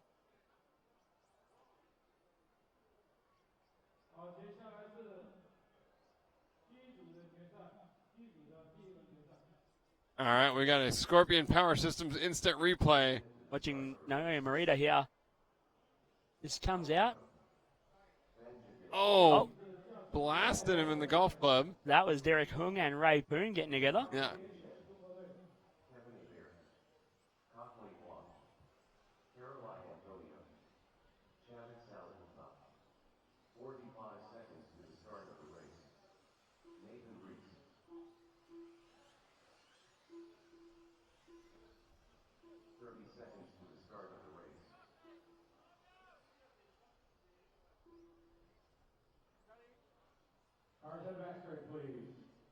On now for our G1 main, Nathan Rees, the Australian, starting out of position 1. Felix Law from Hong Kong in 2.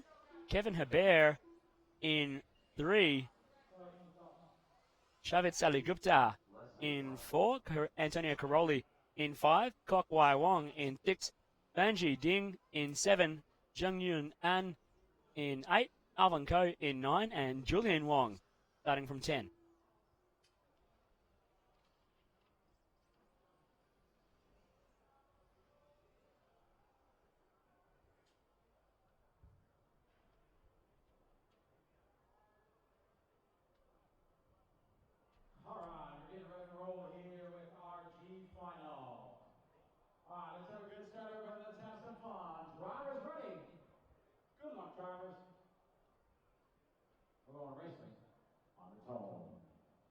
And unfortunately, drivers, right here at the start of G-Main number 1, we have to take a quick break and reset some equipment. We see the internet starting to lag behind, so as turn number 1 there was ugly, we're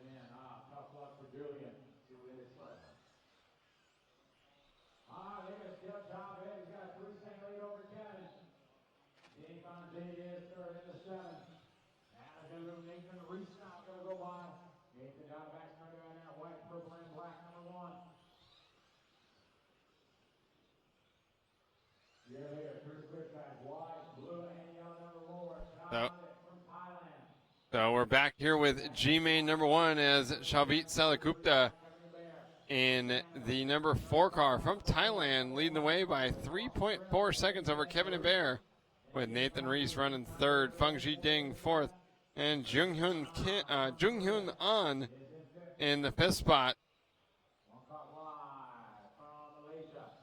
We got a Scorpion Power Systems instant replay from earlier in this race as Felix Law in the white, Big orange, power. and black. Yeah, Mo And Power. then, just donuts. Bam! Straight into the wall. Mo pa- and it's broken. More power, less traction. More power, more problems. Yes. Biggie over here. Wow, that was a big wreck from Felix Law. But Shavit Salagupta running away with this one, 3.6 seconds ahead of Kevin Hebert in second. Nathan Reese, the Australian, starting on 1, not able to convert the win in the G1 main. 1.1 seconds down on Hebert. Then we go Feng Ji Ding in 4, Jung Yun An in 5, Antonio Caroli in 6. And we've lost Kok Wai Wong, Julian Wong, Felix Law, and Alvin Coe all from this one.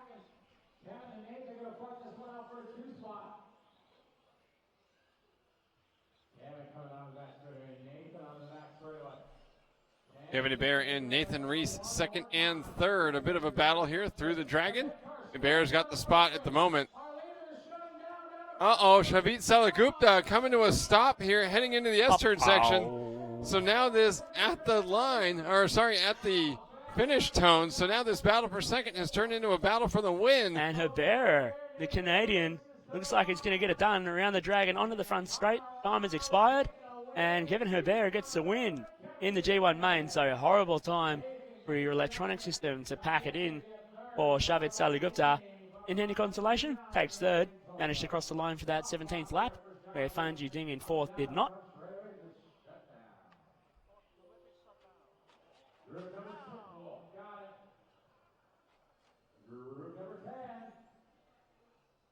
Kevin Hebert taking the win in G1. Nathan Reese second. Shavit Salagupta third. Feng Ji Ding fourth. Jung Hyun An fifth. Antonio Caroli sixth. And then all 4 of these cars out. Kok Wai Wong seventh. Julian Wong 8th. Felix Law 9th. And Alvin Coe 10th. I just said on a side note, Nathan Reese's nickname is Sadie.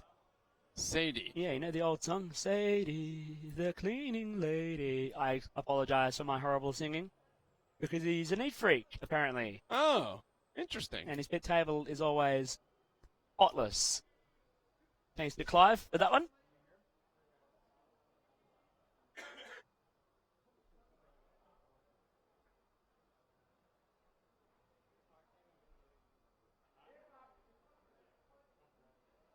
Track is open.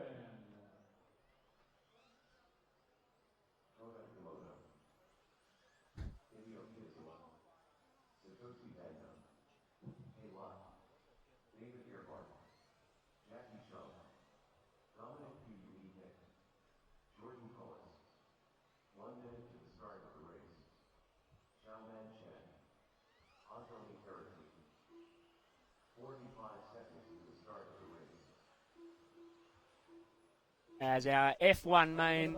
If there's any F1 or if there's any main that you want to have on track that's not the A, you want it to be the Right. F1 main. Like, that's the coolest, right? The best F main ever is when there is more than one of them. So the first one can be F1. And frankly, F2 wouldn't be bad either. Yeah, And that's right. F3 if they ran a third. That's right, that's right. And F2000 would be all right. Yeah, or F4. There's now an F4 series. F4? Yeah, Formula 4. Interesting. We have it in Australia. It's bad. Bad? It's bad. Oh. Wasn't sure if that was bad as in bad or bad as in good. It's bad as in bad this time. Hideo Kitazawa taken to the pole for this one. Kota Akimoto from 2. Chow Man Chan from 3. Hai Lai from 4. Dominic Quick from 5. Jackie Shum from 6. Satoshi Bando from 7. And the Australians, Anthony Coretti and Jordan Cullis from 8 and 9. And David Erber starting from 10 in our F1 main. About to go racing. And Jordan Cullis, with only 2 opportunities left to try to win his clean Ryan Maker. Big carnage at the opening corner. Didn't and even wait till he's the first doing a head turn. spin. He's breakdancing. They're breakdance fighting. Wow, we're losing it. We're going insane waiting for AMA number 1. That's their excuse. Yeah, that was the earliest wreck we've seen so far. Didn't even wait till the first turn. It's like, oh, let's just crash into each other now. Yeah, Hideo Kitazawa, though, out to the lead from Satoshi Bando in 2. Jordan Cullis, well, from the 9 spot all the way up to 2. A big mover and shaker. We've got a Scorpion Power Systems instant replay of that first corner. Let's watch the breakdowns battle. I think it's second place. Yeah, that's Kota Aki. Nope, it wasn't Kota. No. Kota got away clean. From further back, and then gets touched and doing the head spin at the end of our boomerang corner. That allows someone like 9th place qualifier Jordan Cullis up to the 2nd spot, and David Erbar from 10th up to 5th. So Cullis able to capitalize really well on that opening lap. 3 seconds or 2.7 seconds down on Hideo Kitazawa. Anthony Coretti, the other Australian in this heat, up to the 3 spot now. 1 second down on his countryman Cullis, and then 1.3 back to David Erber, the German, in 4. Satoshi Bando in 5. Hey Lai in 6. Kota Akimoto in 7. Dominic Queck in 8. Jackie Shum in 9. And Xiao Man Chan out in 10. And if a start like that happens in the A main, then you've got someone like, you know, Mark Fisher, 8th, Nicholas Lee, 9th, even Akiyama-san down in 10th. Oh, yeah, it's going to be on. Yeah, could watch one of those guys be in the top 3 after the first corner, and that would change everything. Yeah, especially if it's one of our first 5 drivers who are seriously intense competitors. It's going to be absolutely on. But they're A-main drivers. They're the best in the world. And that's why they're here, to fight it out, to find out who of them is the best. You know what else is intense? What? Camping. Hideo Kitazawa out front. He was first on the grid and pulling away the two-time former third-place finisher in 1/12 scale competition. Getting it done here in touring car, at least in the F1 main. He's got a 2-second lead on Jordan Cullis and Antonio Coretti as 2 Australians battling it out behind the leader.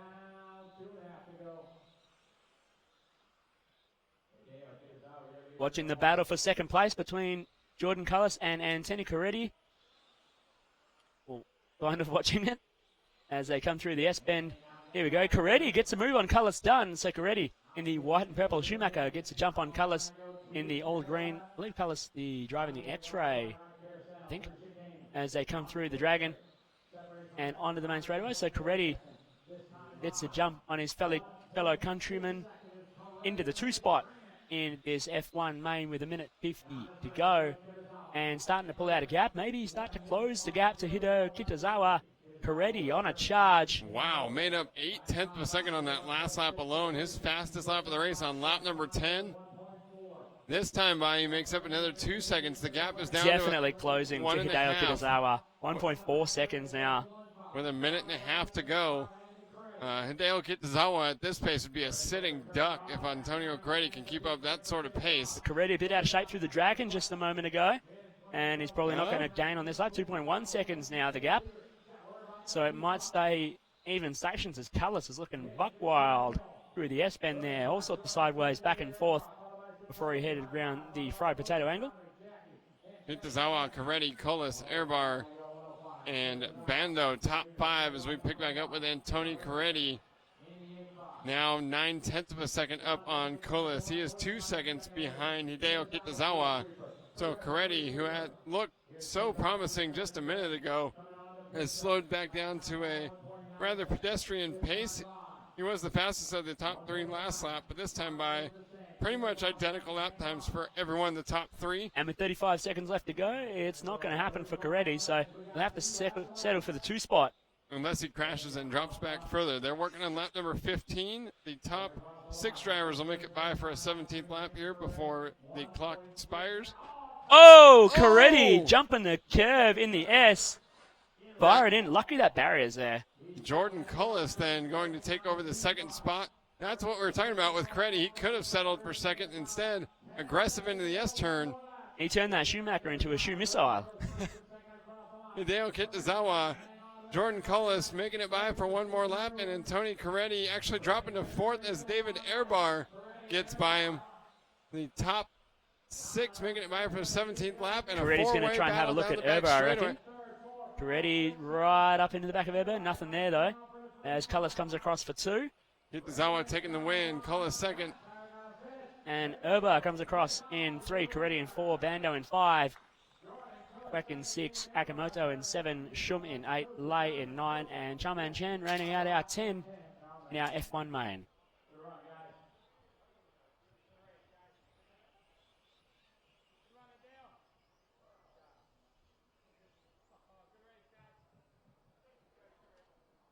All right, race 11 coming up. Yeah, send it, baby. Gotta go for it. All right, E final coming up. You're watching the 2016 IFMAR ISTC World Championships. Our Live RC coverage brought to you by Hobby Wing, Destiny, Sweet Racing, and Team Associated. We welcome all of our viewers on liverc.com as well as Facebook Live, YouTube, and twitch.tv. Thank you for enjoying the show. You can join our Live RC official chat room at live.liverc.com. Most recent discussion looks like they were talking about rocket round qualifying. And yeah, well, the problem with doing rocket round, frankly, is that if you're going to give drivers 3 or 4 or 5 runs on the track and then only count one of them, that's even worse than what we have now. Exactly. It's taking a step back, and that's why nobody runs rocket round anymore. What we could do is rocket round, but you get 1 run on the track. Ta-da! So just 1 run. Yeah. Qualifying. Forget calling it rocket round. Yeah, just call it the qualifying round. Yeah. Wow. Making big steps here, Aaron. Silly. That's what qualifying should be, because the racing should be the racing. Go out, qualify, put like 6 cars in each main, bump up 4. As outstated as I probably am, and no, I've lost the word I'm looking for, but anyway, as silly as it may sound, I'd like to see a format of racing where instead of qualifying in and then being locked in and then that's it, that races, we focus more on actually racing your way into the show. Hallelujah. 2 qualifiers, both count. Your best single lap counts out of the 2 qualifiers, so you get 2 chances to set a hot lap. Or even do like what we call seeding times right now, 3 consecutive laps. Yeah, sure, 3 consecutive laps, and then Christmas tree finals. Yes. And you just keep racing, and it's lots of racing. Right. New tyres for every run. Forget having to worry about all these new tyre, old tyre runs, and just go and race your way into the main. Thousands of dollars practicing and qualifying. Show up, make sure everyone's cars are good, give them time to learn the layout. Go out, qualify, and then race your way in. Anyway, E-main number 1 coming up next. Patrick Chow leads him into turn number 1. And we go. Chow leading the way from PY Tang in 2 as they come around onto the front straight out of the Dragon. Whoa, cars going everywhere at the end of the front straight. And someone looks broken there at the end of the straight as Chow leads Tang. And Motor King onto the main straightaway. Top 3 breaking away from the rest of the field now. Coming around the Dragon, Chow in the black, blue, and pink from PY Tang in the red and white. And then Motor King in the orange and yellow going through the golf club onto the main straightaway. Separated by just 0.6 of a second between the top 3 at the moment. This is the battle for the lead in the E1 main. Patrick Chow getting a great start. PY Tang as well. But again, Shin Sawada, Yahweh Guo, 2 drivers from the back of the field, as we've seen a lot here in the lower finals, able to get up front with a big traffic mix-up in the opening minute. And that shakes up the whole complexion of the race. But a 3-way breakaway from the top 3 qualifiers, Chow, Tang, and King. And this shaping up to be a good one. Let's see how long Patrick Chow can hold on to it before a mistake. Down the back straightaway, Chow. PY Tang's really going to have to force a mistake from Chow. He's been pretty solid during qualifying. 3 minutes and 40 seconds, though, left to go in this one. A lot of time. PY Tang and Motor King, I think at this point, smart to just try to stay close and see if Patrick Chow will make a mistake. You can force the issue later in the race, but do it too early and you can cost yourself a shot at the top 3. Absolutely, yeah. I wouldn't want to be trying to force an issue so early yet. As Motor King, though, put a big move attempt on PY Tang. Couldn't pull it off and ran super wide at the antenna. And now they're all pretty even Stevens as they head through the boomerang around the Hershey's Kiss and up into the Dragon. Gap's not really changing. They're nice and tight through the Dragon. It really bunches the field right up. as they come around into the antenna one more. 0.2 of a second separating Patrick Chow out front and PY Tang in the 2 spot. Then another 0.4 of a second back to Motor King in 3. Chow had a 2400th of a second gap at the line last time by. It looks like it might be a little bit more than that now. Yes, a half second. And then 2400ths from Tang back to Motor King. Motor King all up on the rear bumper of PY Tang in the S-turn section. Look to the inside through the golf club. Luckily for PY Tang, he had a run on him. Right up under the rear wing. And Motor King all over the rear bumper, and I'm waiting for him to use his front one. Boom, right there nice for Motor line. King. That was And PY Tang drives into him. little sideways there through the fried potato angle, but an excellent move through the sausage corner, the antenna for for Motor King. But they've let the leader go now. They're battling there and getting stuck into each other. Went PY from- Tang just cost them both a chance of being able to put pressure on Patrick Chow. Yeah, it went from 9/10 of a second to 2.9 seconds as the two of them switched it up a little bit. And while Motor King was able to improve one spot, Patrick Chow is out of here. We've got a Scorpion Power instant replay watching this battle between Motor King and PY Tang. Got to run up the inside. They switch lines and then boom, up the inside. Thank you, mate. You left the door open too much. And then PY goes, oh, no, I didn't like that. Boom, into the back. But he does the right thing and waits for him. And then Motor King does a donut at the fried potato angle. Donuts at the potato angle. Lucky we had lunch. Yeah, I'd be starving. But it was a big lunch, yeah. Demolished another buffet. Fried plate. chicken, man. That was awesome. We got a buffet tonight, too. Or a banquet of some sort. Oh, yeah. Patrick Chow up front, Motor King second, PY Tang third, Pui-Hung Kim up to fourth, Shin Sawada fifth as we pick back up with Patrick Chow. The top 5 drivers, all from different Asian countries. Hong Kong, China, Singapore, South Korea, and South Korea and Japan. The lead from the gap from Motor King back to PY Tang shrinking to 1.2 seconds. The Tang trying to mount a charge. Actually, late that in the last run. lap, PY Tang was slower. So, yeah. 19.2, Patrick Chow losing 0.3 of a second to Motor King. So Motor King actually the fastest car on the track at the moment. Pui-Hung Kim about the same speed as Motor King. So second and fourth trying to make a move with 10 seconds left to go. I think it's going to be too little too late for Motor King unless Patrick Chow makes a mistake here on this lap. Watching Chow go through the fried potato angle in the black, blue, and pink around the golf club. And Way time's up. wide. Something wrong coming on the straightaway. Motor King motors right on by. Patrick Chow, something's wrong. Don't know what's happened to Patrick Chow, but he's going to drop down to fourth as Motor King, the Motor King, takes the win. Motor King motoring on by on the final lap as PY Tang hangs on for second. Pui-Hung Kim in third. Patrick Chow drops all the way to fourth on that final lap. Shin Sawada fifth. Takara Sano sixth. Hayato Ishioka seventh. Ryu Chan eighth. Daniel Sieber ninth. And Yahweh Guo 10th. What a final lap. And we saw that earlier with Tuan Zhou. Was that as well? Just lost power. Yeah, something. I mean, we know that the electronics in these cars are being put under incredible stress in the heat, as are the tires. And, dude, you got to feel so bad for that to happen in the final lap. Yeah. Going to a Scorpion Power Systems instant replay as the leader all race long. And he just turns in and suddenly realizes he's got nothing now. Right. And Motor King goes, oh, thank you. Yeehaw, down the main straightaway. And then he misses the whammy. corner. I wonder how he missed the corner going slower than he's ever gone through there. I imagine it had to be something with the servo or, like the receiver not giving it enough power. Yeah, possibly. Because he wasn't able to get it turned going through the golf club turn either. He went way wide there.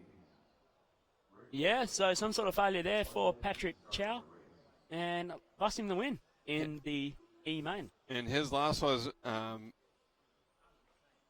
Patrick Chow's loss was Motor King's gain.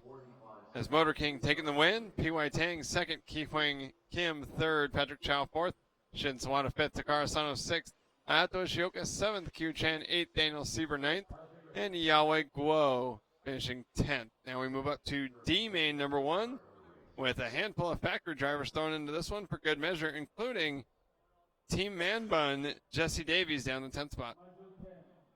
And hey, Aaron, A main number 1 coming up next. Woo! We've finally made it through this first group of lower mains. Getting ready for A1 in just a few moments' time.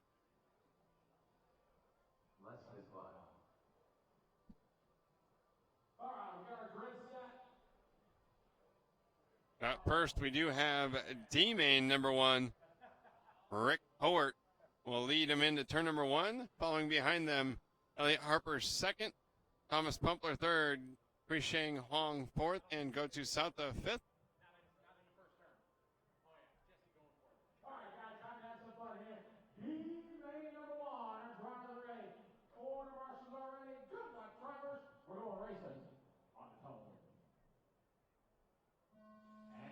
Rick Howard loosened the whole shot as Elliot Harper goes blasting on by. Oh, and a big pile up heading into the Dragon. Everyone gets on their wheels, though, and continues on their way. Elliot Harper leading from Rick Howard and Thomas Pumpler as they come around the fried potato angle. Elliot Harper getting by right away over Rick Howard and trying to speed off here, as it looks like Thomas Pumpler is going to try to put the pressure on Rick Howard as well. Harper, quick one here on lap number 2, a 17.761, trying to gap the field. Howard, Pumpler, Wong, and Weiss round out the top 5. Howard with a rear view mirror full of Thomas Pumpler at the moment.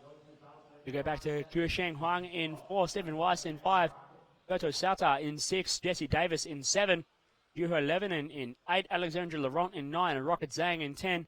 We go back to this battle for second and third between Rick Howard and Thomas Pumpler onto the main straightaway. Nothing between them at the moment. 0.3 seconds at the line. And only 0.8 of a second back to Kuisheng Huang. Pumpler got up on the curb a little bit, exiting the S-turn section, and that allowed Howard to stretch out maybe 6 inches or so. And they speed down the front straightaway once again. Howard getting a little bit of a gap. Thomas Pumpler, 0.6 of a second, less than 0.5 from Pumpler back to Kuisheng Huang. Yeah, 6 inches, that's like 15 or 16 centimeters. Yeah. Hey, I can math. 1.8 seconds for Harper over Howard. So Harper no longer in the discussion. We don't care about him anymore.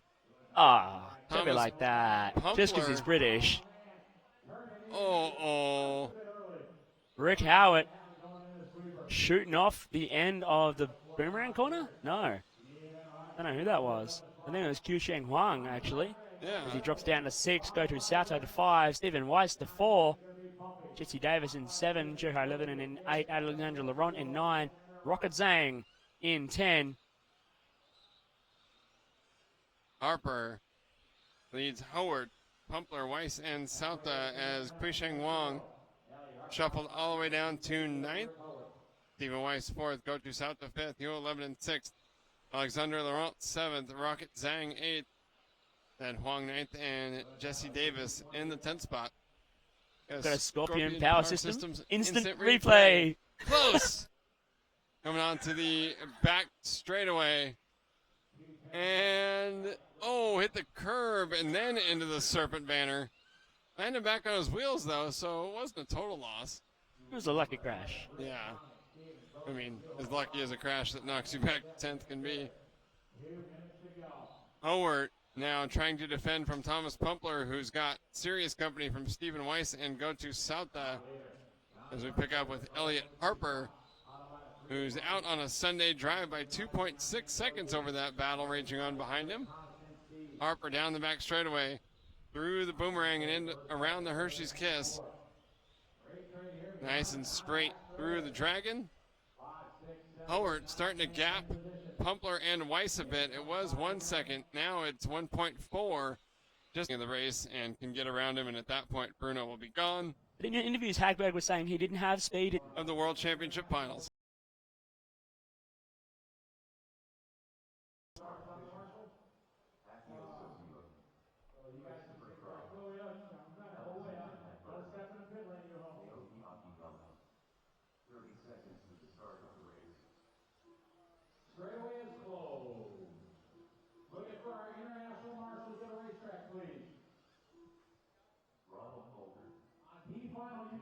to marshal. D final, do not marshal right now. Gary, you don't have to marshal. You marshal the next race. It's like mechanics out on the back straightaway. Did not expect that.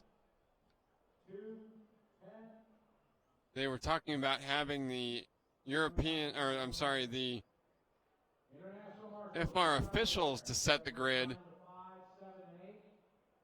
Instead, it's the mechanics. So we see Francesco out there with Bruno's car, Yukihiro Yamino with Ronald Volker's Yokomo, Martin Hoodie with Alexander's X-Ray.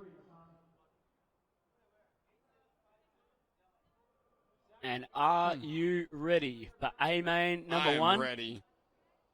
I'm ready for Ronald Volker to hang with Bruno Coelho and try to get something done here early in the race before Bruno gets away. We were born ready for this, Aaron. I've been waiting for this since we got here. I'm like schoolboy excited right now. Yeah. I am rum raisin ice cream on a hot day excited. As we're just waiting for some of our marshals to take to their positions to get A-Main number 1 on the way. Coelho starting out of the 1 spot. Ronald Volker from 2. Alexander Hagberg from 3. Akio Sabue from 4. Mark Reinhardt from 5. Victor Wilk from 6. Christopher Kraft from 7. Mark Fisher from 8. Nicholas Lee from 9. And Naoki Akiyama starting out of the 10. Here we go. It's just a countdown to the start now. Bruno Coelho will lead him into turn number 1 with Ronald Volker and 8 more hungry drivers, the fastest touring car racers on the planet here in Beijing, China. The first time China's ever hosted this race, ever hosted any world championship. Bruno Coelho looking for his first touring car world title to join his four-wheel drive buggy world title from last year.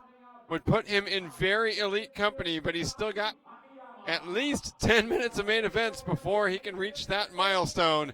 Bruno Coelho, Ronald Volker, Alexander Hagberg, Akio Sabue, and Mark Reinhardt. All right, we're going. 5 of the most successful on-road drivers in history, and they're off. Off, Coelho into 1, Volker chasing him 2. Big gaggle though, someone getting checked up. No way. Akio Sabue got bumped from behind, fortunately able to keep it straight. He's nice and safe though in the 4 spot. Coelho comes over, Volker, Hagberg, Sabui, Wilk, Krupp, Reinhardt, Fisher, Lee, and Akiyama is your order at the line. Lap number 1, Coelho has got big motor power down that main straightaway, trying to stretch out from Volker Coelho's early. Car shoots out of the corner coming onto this front straightaway here. Absolutely. And then again after. And our lead 2 trying to break away early from Hagberg in 3 and Sabui in 4. Looks like nothing. No one's got anything for our lead 2 cars. Coelho and Volker out front right now. But Volker doesn't seem to have the same pace as Coelho early on in the run. As we're only on the 2nd lap now coming through. Half a second last time on the line, still 5.5 tenths this time on the line. Already a second between Volker and Hagberg, so the top 2 leaving the rest of the field for dead. And there was only 1/10 of a second between the 2 of them, or less than that even, 0.07 of a second between the 2 of them last time on the line as they're going to come across the line one more time, down the straightaway, through the antenna now. Wow, Coelho 4/10 out of a second faster. And he might be putting this one away early. If Ronald can't keep up now, I think his car was not as good at the end of the run than Coelho was, definitely keen to stretch out and put this one away early. Yeah, let's see if the battle for 3rd, Alexander Hagberg, Akio Sabue, it was less than 0.2 of a second at the line last time by 0.3 of a second now. So Hagberg getting a little bit of extra room, but Bruno Coelho through the golf club is starting to break away from this one. Hagberg getting a little bit of a gap back to Akio Sabue, 135 down and 325 left to go. Coelho, Volker, Hagberg running in formation, as is Akio Sabue. Christopher Kraft from 7th on the grid up to 5th. Victor Wilkes 6th. Mark Reinhardt 7th. Mark Fisher, Nicholas Lee, and Naoki Akiyama. Wow, look 8th, at the 9th, lead that 10th. Coelho has over Volker as they come down through the Dragon now. 1 second last time on the line. Looks like it's going to be a lot more for Coelho this time.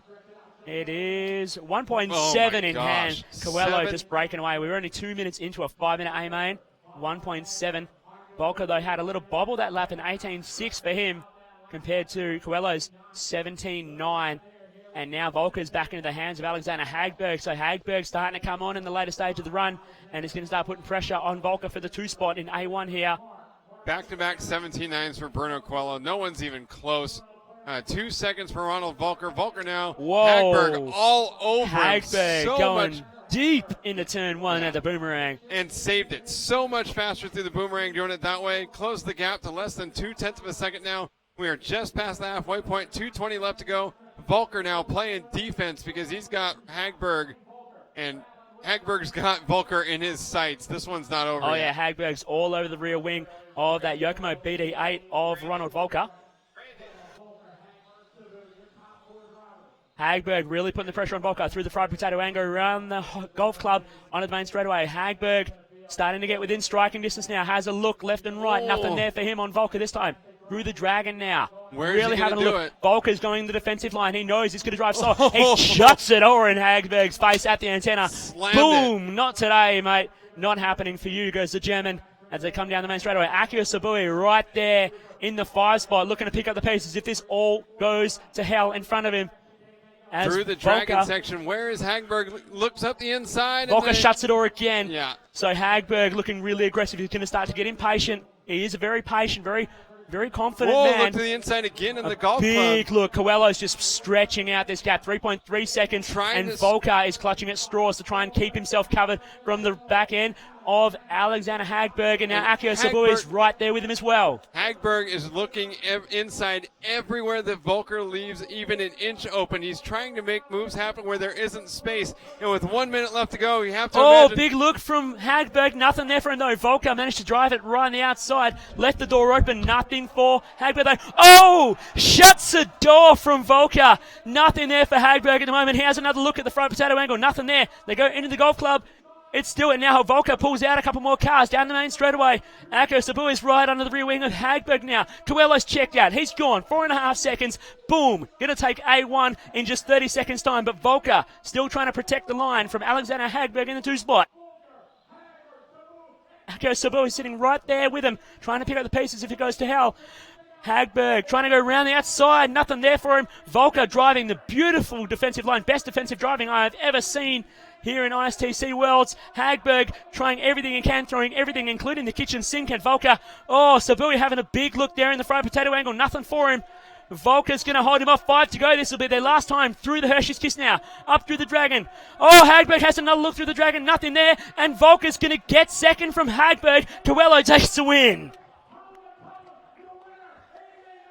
Coelho gets through for another lap. An 18-lapper from Bruno Coelho to take a main number 1 win ahead of Ronald Volker in 2, Alexander Hagberg in 3, Akio Sabui in 4, Christopher Krapp in 5, Mark Reinhardt in 6, Victor Wilk in 7, Mark Fisher in 8, Nicholas Lee in 9, and Naoki Akiyama bombing out with just a few minutes remaining.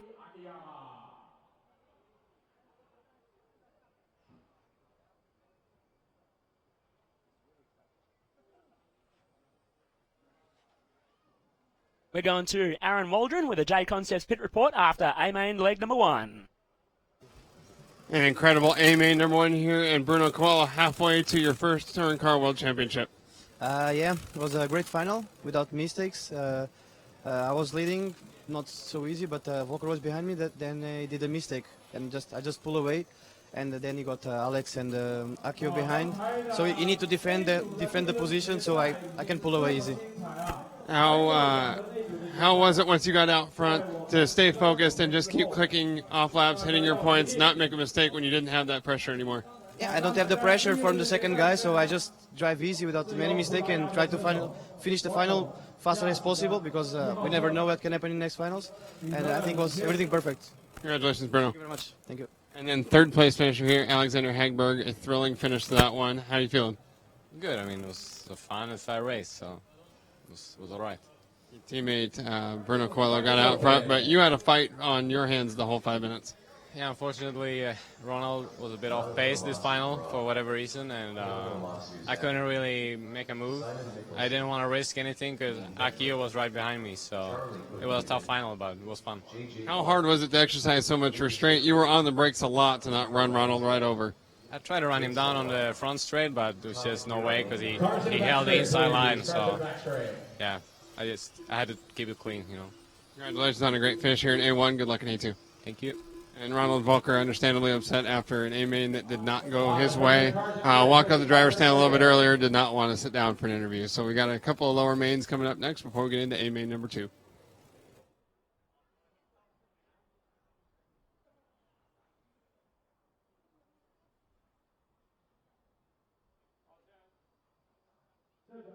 Back here in the Live RC booth, we're getting ready to go straight away racing with our C1 main, Naoto Matsukura. Not where he wanted to be to defend his world title, and he won't be able to, of course. Starting from pole in the C main, JJ Wang in second, Jin Sawada from third, Simon Nicholson from fourth, Yugo Nakashima from fifth, Min Wethluck from sixth, Naoto Matsuzaki from seven, Takehiro Nomura from eight, and Charlie P from 9, you can see there on our screen, and Lucas Urbain rounding out our 10 starters in the C main.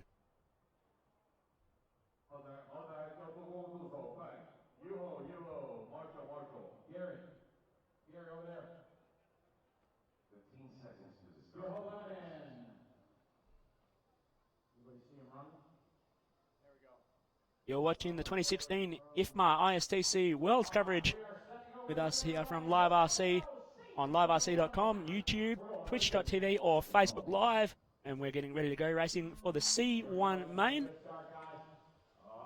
Off and rolling, Matsukura out early to the point. A big gaggle right behind him. JJ Wang, Jin Sawada, Simon Nicholson all gaggling up through the antenna now. And pretty much line astern, 1, 2, 3, 4, and 5 as they started, as they come across the line. Matsukura trying to break away early, though. You can see the gap is... And wow, a big he's gap. gone. Yeah, we're going to check out that gap as they come across the line one more time, but more leading up now from Luke Jasmine. Groscam dropping down to 3, Freddie Sudoff in 4, Maker from the 9th spot up to 5. Yeah. Atsushi Hara in 6, Resuke Yamamoto in 7, Orlowski in 8, and Kutpinen and Jungchan Kim taking no further part. Yeah, Viljami Kupinen and Jungchan Kim bumped out in that early race crash. And a big battle going on back here between Groskamp, Sudoff, Maker, Hara, Yamamoto, and Orlovsky. Wow, that's a pretty talented group to be racing in. I'd be nervous. Sudoff checking up on the straightaway, and Maker had to stomp on the brakes not to run him over. Got to run on him entering into the dragon section. Trying it again. Maker squares him up on the inside. Wow. Yeah, Sudoff just now grabbed Hara the trigger. putting pressure on him as they come through the fried potato angle. Hara right up and in the back. Oh, Ryan Maker almost shears the back end of the car off as Hara went deep into the golf club. Whoa, Maker totally blew the Hershey's Kiss, and Hara went around the outside like a trailer park girl through the dragon, and that allowed Sudoff into the 4th spot, Hara 5th. Maker drops to 6th. Look, Jasmine trying to run down Andy Moore. It was 1.2 seconds at the line last time by Sudoff, sending it in on Groskamp again, but not able to make it. Groskamp driving defensively, trying to hold off Freddie Sudoff and Atsushi Hara to come down the front straightaway into the antenna. And Groskamp goes big defensive. Wow. Oh, Sudoff and Hara get together. Hara does the right thing, waits for him, but that puts him down in the back of that train. And now Groskamp gets a bit of breathing space. And that'll put Ryan Maker up into the 4th spot. Big opportunity for Ryan Maker, being gifted a couple of spots, and now he gets to try to get around Elis Groskamp, who's been a wandering K-rail so far this quarter. Orlowski gets underneath Maker, exiting the S-bend into the fried potato angle, though. Maker a little too aggressive on the curb in the first part of the S-turn section, and that left door wide open for young Schumacher driver Mikhail Orlowski to take the spot. And we're just past that, or just now at the halfway mark. A crash coming onto the front straightaway. Didn't really see what happened there. Orlowski trying to play defense as he looks like he's gotten around Groskamp. Orlowski's just pulling away from Groskamp now, holding down the 4th spot from Ryoski. Well, the 3 spot from Groskamp, then back to Yamamoto, Sudoff, Hara, Maker. Andy Moore breaking away, but Lloyd Jasmine hunting him down, 0.7 of a second. Made up 0.3 of a second on the last lap alone. We're watching Michael Orlowski in the 3 spot behind this little battle that's starting to heat up at the front. As you can see, our leaders going down the straightaway of Andy Moore and Luke Jasmine. And then back to Groskamp holding off. Great Yamamoto, Sudoff, between Hara. 4th and 7th right here.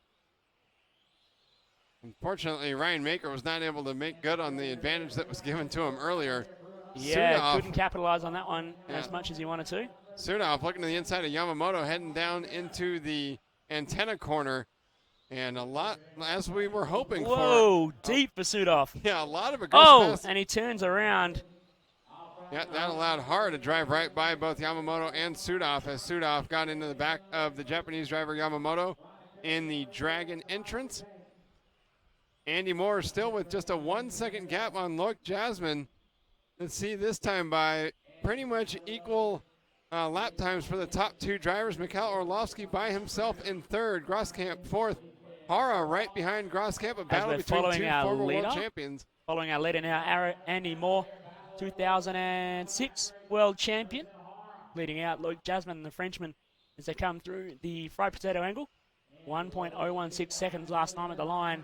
Moore has a fast lap of the race, a 17.847. 40 seconds left to go for Andy Moore, trying to protect a comfortable 1 second gap. And a mean four-way battle. Groskamp, Hara, Yamamoto, Sudoff, and Maker trying to make this 5 in a battle for the 4th spot. Hara getting around Groskamp on the last lap and gapping him a little bit here. So Groskamp trying to hold off Yamamoto now into the golf club. Yamamoto looked to the inside, couldn't make it happen. Meanwhile, Orlowski's checked out from this group, so having a nice quiet drive in third, but this big gaggle of cars. Oh, Groskamp goes wide, coming onto the front straightaway, and that allows Yamamoto to the inside. Sudoff tried to make it happen down in the hairpin, and it couldn't get it done.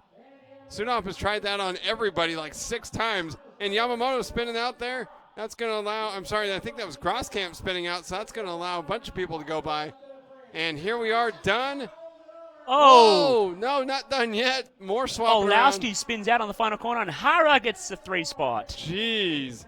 So Hara, Sudoff, Yamamoto, Ryan Maker, 3rd, 4th, 5th, and 6th. Orlowski 7th, Groskamp 8th, Youngchan Kim 9th. Viljami Kuppinen off the track in 10th.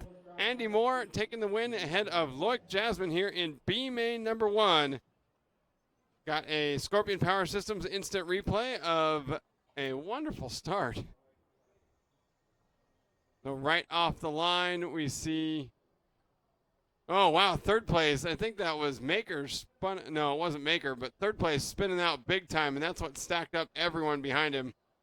And it was all bad after that. Yeah, it all fell apart after that one. Who was that? We don't have that appropriate. Bummer. So Andy Moore taking the win. Loic Jasmine 2nd. Atsushi Hara 3rd. Frederick Sudoff 4th. Risky. Oh, it was Viljami Kuppinen that got seriously out of shape. That makes sense. Frederick Sudoff 4th. Risky Yamamoto 5th. Ryan Maker 6th. Mikhail Orlowski 7th. Jonas Groskamp 8th. Youngchan Kim 9th. And Viljami Kuppinen 10th. 2 main event coming up next. We have 6 more races before A-Main round 2. And I've just found out that I can buy our lovely, delicious Orion pies locally in Australia. Whoa! Yes! Yeah, I called it Choco Pie down under, mate.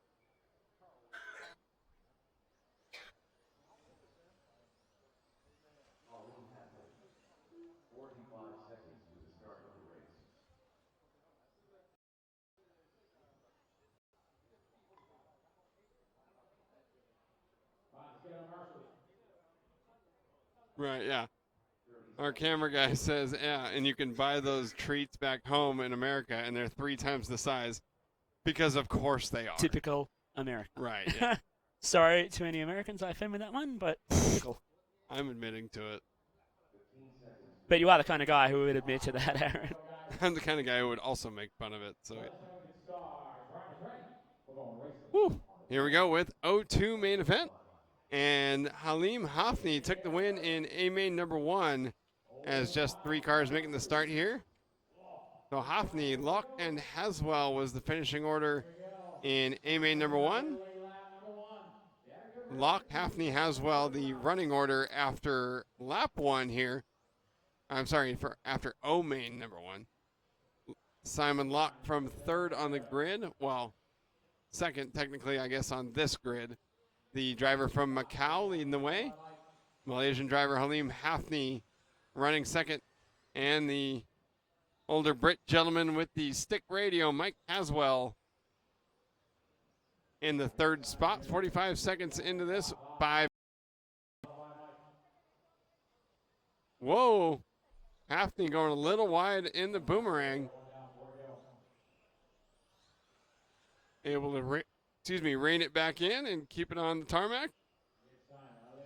Simon Locke out front by 3.5 seconds.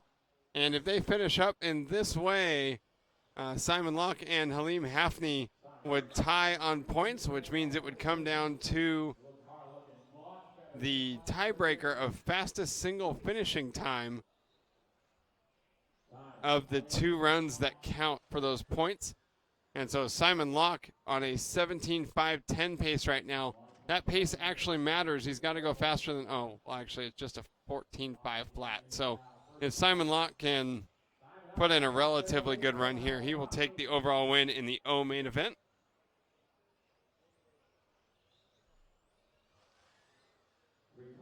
Locke, Hafney, Haswell.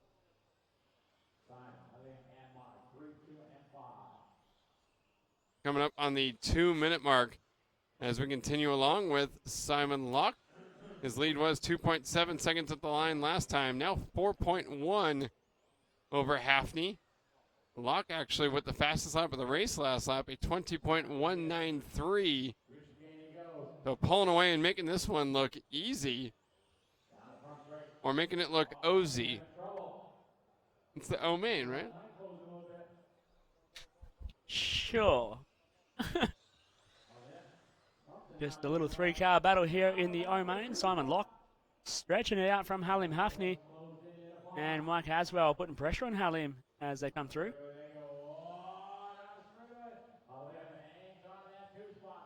Haswell trying to out-drag Halim Hafney down the main straightaway, but couldn't get it done last time. So he holds onto the 2 spot from Haswell in 3. Third top right now is going to be Archie. Well, about 10 wide. And Mika Lubna. Mika now in the 5 up to the 4th spot. Penalized by Johnson Tang. Followed by Huang Young Zhang. Followed by Alex Fod. Chen Ling Zhang.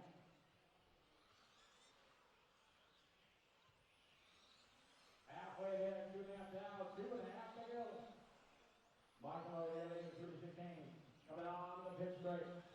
Nails his lead on 8-second lead. We are back with the M2 final as Michael Lowe from Malaysia out front by a long way. 8.9 second advantage. He's been the fastest car all race long, has the fastest lap of the race just 2 laps ago in 19.044. Unfortunately, Michael Lowe had a spectacular crash in the first round and finished 7th. So Johnson Tang took the win in A main number 1, and even though he's currently running in the 5th spot, he would win the M main overall if he finished in this fashion. So Archie Tai, currently running 4th, would actually finish 2nd. And Michael Lowe, even though he is winning A main number 2 here because both M1 and M2 main events will be combined, Michael Lowe would finish 3rd overall for the M final. Lowe out front by 10.8 seconds, so he would have the tiebreaker based on fastest time, I think, covered rather easily. Angus Lung slipping further back now, 11.8 seconds. Closest battle seems to be Menea Lupu and Archie Tai, who I think just headed down the back straightaway. Should be on the left side of the track somewhere. Menea Lupu in his all-pink car. Uh-oh, I think that was Menea Lupu who rolled it over. And a shuffle here through the S-turn section. Johnson Tang taking over 4th. YZ Chen moving up to 5th. Menea Lupu in 6th.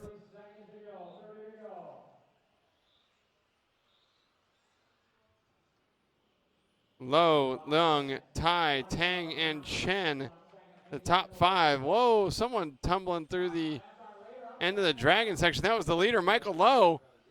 He luckily had a 12.1 second advantage. Angus Lung, even with 2 bad laps in a row for Michael Lowe, still 7.5 seconds back.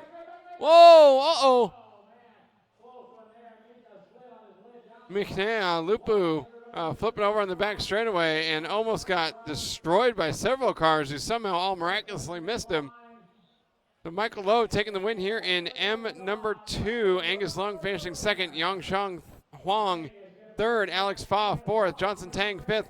YZ Chen sixth. Mikhail Lupu seventh. Lingshang Chen eighth. Archie Tai ninth. And Justin Wan did not make the start. So it looks like Johnson Tang going to take the overall win. Drivers will eat free. Everybody else needs to pay 150 RMB. You can buy your ticket at the gate. 今天的颁奖仪式呢会在7点钟在餐饮的帐篷。 We will check the overall results when they are available.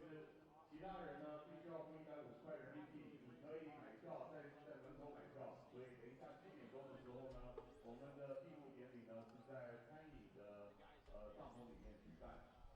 So the M final, Johnson Tang taking the overall. Alex Fa finishing second. Michael Lowe third. Yongsheng Huang fourth. Angus Young fifth. Archie Tai sixth. Lingxing Chen seventh. Justin Wan eighth. YZ Chen ninth. And Mikhail Lupu 10th in the double M main event. So getting into L2 main event coming up next. And Chuanzi Ma, starting in the second spot, was the winner in L main number 1.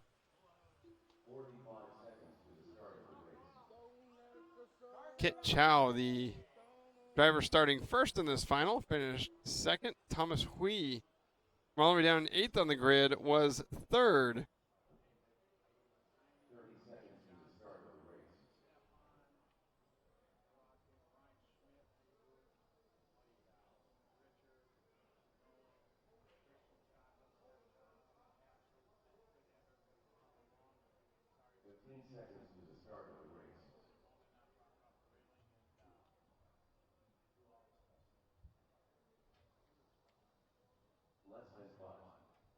All right, we're getting our grid set here. Grid set here for L final number 2. Our drivers are ready. Now here we go with L main number 2. Kit Chow will lead us into turn number 1. Waiting for the start tone.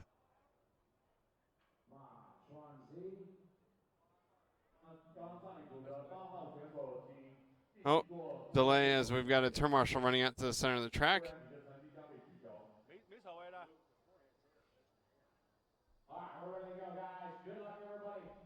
Here we go with the start of L main number 2. Chuanzi Ma looking for the overall win from second on the grid. Clean through the first couple of corners, and then it gets bad. Okay, now it's an L main. Kit Chow leading him by for lap number 1. Chuanzi Ma second. Jiwei Wang third. So interestingly enough, yep, Kit Chow second in A main number 1. So, or I'm sorry, in L main number 1. So if he wins, he would beat Chuanzi Ma. Actually, it would come down to the fastest single time tiebreaker at that point. Wow, Ma barely tapping Kit Chow at the end of the fried potato angle corner and able to get by for the lead. So see if Chuanzi Ma can put this one away. Kit Chow's car looking pretty loose, and that's allowing Jiawei Huang to put the pressure on through the S-turn section. Ma Chow, oh man, big correct for Chuanzi Ma. Or I'm sorry, for Kit Chow. Flipping onto the straightaway, so Chuanzi Ma able to stretch out a big lead, and Jiawei Wang should move up into second. He does. Ro Peng up to third from Chinese Taipei. Got a Scorpion Power Systems instant replay. And here's Kit Chow along with Jiawei Wang. Oh, taps him into it. Just a bit of a helping hand. Just Thanks, after. Yeah.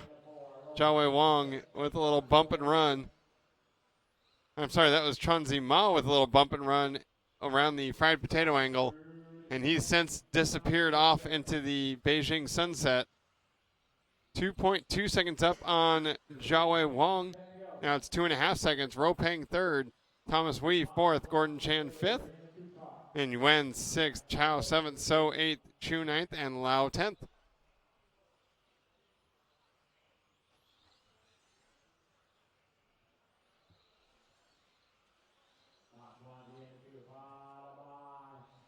Huang Jiawei in the 4, followed by Thomas in the 8.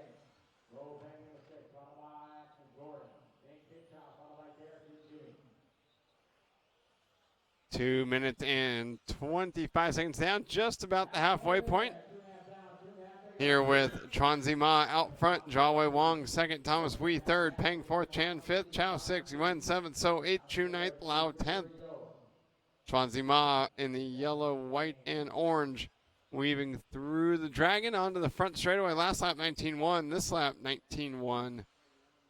Fastest car on the track and has been for a while. New fast lap of the race for Thomas Wee, new personal best anyway, in 18.911, creating an emergency for second place driver Jiawei Wang.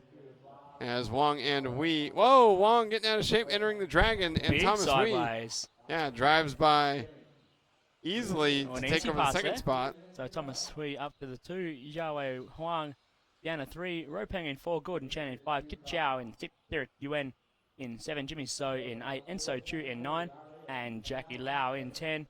Chuanzi Ma, your leader, 3.9 seconds ahead of second place. Thomas Wee, who just crosses the line for lap number 11, 1 minute 30 remaining in our race. Fastest car on track, well, no surprise, it's Chuanzi Ma out front with an 18.747 over Thomas Wee with an 18.911 and Jiawei Huang with an 18.967. 1.96 seconds a gap between Thomas Wee in second and Jiawei Huang in third.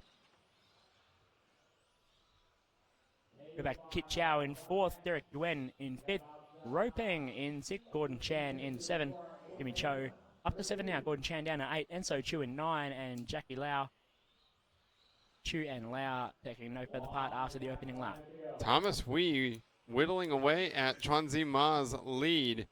2 laps ago at a personal best, 18.835, and made up 0.3 of a second. Then the following lap, he made up another 0.15. Let's see, this time by 19.2 for the leader, 18.9 for Wee, so he makes up another 0.3. Unfortunately, with 30 seconds left to go, 2.8 seconds, he doesn't need to nibble. He needs to chomp away at the lead. Yeah, he needs to start taking bigger bites and chew like hell, right? Yeah. No such thing as biting off more than you can chew. Take a big chunk and chew like hell. But Australian parenting advice 101. Absolutely. And it worked. Chuanzi Ma working on his final lap. 4 seconds to go. 3, 2, actually. No, making it by for a victory lap. So Chuanzi Ma winning both legs of the L final. Thomas Wee coming home in second. Jiawei Huang coming home in third. Kit Chow in fourth. Derek Yuen in fifth. Ropeng in sixth. Jimmy So in 7. Gordon Chan not finishing up. Bombing out of the race earlier as Chuanzi Ma takes the line to win the first and second leg of the L Mains here. Here at the 2016 IFMAR ISTC World Championships, live from Beijing, China at the Fengtai Sports Center. Coverage this week brought to you by Hobby Wing, Destiny, Sweep Racing, and Team Associated.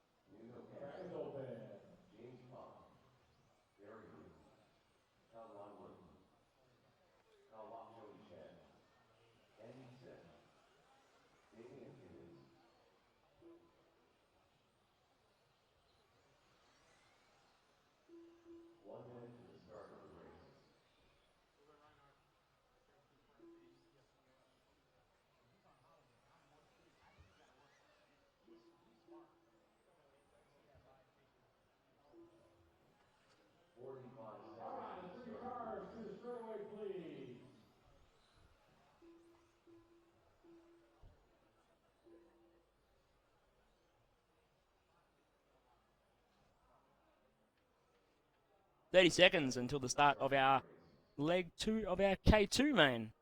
Yiha Huang starting from the 1 spot, got the win in leg 1. Zhaofeng Zhu from 2, finished second in leg 1. James Pong in 3, Nuno Gancho in 4, Barry Wu in 5, Andy C in 6, Wai Lap Chung in 7, Ka Wang Lung in 8, Joey Chan in 9, and Damien Giddens starting in 10. 6 Hong Kong drivers starting in this race. 1 Chinese Taipei driver, 1 Chinese driver, 1 from Macau, and 1 British driver. K-final number 2. Drivers ready. We're going racing on the telephone. Here we go. Let's have a good start, guys. Easy. Oh, nice move there. Nuno Gancho in the 4. Oh, trouble going into the switchbacks.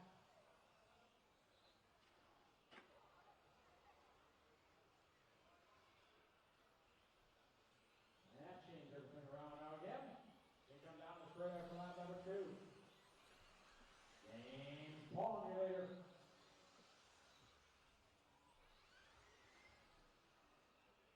Corey, can you bring me some tape? A roll of tape, please? 45 seconds into this one. James Pong from 3rd on the grid lead the way. Hao Wang Lung 2nd. Wai Lap Chung 3rd. Yihao Huang 4th. Andy C 5th. Damien Giddens 6th. Zhaofeng Zhu 7th. Nuno Gancho 8th. Barry Wu 9th. And Kalak Joey Chan 10th.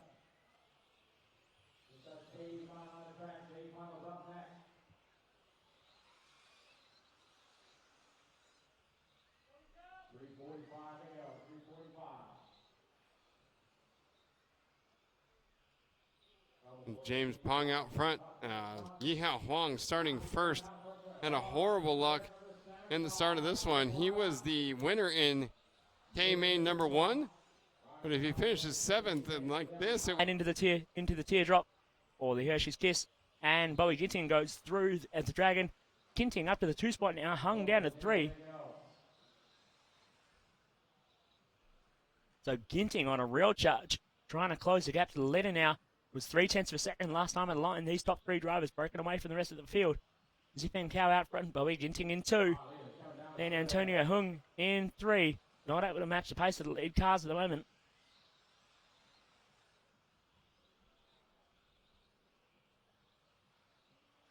Now, Zipeng, your leader to 1, followed by Bowie Ginting in the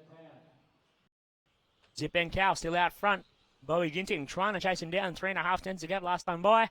And the same gap this time by between Cow and Ginting. Antonio Hung in 3rd. Kong Lee in 4th. Chi Yong Ong in 5th. Jerry Dai in 6th. Jian Min in 7th. Zhao Wei Li in 8th. Nicholas Cho in 9th. And Max Park not taking to the starting grid in this one. So Zipeng Cow, your leader, just ever so slightly pulling out a gap from Bowie Ginting last time at the line for lap number 8 with 2 minutes 25 left in this J2 main. We go back to, we've got a Scorpion Power Systems instant replay. Checking out this tag here between Antonio, turning around our leader. Lucky we'll find out in 5 minutes. Ronald Volker was so upset with how A-Main number 1 went. He didn't even stick around the driver's stand for the interview. Oh yeah, he wasn't happy. Nope. He had a really nervous race too. I mean, you don't spend 4 minutes holding off Alex Hagberg and not be able to lose a little bit of sleep over it, because Alex threw everything at him. But Ronald covered it off very nicely indeed, driving super defensively into pretty much every corner to cover off Alex Hagberg. Incredibly. He's just throwing a chop block in every 180, doing everything he possibly could to keep Hagberg behind him, and that's not how anyone likes to race unless they're winning. There's a good look at the threatening skies overhead, and it's worse behind the camera. So unfortunately, there's no way we'd be able to see it. But yeah, dark clouds like that all over the place. The only weather forecasts I was able to find aren't bad, but I mean, the forecast doesn't mean anything. It's what's happening in the sky that truly does matter.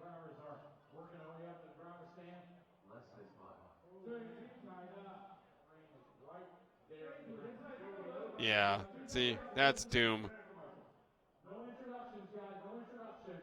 Yep, not even going to do driver introductions here for A main number 2. We're just going to get straight to it. So we're pushing straight through into A2. Everyone going to take to the track. And we're waiting with bated breath to see whether Bruno Coelho can back up his dominant A1 performance to take A2 and become the newly crowned IFMAR ISTC World Champion and gain his second World Championship in 2 years. His second World Championship in less than 12 months. Oh, man. Lightning behind the driver's stand. Wow. Starting to get a bit gnarly here in Beijing. Yeah, that would put an end to this race in a hurry with a metal driver stand. Good look at the bleachers. The crowd has made their way here from the race. A bunch of them from the event, a lot from Beijing. All here in anticipation of A main number 2 and a potential world championship for Bruno Coelho.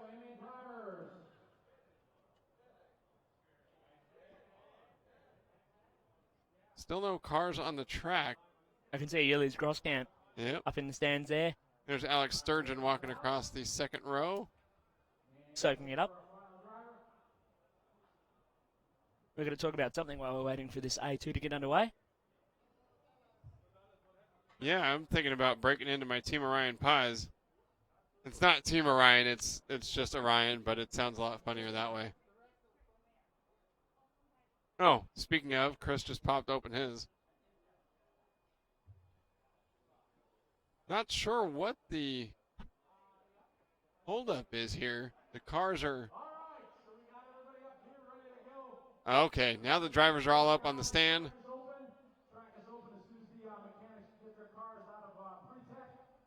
Okay, the cars are still in pre-tech. That's what we're waiting for. See a couple of people down there in the bottom right corner figured out they're on camera, waving around. Hey, Mom. Bunch of people up on the camera tower that they set up for us that we didn't end up using because the driver stand is huge.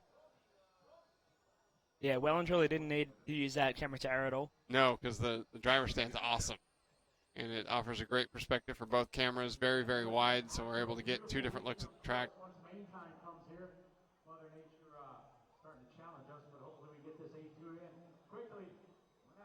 See the mechanics here holding the cars in the staging area, waiting for the command to put them down.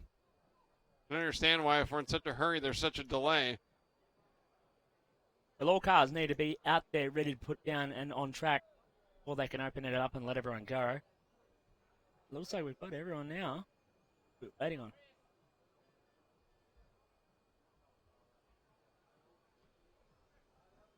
Yeah, there's 10 cars there. Let's go.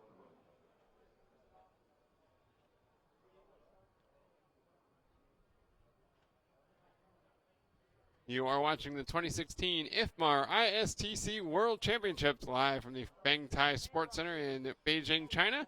Now cars are on the track. Our sponsors this week, Hobby Wing, Destiny, Sweep Racing, and Team Associated. And it all comes down to the next 5 minutes between Bruno Coelho and literally everyone else. Bruno Coelho wins, that's over. He's the world champion.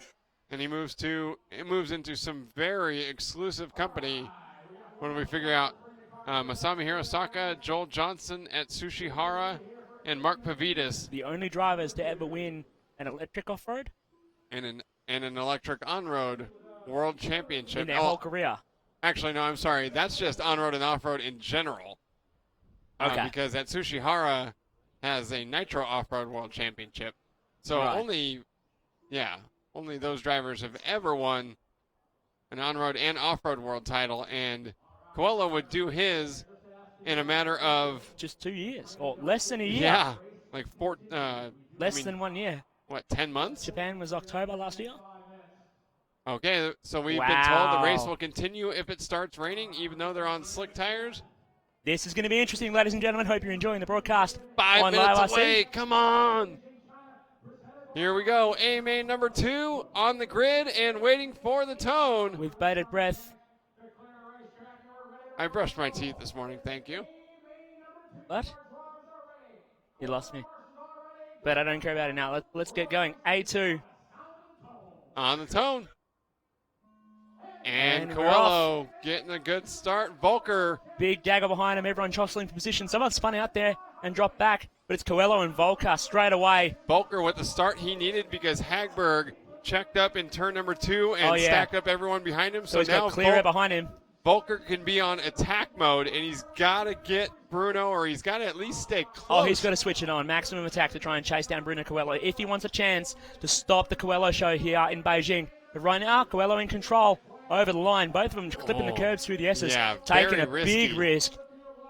But you don't risk it, you don't get the biscuit. Right, Volker very quick through the golf club, but Coelho's car so fast. Looks like Volker a little faster through the Dragon on this lap. It was 3,800s, 2,900s. Coelho just left the door open a little bit, lost a little bit of time, a little bit wide at the antenna. Volker too tight, though, through the potato wedge. I think Bruno had a better run through the right side of the track.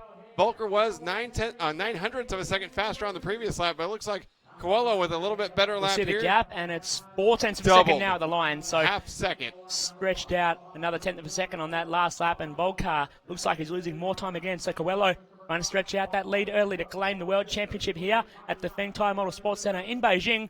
Coelho, Volker, Reinhard, Kropp, Wilk, top 5, Fischer 6th, Lee 7th, Akiyama 8th, Hagberg dropped all the way to 9th, as did Akio Sabue in 10th. So 3rd and 4th qualifiers at the back of the field, but we're focused on the front because Bruno Coelho is 3 minutes and 25 seconds away from the International Scale Touring Car World Championship, and Volker has nothing. He's 7/10 of a second back. 7.5 tenths now, lost another half a tenth on that last lap. They came around for lap number 6.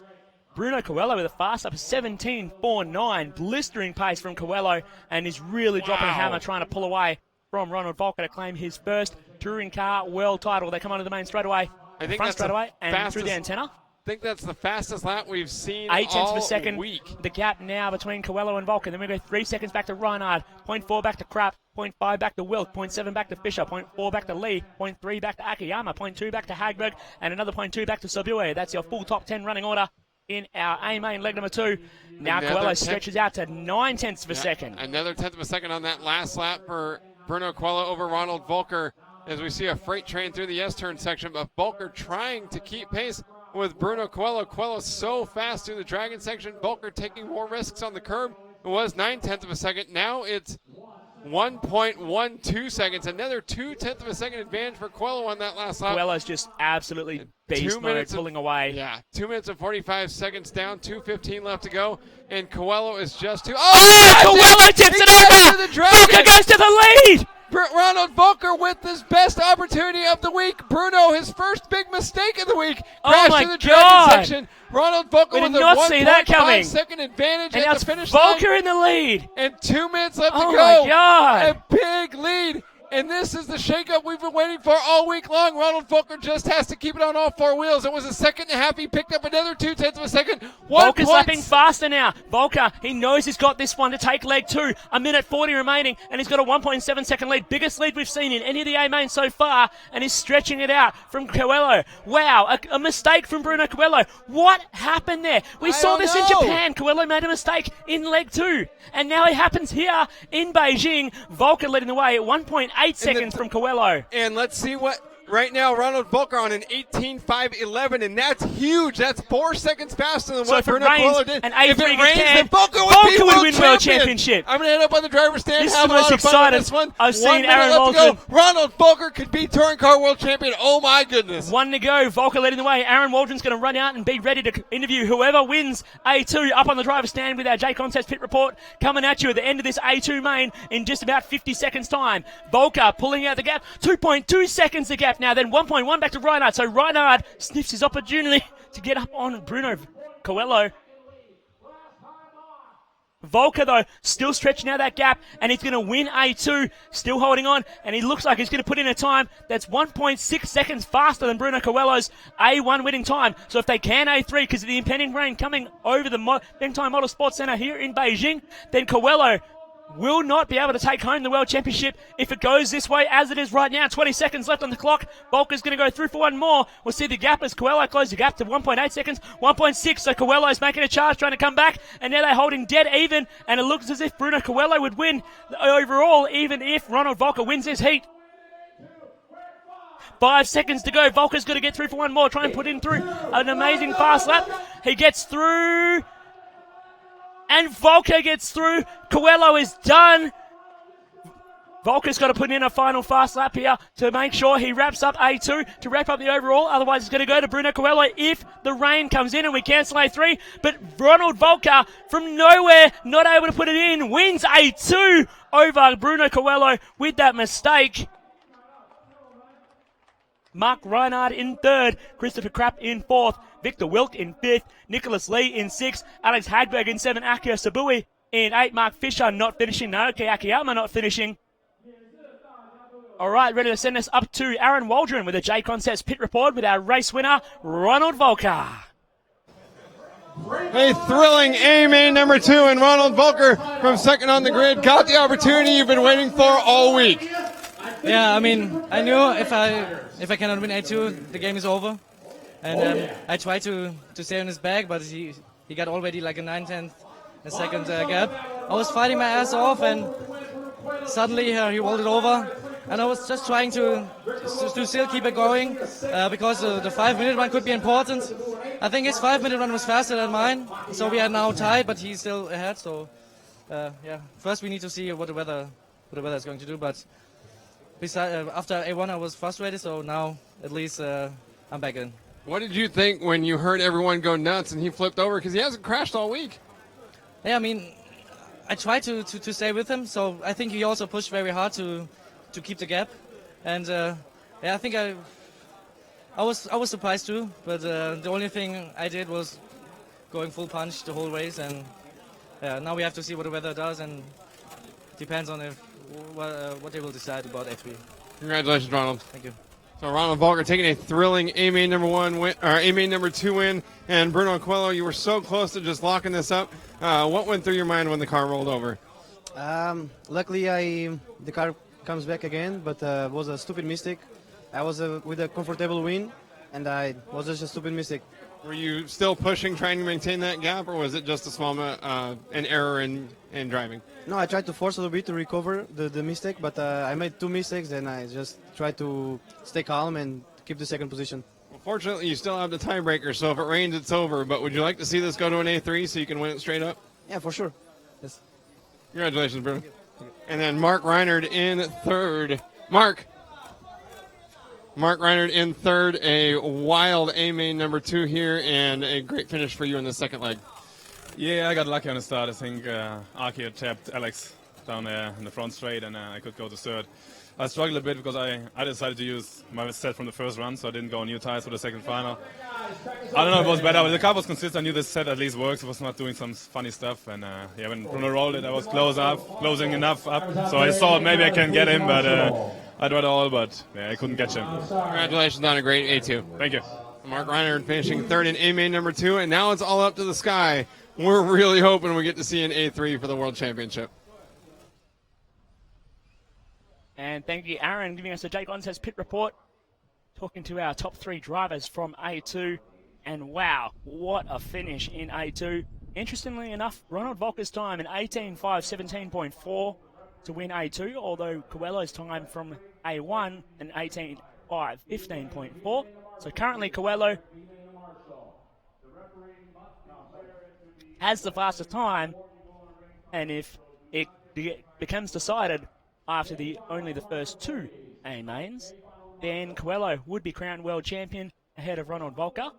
And according to the chart we have here, based on the first 2 A-mains, Mark Reinhardt currently sitting in the 3 spot from Christopher Krapp in 4.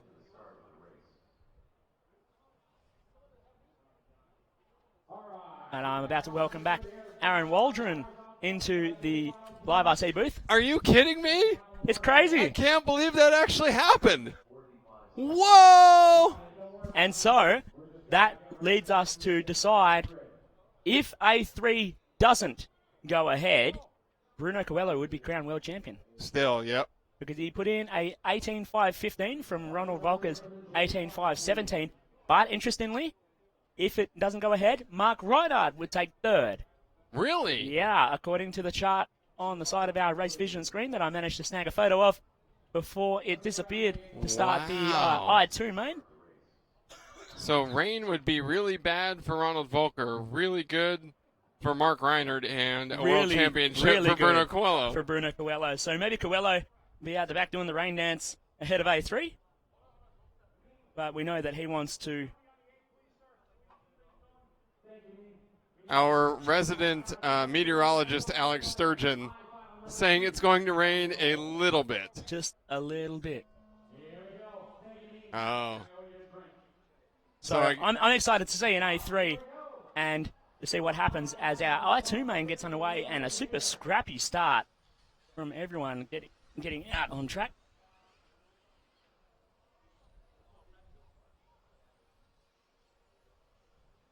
So this is our I-final number 2.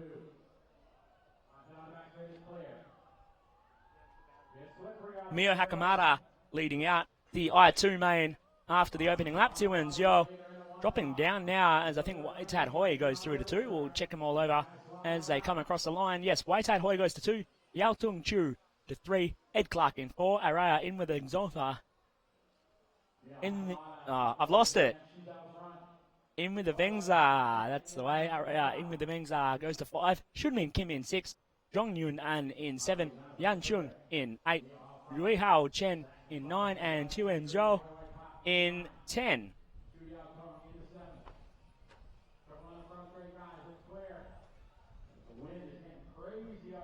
Hakamada holding a 2-second lead over Waitat Hoi, who only has a 7/10 of a second lead over Yao Tong Chu in 1.2 back to the Australian Ed Clark. And 0.1 back to Araya in with the Vongsa. In with the Vengza. Oh, I'm killing it. Murdering it. As in with the Vengza now goes through to the 4th spot above Ed Clark. Dropping down to 5. Jongyun An goes to 6. And Shunmin Kim in 7. Dui Hao 10. In 8 and Yan Chung in 9. Looks like we lost Tiwen Zhou on the opening lap.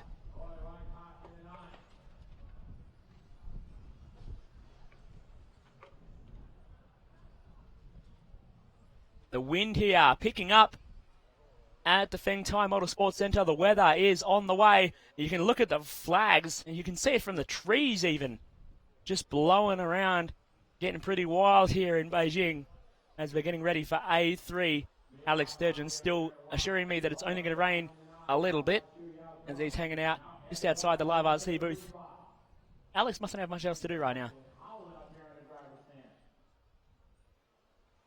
Being a team manager and not racing, I'd testify to that. He wouldn't have much to do right now. During A mains, everything's been pretty much sorted out and he can let his racers do what they want. But back to our fight here. Mio Hakamada stretching out her lead to 1.9 seconds. Sorry, his lead, Mio Hakamada, holding on to a 1.9 second lead. Waitat Hoi in second. Araya in with the Vengza goes to the 3 spot now, 3.1 second down. And Ed Clark in 4. Yao Tung Chu down to 5. Yongyun An in 6. Chunmin Kim in 7. Rui Hao Chen in 8. Yan Chung in 9. The way it is right now, if the finishing positions are as showing right now, Waitat Hoi would take the overall win in the I main this week at the IFMAR ISTC Worlds.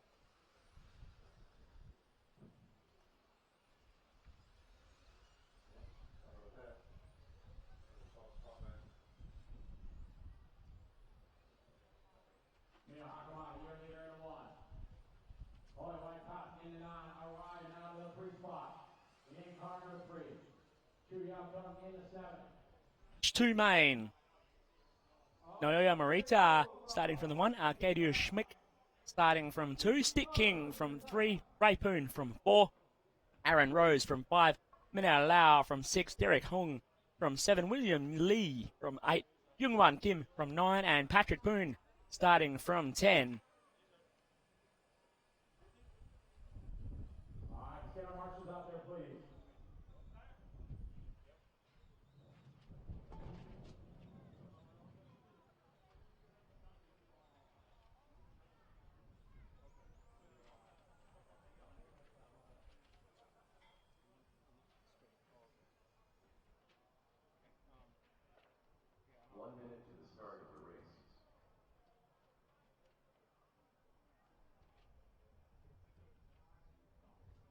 Cars, track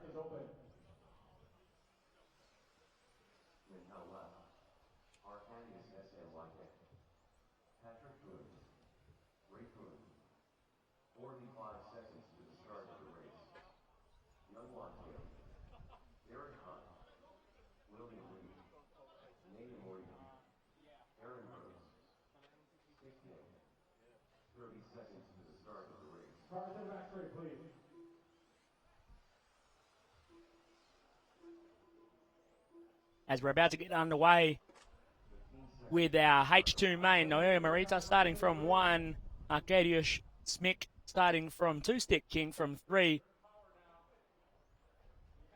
And the wind's still blowing a gale here at the Feng Tai Model Sports Centre. The weather really starting to roll in. Trying to put a damper on our efforts. Finish off the finals here at the 2016 IFMAR ISTC World Championships. Thanks to our sponsors, Hobbywing, innovation powered by passion, Destiny, quality of design, Sweet Racing, the ultimate competition tyres, and Team Associated, World Champion RC cars. We're about to go racing in the H2 main. Off we go. Whoa, Schmick around the outside at 1 and gets it done. Over no, Aaron Rose in 6, Minhao Lau in 7, and Stick King bowing out as well now.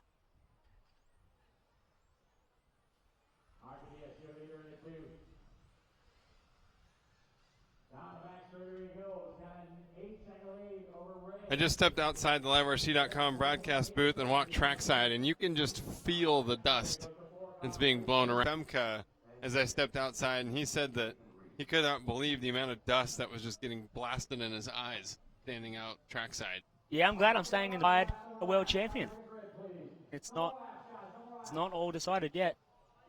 We could have a third winner. Imagine that. Oh, man. 3-way tie for first. What if Mark can drive his way up in there and throw a wrench in the points? Wow. I think it would probably take a collision between... Or a mistake. Yeah. We saw a mistake from Bruno Coelho in A2, and he wasn't able. Volker and Mark can race his way up in there. Yeah, I mean, anything's possible, right? Especially when the conditions are starting to get so gnarly out there. That's true. Even the best in the world are going to make mistakes on tracks like this. Looks like we've got a partial grid set here for the G2 final. Some drivers not taking the track. Felix Law not on track. No Chavit Telagupta. Unless they are still pulling up.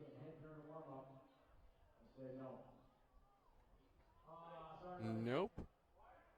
Looks like they may not make the start here. We got to get going. We got another race we got to fit in.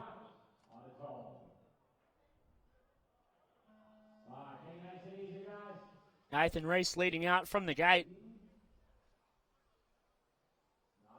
Catch them all over the line as they come across on the front straightaway just now. So Reese, Hebert, Antonio Caroli, Kukwai Wong, Alvin Ko, Julian Wong, Jung Yun An, Angie Ding, of course Felix Law and Shavit Salagupta not taking to the track.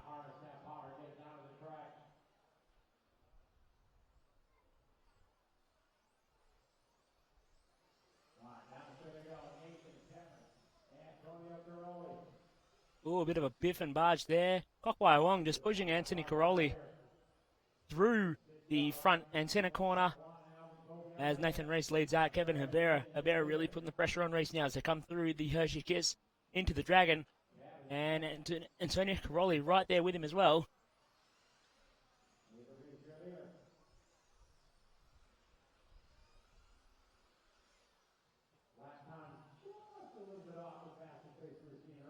And look at the lap time drop off. 22.5 fast lap for this race from Alvin Ko in 4th. So the track is absolutely nowhere now. You can see the cars just sliding everywhere. And braking way sooner into that 180 down at the end of the front straightaway. Tiptoeing around the golf club. Ooh. Coelho, Volker, Hagberg were the top 3 in round number 1 in the A-mains. Volker, Coelho, Reinhard, top 3 in leg number 2. Let's see, what was... Reinhard was 6th in A-main number 1. 3rd in A-main 2. Hagberg was 3rd in A-main number 1. 7th in A-main number 2. Yeah, even if Reinhard gets a win and forces a 3-way tie, it's not going to be in it.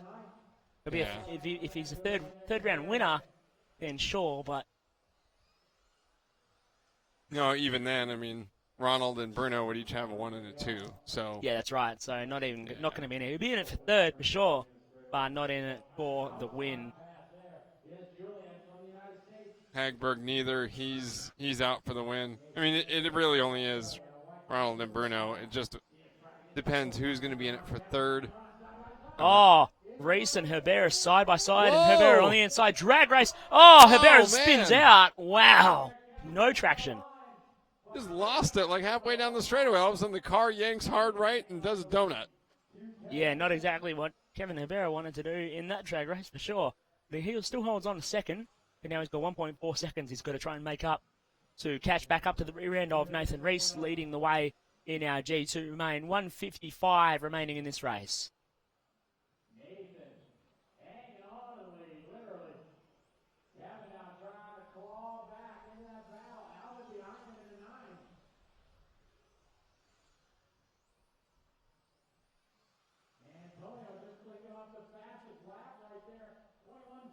Alvin Coe putting pressure on Kevin Herbert now as they came into the golf club last time by. So Kevin Herbert really trying to close the gap. 9/10 of a second now forward to Nathan Reese, your race leader, the Australian, otherwise known as Sadie. We've got a Scorpion Power Systems instant replay. Oh, man. And down into the golf drag race, corner. And then, whoa, donut time. That was bizarre. Just not enough grip anymore. The dust washing across the track here with the wind. It seems to have died off a little bit. Looking a bit more calm and casual out there now. But the dust that's been left behind the track, the damage is done on this track here. You know, everyone's circulating in 21s where they should be doing 18s. Yeah, frankly, that didn't look like any fun. No, and it'd be a frustrating moment for Kevin Herbert. I know he wouldn't have liked that one bit as they're coming out of the fried potato angle. And down the main straightaway one more time. Coming around, they're on lap 13 with 20 seconds remaining. So on track only for a 14-lap run in this one now due to the weather. Jeez.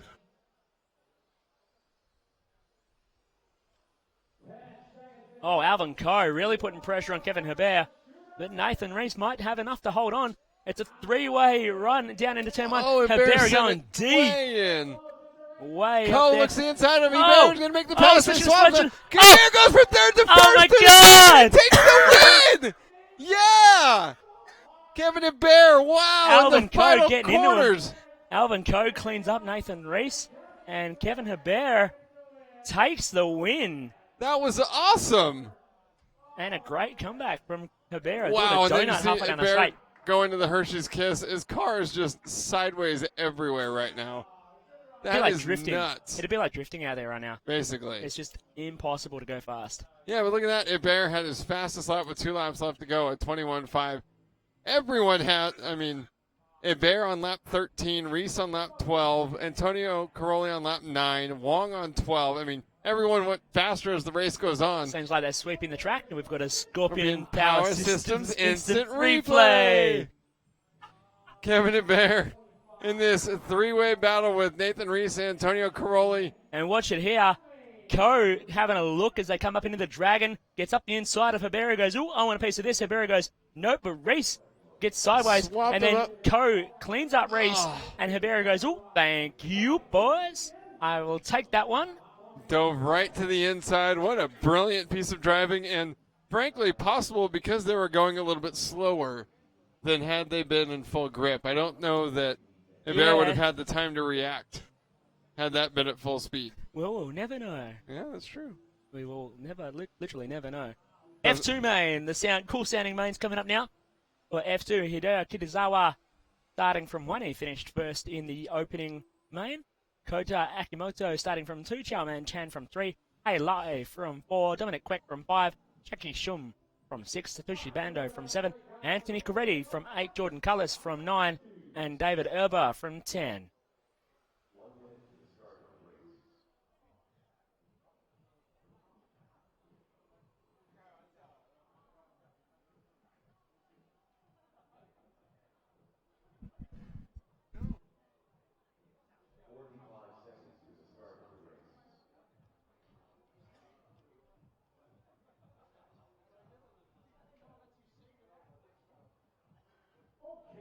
Setting the grid for F main number 2, Hideo Kitazawa, one from the front of the grid on in the first one.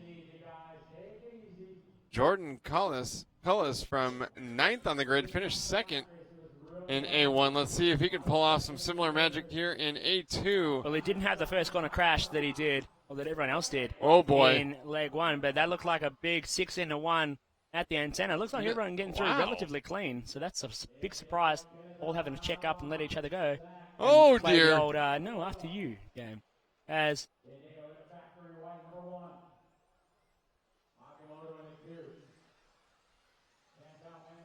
Hideo Kitazawa leads ahead of Kota Akimoto, Chowman Chan top 3, Satoshi Bando from 7th on the grid to 4th, Dominic Quick in 5th, Jordan Cullis, unfortunately, all the way down to 10th, so he's not going to have the same magic he did. Oh boy, someone barreled into the wall. Kitazawa, Akimoto, Bando now top 3, Coretti 4th, Highlight 5th, David Airbar 6th, and Chowman Chan with a rough one, dropping all the way back to the 8th spot. Dominic Quick with the rough run as well, dropping down to 9, and Cullis down 1 spot into 10, not having the run that he wanted in leg number 2. But Coretti putting some pressure on our front drivers. As you can see, we've got 2 pairs basically coming around the fried potato angle. Oh, Coretti dives into the golf club. A great move on Satoshi Bando. Now Coretti goes through to 3. Setting his sights on the next driver, Kota Akimoto, as they come onto the front straightaway out of the Dragon. Coretti right up at the back of Akimoto already, trying to go around the outside, side by side in the S-bend. Nothing there for him this time around the potato angle, and he's putting pressure, a lot of pressure on Akimoto. Hideo Kitazawa not able to pull out the gap that he did. Oh, Coretti, big spinner at 1. That's what happens when you drive too aggressive in super low grip conditions here at the Fengtai Model Sports Center for the second mains at the IFMAR ISTC World Championships, thanks to the wind and the weather coming through, blowing tons of dust across the track and ruining the traction, but basically for everyone. But I think enhancing the racing action, it's been a lot of fun to watch as they've been slipping and sliding around. It sort of slows the drivers down and makes them change how they approach the corners, and it's really made these last couple of mains rather interesting. We'll see what happens with A main number 3. Oh yeah, but Kitazawa out front at the moment from Akimoto in 2, Satoshi Bando in 3, Hey Lai in 4, Anthony Coretti now down to 5, David Erbar in 6, Jackie Shum in 7, Chowman Chan in 8, Dominic Quick in 9, and Jordan Cullis in 10. As the sun's out once again over the Fengtai Model Sports Center, Akimoto is starting to put some pressure on Hideo Kitazawa though as they come through turn 1. Oh, Akimoto, a big slide through the boomerang.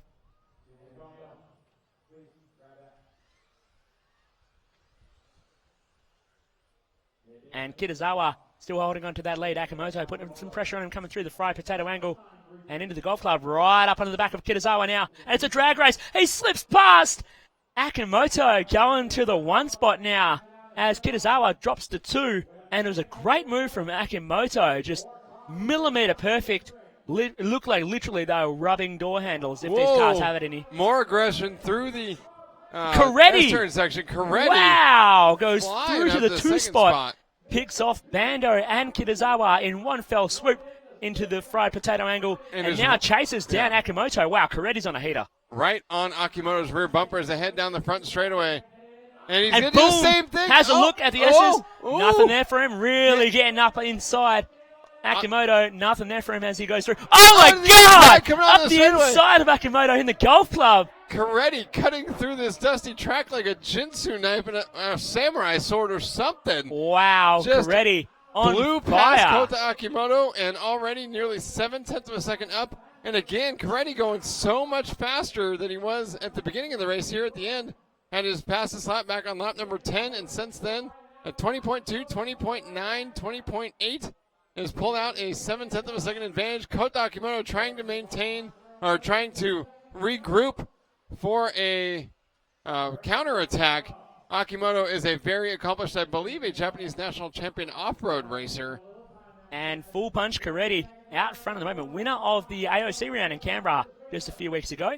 He managed to beat his Aussie teammate Ryan Maker to the overall win, but Maker having a better weekend in qualifying here at the IFMAR Worlds. This will be their final tour around the Feng Tai Model Sports Circuit. Coretti's just got to hold on to it as he comes down the main straightaway. A huge drive from Coretti those last few laps to be able to come back from like 5th and into the lead within the course of a lap and a half as he comes around out of the Dragon, punches it down the straight, and will take the win.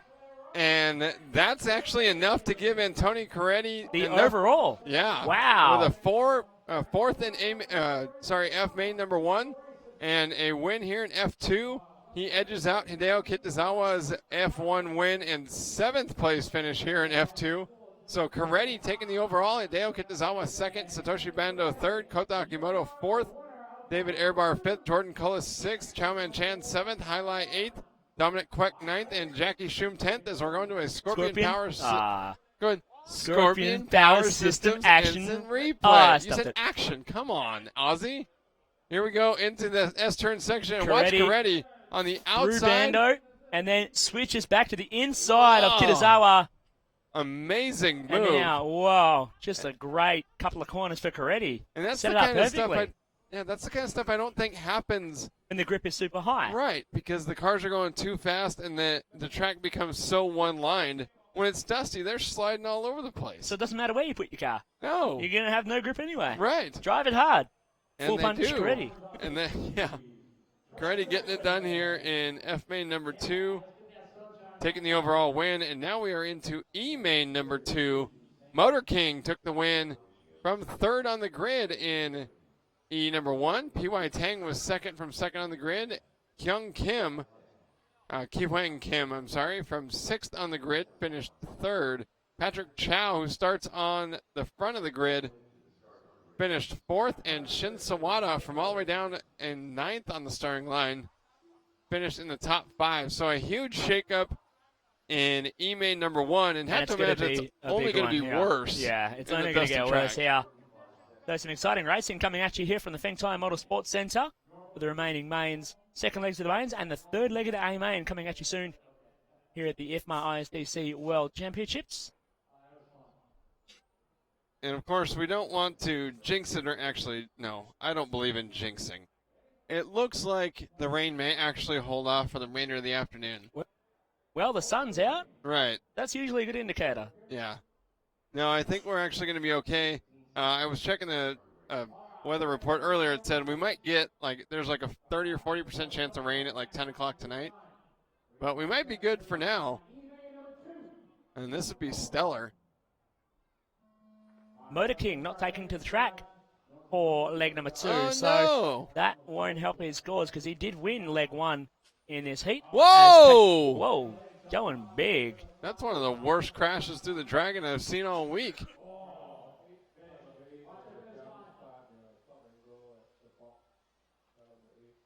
Patrick Chow led him by for lap number 1. P.Y. Tang 2nd. Motor King did make it out there. He's in 3rd. Oh, didn't check in. Kim 4th. Yeah, they all made it to the start, thank goodness. So Patrick.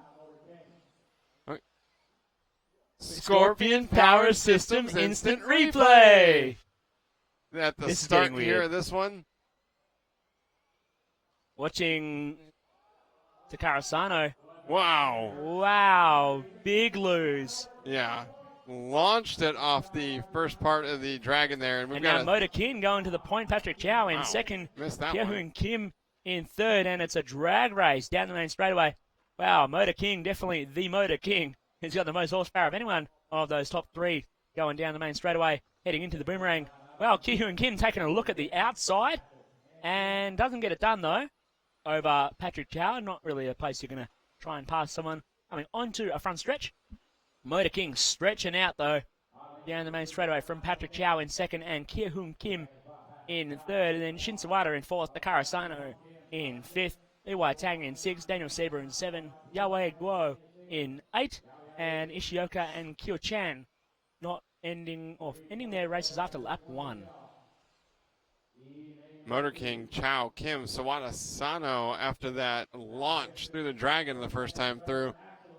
Motor King out front trying to run away here with the overall win by sweeping the 2 A mains, but Patrick Chow looking racy. Wants to make up for a 4th place finish in the first main event, I'm sure.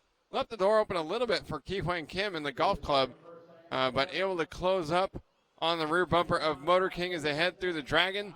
And keep the pressure on. 2:15 down, 2:45 left to go. Patrick Chow at his fastest lap 2 laps ago in 19.871, and then gave up a few hundredths on the following lap to Motor King. So the gap right at a half second at the line last time by. Chow trying to make up time through the Dragon. Motor King, though, so much rip coming out of the corner. Personal best laps for both drivers. King 19.7, Patrick Chow 19.6. He lost, Motor King lost 0.08 of a second to Patrick Chow, but King's faster this lap. Whoa, we got a spinner at 2. I don't know whether that's a backmarker. I think it is. Just getting lapped as Motor King comes through. Luckily, none of our top 3 cleaned him up, as Motor King still holding on to a 0.6 of a second lead over Patrick Chow, and 0.2 back to Ki-Hyun Kim in 3, then 4.1 seconds back to Takara Sano in 4, Shin Sawada in 5, 0.3 of a second down on Sano, and 8.1 seconds back to Daniel Sieber. Patrick Chow's got a rearview mirror full of Ki-Hyun Kim. Oh, yeah. Kim looking racy through the S-turn as well, trying to square him up the inside around the fried potato angle. Nothing there for him, though, and Chow kept it nice and defensive through the golf club. Oh, Whoa. Leaves the door open, though, at the And then Hershey's Kiss. slammed it shut at the last second right on Ki-Hyun Kim's fingertips. Him to the inside, blast him out of the way. That's a block pass and a half if I've ever seen one. Beat it! Wow. Patrick Chow won't be defeated. Actually, he was. He's the one that got blasted, so Ki-Hyun And Kim. fed into the wall, too. Yeah. Chow bounced off and back on his road. Oh, we missed it. Someone rolling it over. Ki-Hyun Kim rolled it over, coming onto the main straightaway. So Patrick Chow goes back to the 2 spot, and Kim's got to do it all over again to try and close the gap. Got a Scorpion Power. Scorpion Power System Instant Replay. And here is that move coming onto the back straightaway. Boom! Oh, beat it. Take that, Patrick Chow. Wow. A big move from Ki-Hyun Kim, but then he threw it away, right, rolling himself over. And it looks like, and he runs over Patrick Chow in the Dragon, just as we say that. And now Chow's got body serious tuck. body tuck. Oh, man. It's over. It looks like it's coming down. Hey, look at that. Free of itself, but the damage is done. Ki-Hyun Kim's going to run away. And I think Shinso, there's a car in there that's, it's a lapper, I think. Motor King out front, Takara Sano second, Shin Sawada third, Patrick Chow fourth, and Daniel Sieber, the German, into the top 5. It looks like 6 cars continuing. Motor King on his final lap in the pink and yellow. Whoa, looking loose in the Dragon. Definitely super low grip out there right now. And Motor King takes a win in leg number 2, which will secure him the overall. Shin Sawada going to come across in second in just a moment's time.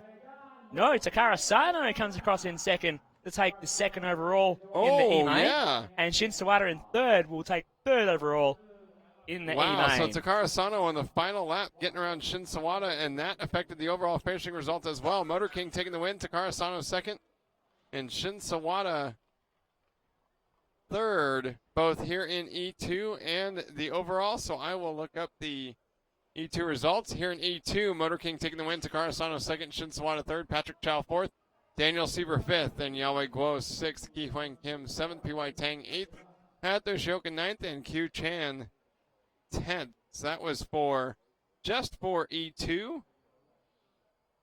And see if I can load the double E results sent to me from the timing tower.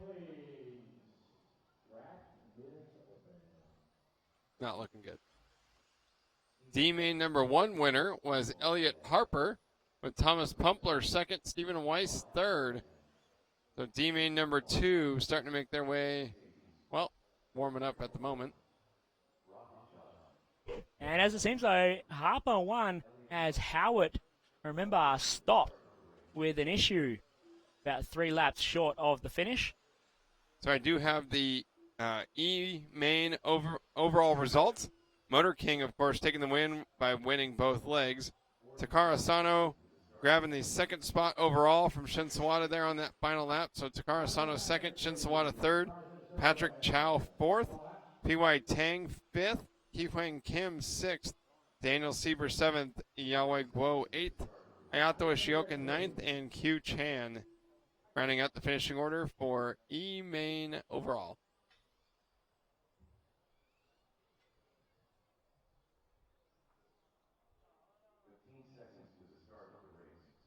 Bring your cars to grid here as we get ready for D-Main. 4 more races left here in the World Championship. Just 4 races left in today's finals day. Yeah, last day of the 2016 IFMAR ISTC World Championships live from Beijing, China. Brought to you by Hobbywing, Destiny, Sweet Racing, and Team Associated. As Rick Howard will lead Elliott Harper into turn number 1 for D2, the Mighty Ducks on the tongue. Howard leading out from Harper, and he holds onto it, running a bit wide on the exit of the Hershey's just so. Harper trying to put the pressure on him early. Coming on in the main front straight away. Buffalo right there with him as well. And both cars to a break little away. wiggle coming onto the front straightaway. Thomas Pumpler hitting the curb in the fried potato angle took a bit more than he could chew. And Howard on a little bit. Right, Howard trying to put some distance between himself and Elliott Harper. So down the front straightaway, up to a half a second. Howard inching away a little bit there on lap number 2. Still a lot of time left here in D2. Howard was 10th in D-Main number 1, so unfortunately it's going to be really tough. Yeah, didn't finish. His car stopped a few laps short of the finish as Elliott Harper coming across and now starting to put some pressure on Howard coming through the S-bend around the fried potato angle. Pouring the pressure on thick on a Howard. Wow, going deep into the golf club. Now Howard just a little bit more motor, but Harper goes deeper into the boomerang around the Hershey's Kiss. About even Stevens. They come through the Dragon now. Thomas Buffalo can't go with them at the moment. Harper really trying to put the pressure on Howard. Through the antenna, up through the S-bend once again. Into the front potato angle. Elliott Harper right there. Has a look. Nothing there for him though. Pumpler looking the inside of Harper exiting the golf club and wasn't able to make it happen. Now Harper though on the defensive. Harper had to check up. Coming up on the back of Rick Howard, so that's allowed Pumpler back into the top 3 now. Really fighting for it with Harper. Pumpler looking to make a run on Harper as 4th place. Alexandre Laurent tips it over in the S. Yep, it looks like he landed back on his wheels, but not without losing some ground. Howard back to a little bit of a gap. It was 4/10 at the line, I believe larger than that now. Pumpler trying to hang with Harper as well, keep the pressure on from behind and force Elliott Harper to fight a 2-front war. 2 minutes down, 3 minutes left to go. Harper losing a little bit of ground to Howard. It was a half second at the line, and Howard rock solid here in D2, trying to end on a high note. Unfortunately, would only be good for 4th. Oh, Pumpler, look in the S's. Harper squares him up. Oh, wow. Great move from the young Brit, Elliott Harper. Getting it done in the golf club and lives to fight another day in 2nd place. But they're losing ground to Howard, as Howard's now pulling away in the lead of this D-Main. Harper fought right back and didn't let Pumpler hang on to the 2nd spot for more than a corner. And now Howard's got a 1.1 second advantage as Harper and Pumpler swap spots. It slowed them both down. 2 minutes and 15 seconds left to go. Let's see if Pumpler can mount another charge or if Harper can try to reel in Howard. Okay, we've got a Scorpion Power Systems instant replay. We've got it down to a fine art now. Harper through the S-turn section, gets sideways, and that's allows Pumpler to slide up the inside. And then Harper squares him up through the potato angle, gets to the inside. Harper switches him back. He forced him into it. Harper knew exactly what he was doing. He's probably practiced that move 1,000 times back home and uses it here at the Worlds in the D-Main to get the move done on Thomas Pumpler. Howard, Harper, Pumpler, Davies, and Laurent the top 5 with 1:35 left to go. The gap from 1st to 2nd still 1.189 seconds, so Harper not reeling in any time on Rick Howard. He's still got Thomas Pumpler within 0.4 of a second behind him with 1 minute and 20 seconds left on the clock. Howard's checked out. He's gone 1.1 seconds as long as he doesn't stop again. A couple of laps from the end with 1 minute to go. Uh-oh, got a car slow on the outside of the back straightaway, but all cars make it through cleanly. Jesse Davis up to the 4th spot. He's sitting back watching this fight unfold. And that would give Davis 3rd overall here in the D-Mains with 1 minute left to go. Harper would still clinch the overall win, though you imagine he would love to try to track down Howard. Unfortunately, still about a second back with 45 seconds left. He's probably going to need a mistake from Howard. And Harper's starting to inch away from Pumpler. It was 35 hundredths of a second now. before. Harper is the fastest of the top three with 30 seconds left to go. There's a car stuck on the short chute. That is car 4, Qisheng Huang. Wow, everyone was lucky not to hit him. No as kidding. Howard goes through for lap number 15. 15 seconds left on the clock. Harper, 9 tenths down, is not going to be able to catch Howard unless Howard makes a mistake or stops like he did in A1. And that's another 9 tenths of a second back to Thomas Pumpler in third. So the top three pretty well spread out. Harper making a charge on the left side of the field. Whoa, jumping the dragon. Oh, wow. Unfortunately for Harper, coming Not up enough to get it done. Yeah, 67 hundredths of a second short. Rick Howard hanging on for the D2 win.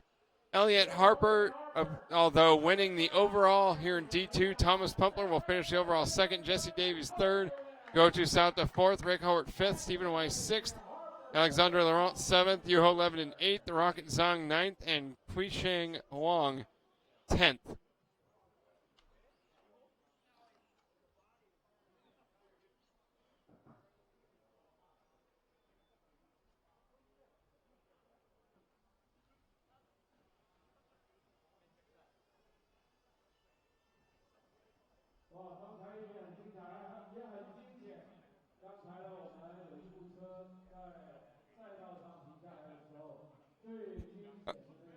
Okay, so we're going to go back to a Scorpion Power Systems instant replay as my co-star is dying right now. I may have killed him. So we've got Qisheng Wang's car rolled to a stop on the short chute before the golf club in the top left. And so we'll see that car not... Oh, actually, he hit the barriers there in the golf club and rolled back out onto that short chute. Wow. Wow, that's close. Oh, my God. Oh, he touches him. Wow. He just tags him. Wow. Dude, that was gnarly. And a fourth car just narrowly... And a fifth. Jeez. Dude. That was a pucker up and wait moment. Yeah. 5 cars all within like maybe a total of 3 inches if you added up the distance that all those cars missed that guy. Wow. That was nuts. Absolutely super close. Imagine there's going to be a couple of drivers changing their underwear after that. Anyway, we've got former, well, still, I guess, defending national champion Naoto Matsukura. He is National? World champion, yeah. Defending world champion Naoto Matsukura. Gets to hang on to the title for, what, another half hour maybe? Will lead out in the C2 final. Unfortunately, had trouble in C number 1, finished 6th. So it's going to be tough for him even to win the C main. J.J. Wong, a world's finalist from 12th scale. Won the first main. Yeah, from second on the grid. So sitting pretty with the second one. Jin Sawada started third on the grid. He finished second in the first leg. And Ayato Matsuzaki, all the way from 7th on the grid, finished third in C main number 1. So we should have a good race out front. Have to imagine now that Matsukura would love to, if nothing else, just pull away from the field. But we'll see. That's why they race. C number 2 coming up. Just a few seconds away. Here we go. Well. C main number 2. Off and running now to Matsukura with a nice clean start. Simon Nicholson looking to, taking a look at Jin Sawada, and that stacked up 3rd, 4th, and 5th. And it looks like Nicholson and Whitelock got together. That's going to allow Sawada a little bit of room. Matsukura pulling away from J.J. Wong. Sawada 3rd, Nicholson still 4th, Whitelock 5th. Yugo Nagashima must have spun out there and slipped back to 6th. Ayato Matsuzaki 7th. Lucas Urbane picking up a couple of spots right away up to 8th. And Takahiro Namura 9th. Charlie P hanging on to 10th. Matsukura with a 9/10 of a second advantage on JJ Wong at the line last time by. This time it's still 9/10 of a second. Nearly identical laps for the top 3 drivers. Simon Nicholson, hundredths of a second faster. Top 4 separated by 2.7 as Matsukura trying to keep it moving here for 5 full minutes. 18.5 for Matsukura, 18.6 for Wong, so the lead up to 1 full second. Matsukura down the straightaway around the Hershey's Kiss to the Dragon section. Wong second, Sawada third, Nicholson fourth. Wetlock rounds out the top 5. Battle for the second spot now. Sawada all over JJ Wong. Sawada was second in the first main event, so he would need to get around Wong to have a shot at beating him. Tagged the curb and gave himself a body tuck. Yep. Got all curled up on that one, so Sawada goes through for 2. Mean Wetlock goes through to 3. Wong down to 4. Nicholson in 5. Matsuzaki in 6. Charlie P in 7. Yugo Nagashima in 8. Takashiro Nomura in 9. And Lucas Abe not taken to the track for this one. So with Wong's mistake there and Sawada running second, that would give Sawada the overall win here in the C main, as Matsukura's 6th place finish in C1 being the big factor there for the Japanese driver. Matsukura had 2.8 on Sawada at the line, another basically 9/10 to Wetlock in third. 1.3 seconds now from Wetlock to Wong, as Wong pulling out his fastest lap of the race, 18.5, trying to close the gap. Matsukura with 2.3 seconds up on Sawada, and more than that now, 2.6. Sawada with Wetlock right behind him. Battle for the second spot into the golf club corner. Mean V trying to get a run up on the inside. Sawada shuts the door. Yeah, nothing there for Mean. Down the front straightaway, the battle for second goes. Mean V looking for a way by. Both of them going right over the curbs with no regard for those red and white stripes in the S-turn section. Both of them getting away with it too. Very nicely done from both of those drivers, Jin and Mean. 1:35 left on the clock. Less than 2/10 of a second apart at the line. Sawada a little bit faster this time. The gap was about up to 3 seconds, but Mean V's closed that immediately. Down the straightaway they go. Sawada trying to hang tough for another minute 25 seconds, and they're going to be coming up on slower traffic in a second as well. Down the front straightaway into the S-turn section. Both of them much nicer over the curbs this time by. In fact, neither of them really touched him. One slower car gets out of the way, so that's one hurdle between Sawada and the overall win cleared. Mean V was 10th in C main number 1. And so even if Sawada finished 3rd here, it would come down to a tiebreaker with JJ Wong, and at that point, actually, Wong would take the win. So Sawada's got to hang on to the second spot over the former 200-millimeter world champion. Chris just opened a Coca-Cola and exploded all over him. Yamamoto in 5, Atsushihara in 6, Mika Laos.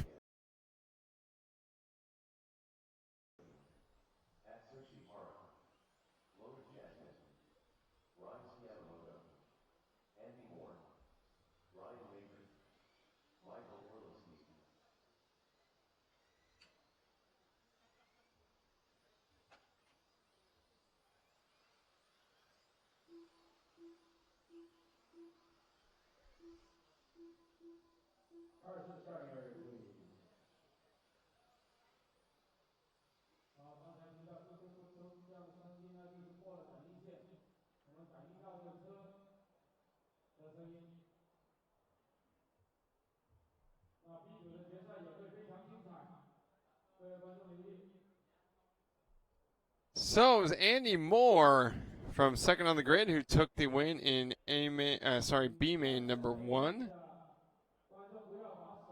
And the grid has been set. Jonas Grosskamp narrowly missing the final.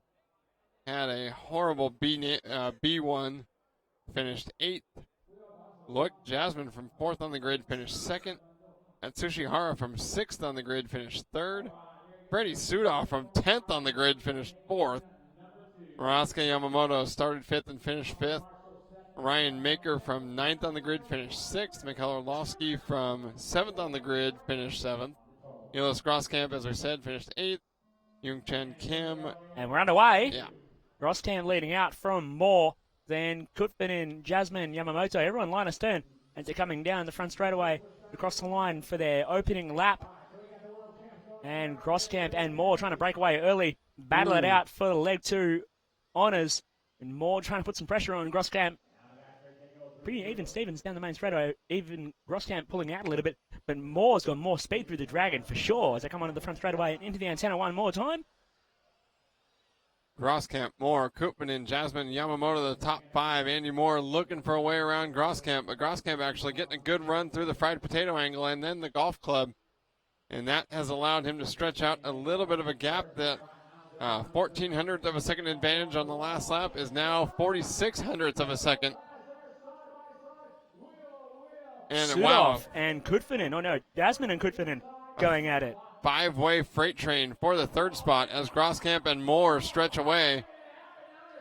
Hara driving it through into the, I believe, 5th or even 4th spots as we still follow along with this 2-car battle out front. Jasmine 3rd, Kutfinen 5th, Hara 6th, Youngchan Kim 7th. Moore right up onto the back of the Grosskamp now as they come into the Dragon.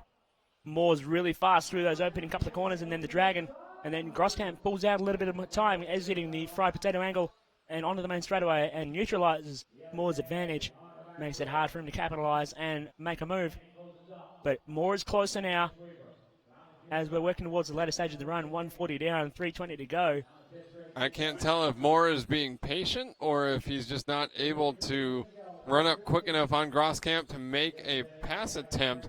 3 minutes left to go. Still a lot of time left to wait for a mistake from the 2012 world champion, Andy Moore, the 2006 world champion, trying to look up the inside, coming on the front straightaway. He's looking every which way. Grosskamp closes the door pretty late, heading into the antenna. And Moore having another look at the fried potato angle. Nothing there for him into the golf club. Grosskamp just running a little wide, shuts the door on the exit, makes sure Moore can't drive it up there and send it to the inside as they come into the Dragon now. And front straightaway into the antenna. Moore just not quite close enough to show Grosskamp the fender. And Grosskamp is keeping the corner entrance wide open in a lot of these corners, giving Moore the opportunity, but Moore's just doesn't get the run. Grosskamp very tidy here through the Dragon. Oh, definitely Grosskamp's driving defensive, trying to cover the line from Andy Moore. Well, he's not really driving that defensively. He's taking some wide entrances to the corners, and that's what's allowing Moore to look up the inside, but he's just not close enough. And then Grosskamp gets enough of a run out of the turn to beat him to the next one. Grosskamp's having to move over on every entry to the corner. They watch him take a normal conventional line and then at the last minute go, oh, wait, no, closing the door. Yeah. But Moore really throwing everything at him now. They're almost neck and neck. Moore looking at the outside. Oh, but goes then a he's long way around. wide in the golf club. Just and that completely overcooked it going into the golf club. And now Luke Jasmine is closing onto these two as they've been slowing each other down the last few laps. More aggressive on the curbs in the last two corners of the Dragon. And that gives Grosskamp a nearly 0.8 of a second advantage at the line. The battle now for second as Jasmine all over Andy Moore. It works an MPE sticker. Year number 2 on a grid from Germany, Ronald Volker. And starting in the number 1 position, driving an X-Ray chassis, driving for X-Ray, Hobbywing, Hootie, G-Force, Montec, Wild Turbofan, and EZ Power. He is your 2016 IFMAR top qualifier, starting in the number 1 position from Portugal. Give it up for Bruno Coelho. Oh, here we go. The pleasantries are over. See it's time to race. Yeah, we see a couple of photographers down there in front of the driver's stand, including our Thomas Tran. And cars are on the front straight for warm-up. And a riveted crowd, actually a nervous-looking crowd out there in the bleachers, coming to the last race of the entire week here in China. cannot say enough about what the crew here in Beijing has done. This has been a truly remarkable event, one of the best world championships in history. They've done a phenomenal job with everything from the opening ceremonies here to this A-main number 3 to decide the world championship for the touring car division. It's been a storybook week here in China, and it's coming down to the last 5-minute battle between two of the fastest touring car drivers on planet Earth. Oh yeah, it's going to be insane. 5 minutes of super hot sprint racing. 1 win each to Volker and Coelho. And it comes down to the third main to decide who's going to be crowned world champion for 2016. You've got to say Coelho's got a head full of steam still, even though that mistake cost him the chance of locking it up in A2 as we're ready to go racing. The grid locked in. Is that in Bruno's head, though? Does he think, like, man, I had that one in the bag and I rolled it over? Well, it could be. It really could be, and it could really mess him up coming into A3, knowing he has to get the job done. He probably has a little less experience than some of the other drivers. Been around in this game for longer, been in this situation a few more times, so you could say that's in his head. It all comes down to this, and we're waiting just moments before the start tone. Alexander Hagberg from third on the grid, Ronald Volker second. It's up to Volker and Coelho. Let's see if Volker can get it done. He's got to put the pressure on the Portuguese driver early. Driver's ready. And here we go with a main number 3 for the World Championship in touring car, and they're off the line. Oh, Coelho with a great start. He makes a mistake. Oh! To the inside right away. Oh, and Coelho takes him out. Reinhardt's in there. Joe-Mark Reinhardt to the point. It's all crazy. Coelho's throwing everything at him. Oh, Coelho takes him. Oh, Reinhardt's got body back to the top spot. He's gone. Come on, Volker. Hagberg to second. Reinhardt in third. Oh, my God. Wow. Volker out front, and Coelho turns around his teammate. Reinhardt blasted Hagberg, and now Coelho trying to get around Reinhardt, and meanwhile Volker with a 1.7 second advantage. Oh, Coelho puts a big move on Reinhardt there. That's crucial to this race. Oh, Reinhardt puts him out in the fried potato angle. I don't even care about the corner names anymore. This is too good. Oh, it's over! Coelho, it's over! No way! It's not happening. Ronald Volker out front. He is going to take this win. I'm calling it now. 1 minute into this race. 4 to go. He's got a 3-second lead over Victor Wilk. Oh, my gosh.